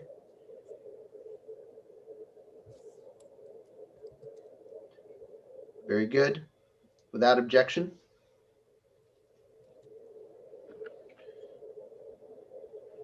All right. So we'll now proceed to allow the Judicial Committee nominees to speak on their behalf. Each Judicial Committee nominee has how long to speak, Andrew? 3 minutes. Okay, thank you. We will go through. Can you put the list back up, Andrew? Because I don't have a list in front of me. Yep, Thank you. I'm working on putting in the minutes. Great, thank you.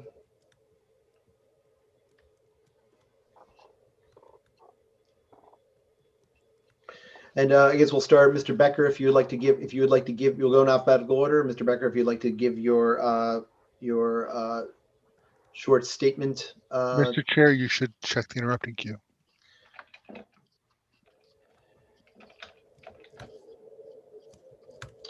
Good God. Mr. O'Connor, request for information.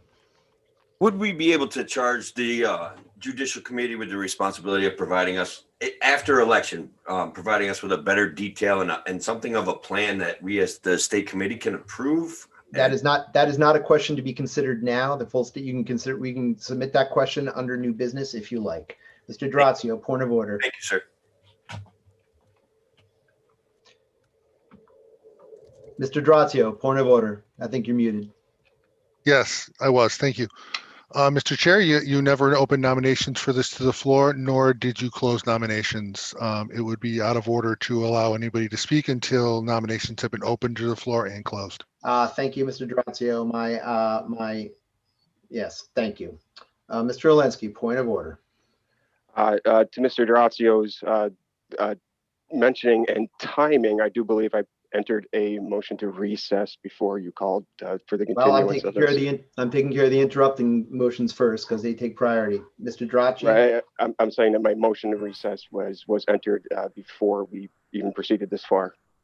Very well. We'll get to it right after Mr. Drazio. Mr. Drazio, request for Yes, I received a text message from Chris Vondras. It reads, I, Christian Vondras, accept the nomination to the Judicial Committee. All right, very good. Please enter Mr. Vondras into nomination. Mr. Olensky, I'm not inclined to grant your motion for recess. If somebody else would like to recess, they can. I suspect we all want to get through this, but I can entertain a motion for recess. Is there a second? Is there a second to Mr. Olensky's motion for recess? Second. Who is that? Mr. Arcadi? Okay. I can put us in recess for like 5 minutes, but we got a lot of business to handle, guys. Recess for 5 May I minutes. speak to my motion? It was seconded. May I speak to my motion? Sure, go ahead. Yeah, given, like I said, the contention on what this committee is, I do believe it would be well advised that we actually consider what this committee is going to do and have a structure for it. So my motion to recess is actually to a certain date and time, which I believe would be within the rules as a continuation of this meeting sometime within the next, let's say, 60 days. I'm not inclined to drag on the business of this, and frankly, a motion to recess would not be in order. It's a motion to adjourn to a specific time. Correct. So your motion is not, if that is the purpose, your motion is not in order. Mr. Sechrist, motion to suspend the rules. Oh, I'm sorry. We had interrupting entry from Mr. Donnelly. Request for information. Yes, are we to hear from the nominees who are absent? Is somebody speaking on their behalf? If they wish to speak and dial into the meeting, they've all been giving invitations. If they wish to dial in and speak on their behalf, they can. Otherwise, we're going to move forward without them speaking. Mr. Kunzelman, appeal the ruling of the chair. So, not that I necessarily agree or disagree with it, but it is the body's decision, I believe, to go through it being in order. Oh, what are you talking about? Oh, sorry about that. With Mr. Alinsky's motion. But his motion was incorrect. He was looking to recess, and that is not what he was looking to do. He was looking to adjourn. Oh, my apologies then. I'll accept the friendly amendment. What is your objection? Mr. Geraci, what is your objection?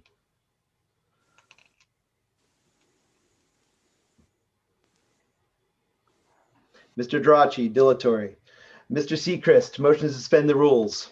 Thank you, Mr. Chair. I'd like to make a motion to suspend the rules to eliminate the speeches from the candidates for the Judicial Committee. That would be in order. Would somebody like to second Mr. Sechrist's motion? Mr. Brayman has seconded Mr. Sechrist's motion. I believe a motion to suspend the rules is non-debatable. We can put it out into a poll now. TJ, if you would please create a poll for Mr. Arcadi. Your motion to adjourn is out of order. We have a motion on the floor. May I speak to it after the current motion is taken care of? We will see how this goes.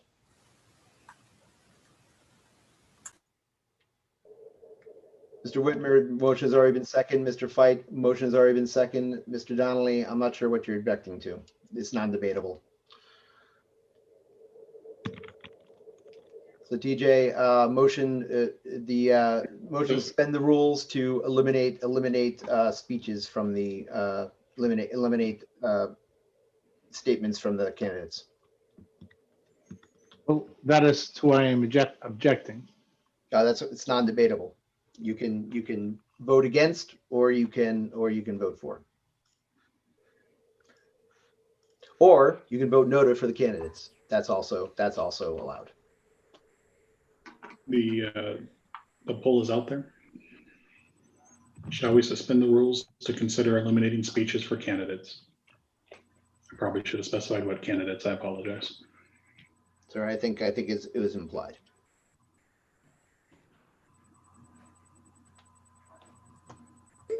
And to Mr. Dracio's point of order earlier, we still do need to seek nominations from the floor. We have not done that yet, so I've not forgotten about that, Mr. Geracio. All right.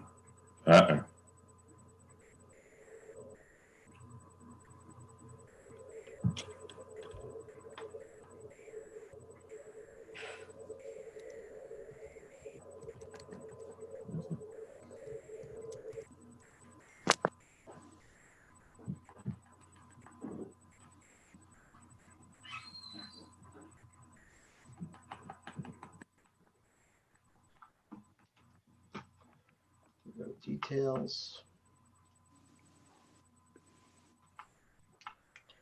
Mr. Colsteed, is that yes, 74% aye, 25 ayes, 9 nays, 1 abstention. I believe that the motion to suspend the motion to suspend the rules carries, if I'm not mistaken. All right, so we'll not have any speeches for candidates. Returning to the business at hand, we have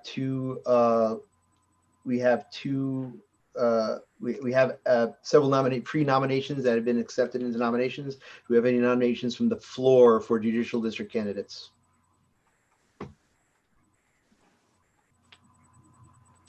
Mr. Donnelly, you have a motion to object, or is that your same objection from before? Same objection. Thank you. Your objection is noted. I'll nominate Dan Donnelly to the committee. No. I decline. But if I declined, I would give a statement about it. So all right, that's more than we're getting from some of the people considered. So Well, the body has decided, Mr. Donnelly. And the body.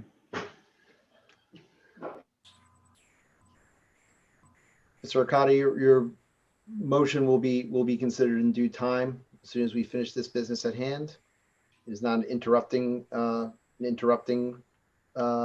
it'll be a motion to adjourn to a later time and date. I think I can read the room that most people would like to adjourn the rest of the session. Would somebody like to second Mr. Arcadi's motion to adjourn to a later time and date? Mr. Weinblatt has seconded. Oh boy. All right, Mr. Rigo, Mr. Weinblatt has already seconded. Mr. Kolsky objects. Mr. Councilman, the motion has already been seconded.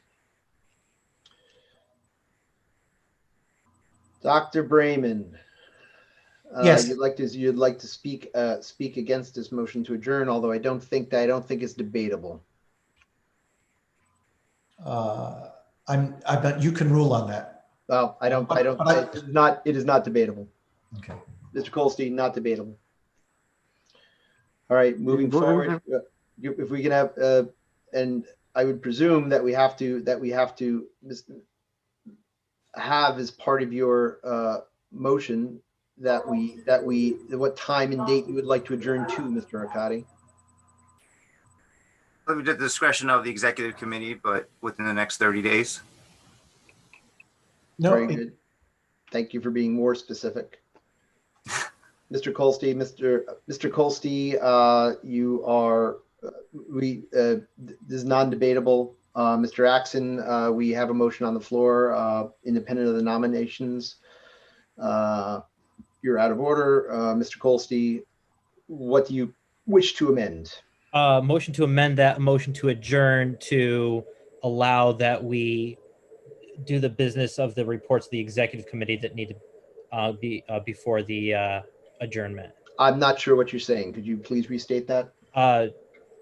I'm saying to adjourn after the reports of the executive committee that are in old business. Mr. Arcadi, do you accept that as a friendly amendment? Respectfully, no. We've been at it for 4 hours. It's past 5 o'clock. We were told, which I also told my family. Out of respect to everyone's family and personal time, I wish to adjourn at this point to a later time. Thank you.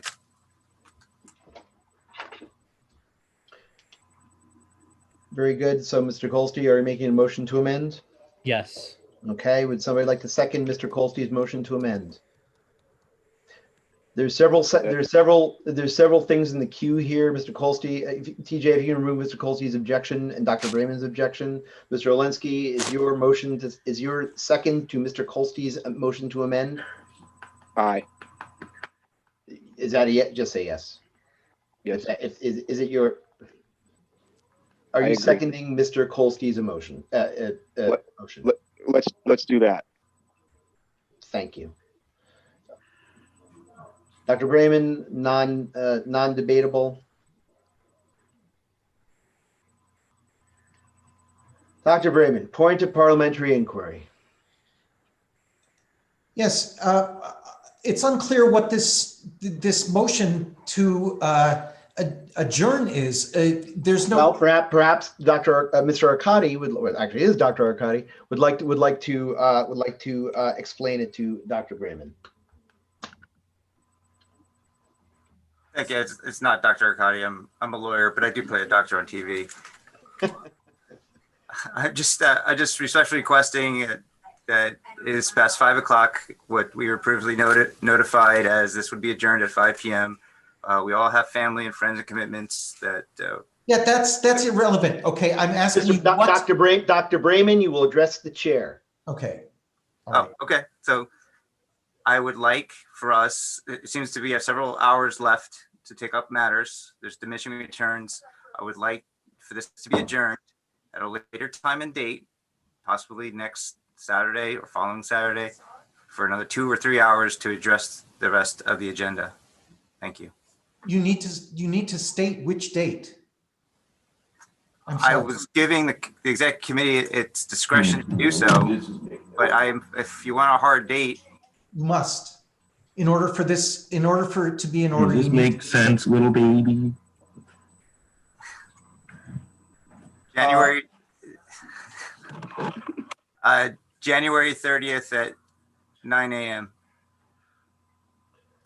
Mr.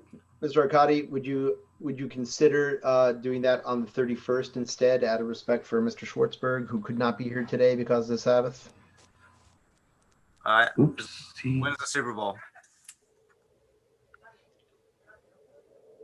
Okay. Well, so Football, I believe, is the 7th. Okay. Yeah, the 31st is fine. Okay. What time would you like? Cody, 1 p.m. I like to leave it to your discretion because after you take a poll or something, because I don't want to get away with people's because people also do worship on Sunday or have commitments. So, Michael, 1 p.m. This is your motion, not mine. Okay, fine. Yes. 1 So p.m. we're going for the 31st. Okay. There's another motion. Hold on 1 second, please. Please let Michael make it. It's 6 p.m. If it's going to be on the 31st on Sunday, 6 p.m. Very good. So motion to adjourn the remainder of the business to January 31st at 6 p.m. Fine. Mr. Kolstey, question of privilege. Yes, I had a motion to amend that was seconded, and it hasn't been addressed. Thank you, Mr. Kolstey. And your motion to amend was? To amend after we consider the reports of the executive committee first, before adjournment. I think you have to be a lot clearer about that motion because I don't understand what you're saying. Okay. I'm not sure the body does either. There are 3 reports from the executive committee that require action by the state committee. And my motion is to consider those before we adjourn, because those actions require another meeting of the state committee. Now, unless the state committee wants to hold 2 meetings in the next 30 days, as opposed to 1, then we could adjourn to that next meeting and then hold another meeting. If we want to hold just 1 meeting in the next 30 days and get it all done at the same meeting, then we should take up my amendment and consider these proposals by the executive committee. I would only say, as a point of information, that Mr. Arcadi is looking to adjourn this meeting's business to that meeting, to the next meeting that he has proposed on the 31st. So I think that we can take up those items at that time. What I mean is there will be 2 separate days in which we will be meeting as opposed to 1. Not sure I know what you're saying, Andrew.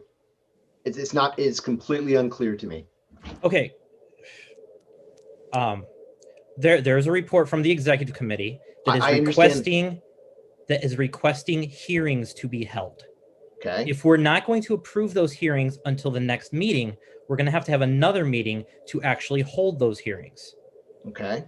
So unless we want to approve the hearings tonight and hold those hearings at the next meeting, or on the 31st or whatever, we could hold the vote to hold those hearings and then hold, say, another meeting on, February 14th, then we would have 2 days in which we're going to have these meetings. I think in the interest of time, I think everyone would prefer to get the business done on 1 day as opposed to 2 days. Fine, we can vote on your amendment then. And does anyone is there any discussion about Mr. Kolstey's amendment?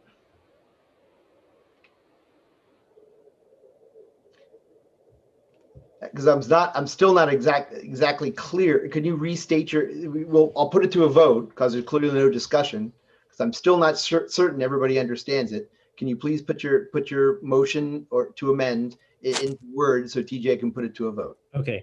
Motion to amend the motion to consider the reports of the executive committee that require action to approve hearings by the full state committee prior to adjournment.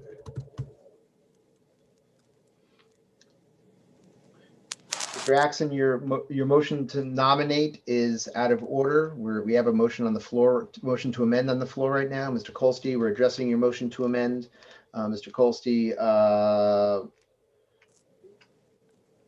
I think you've spoken to this already.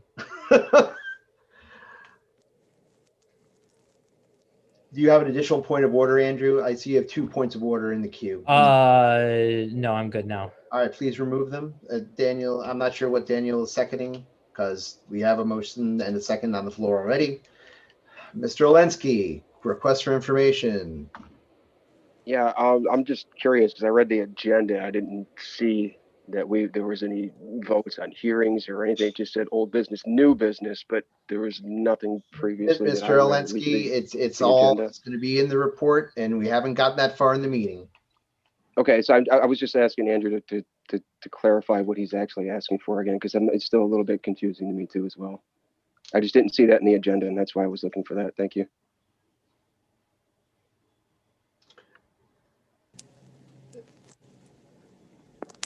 And Cody, by the way, I was just seconding Michael Arcati's motion, so. That's fine. We can remove that from the queue.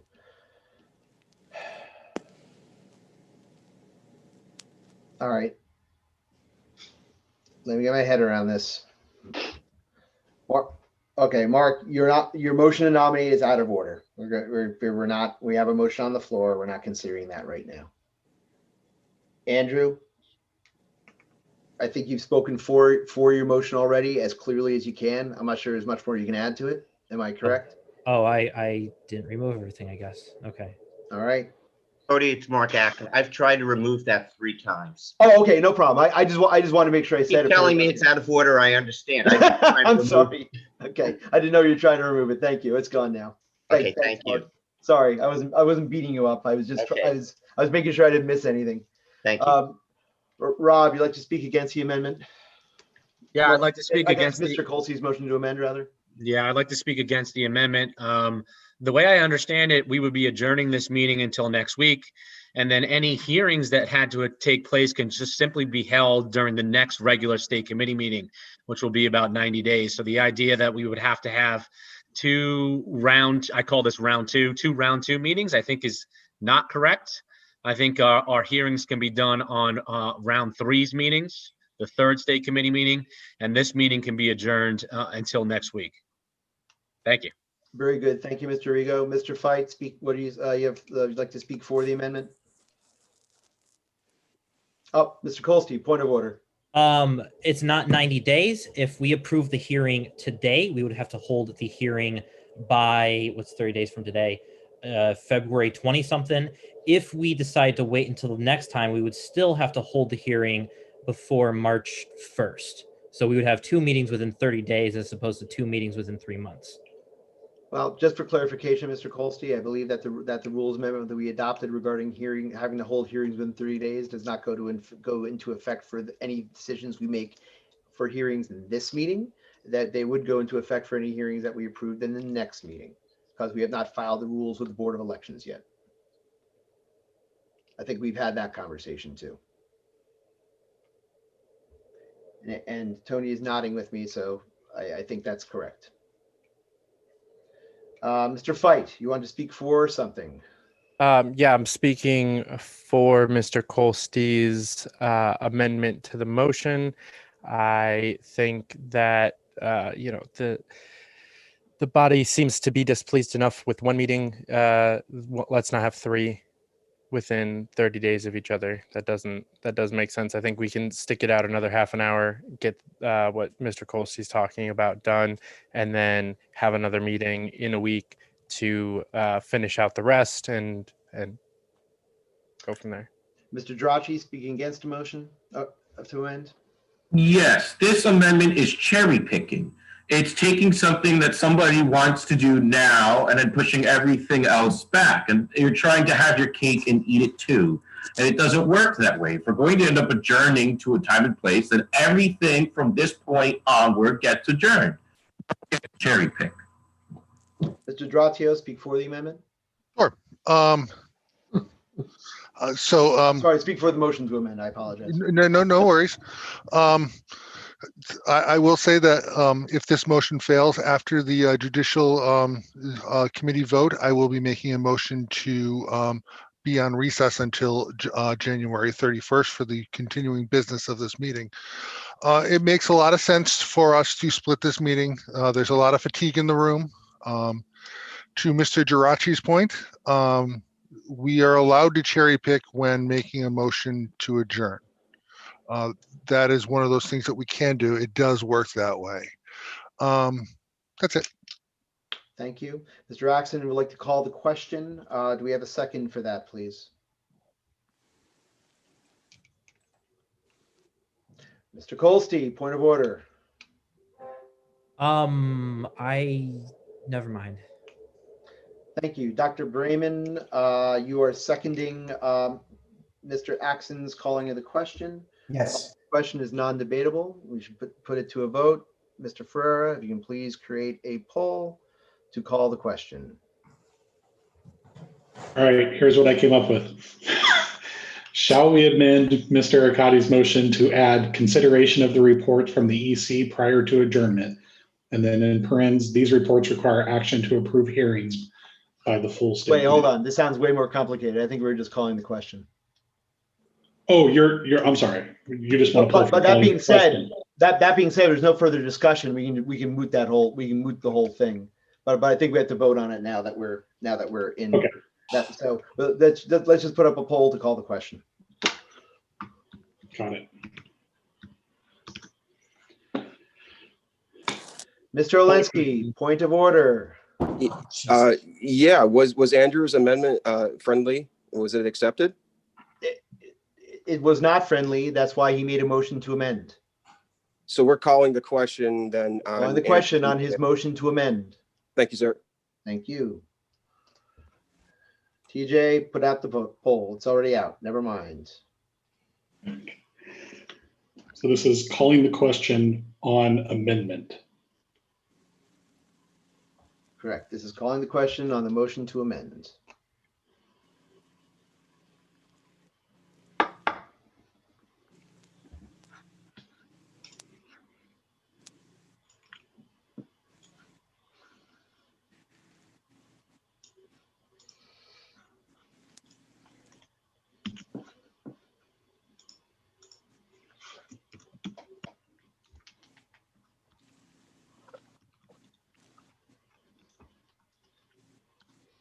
Very good. Time's expired.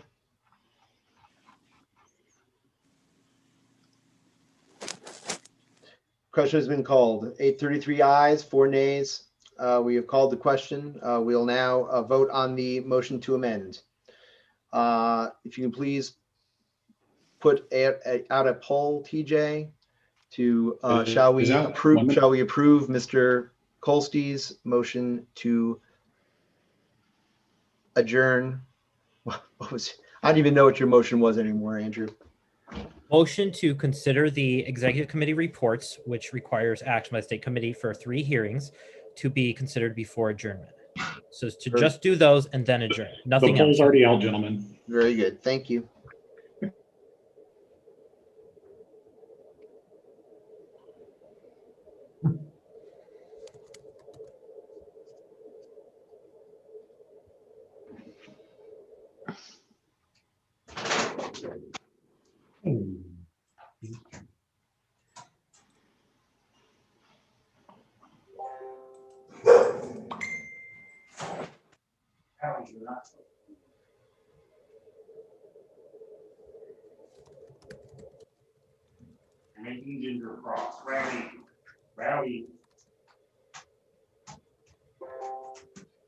Okay, poll is expired. Motion to amend 16 ayes, 23 nays. Motion does not carry. We'll now consider Mr. Arcadi's motion to adjourn to January 31st at 6 p.m.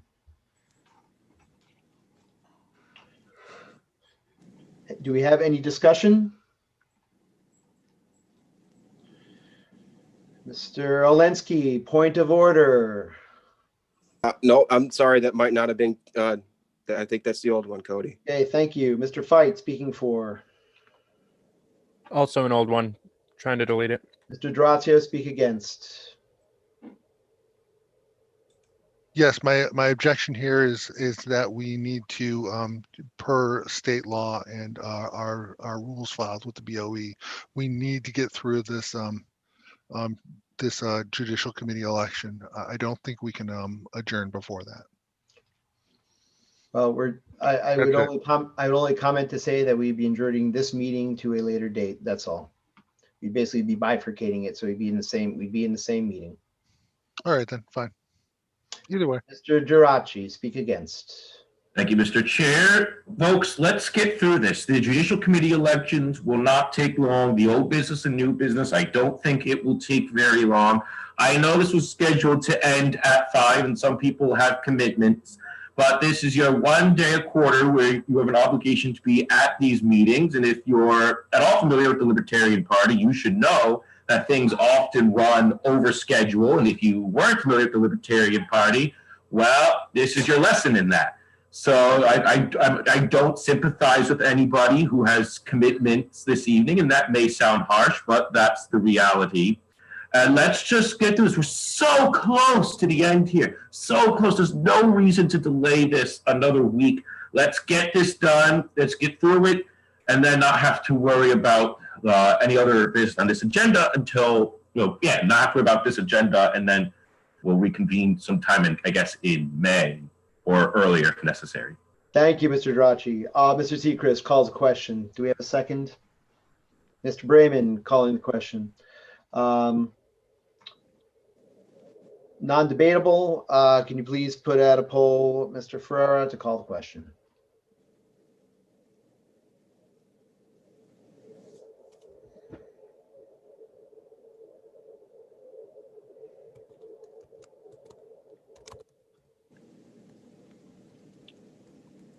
All right, I've got, shall we call the question to end debate on the motion to adjourn? Is that correct? That is correct. That's correct. Yes. That is 1 minute. It is out there.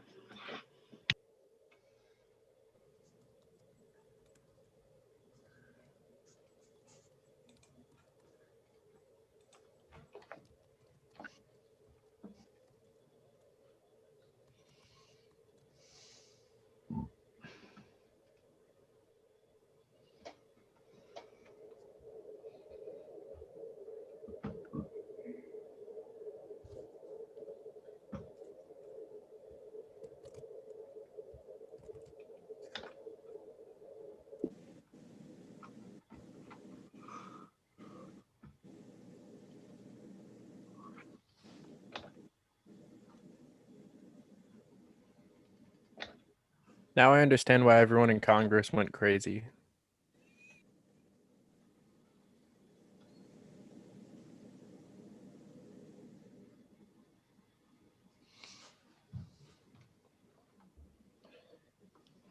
The poll is expired. Shall we call the question? 36 ayes, 5 nays. The motion passes. We'll now vote on the motion to adjourn presented by Mr. Arcadi. Can you please create a poll, Mr. Ferrero? Yeah. To be clear, this is a motion to adjourn the meeting until January 31st at 6 p.m.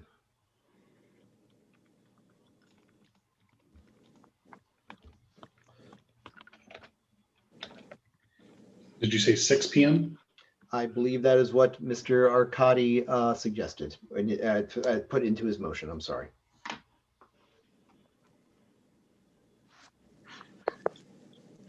The poll is submitted.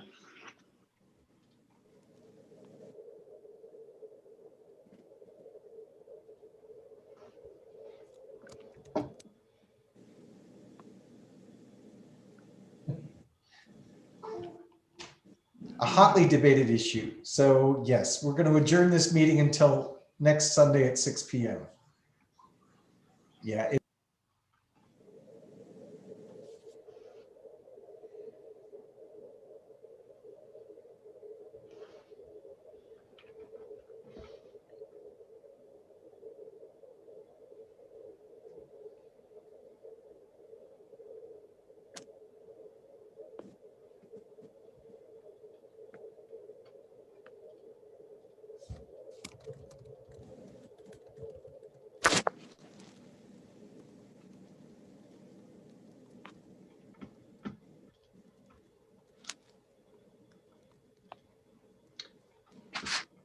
Poll is expired. Motion to adjourn, 28 ayes, 14 nays. Motion passes. This meeting will be in recess until January 31st at 6 p.m. That is it. Question, can we submit the rules amendments or do we have to wait until after then? I believe you can submit the rules amendments Okay. because the body has approved those and the meeting doesn't have to be over for us to submit those. Cody, thank you very much. Thank you, everybody, for your patience. This is the procedural jujitsu that I had hoped not to get into, but this is the way it is. Thank you all very much. Thank you, Cody. All right. We'll send out a new. I think we did that with a minimum of nonsense, but yeah, I will send out a meeting invite for the second part of the meeting for next week. And I'm So, going to be able to get thank to you my all very spouse's much for your birthday dinner now.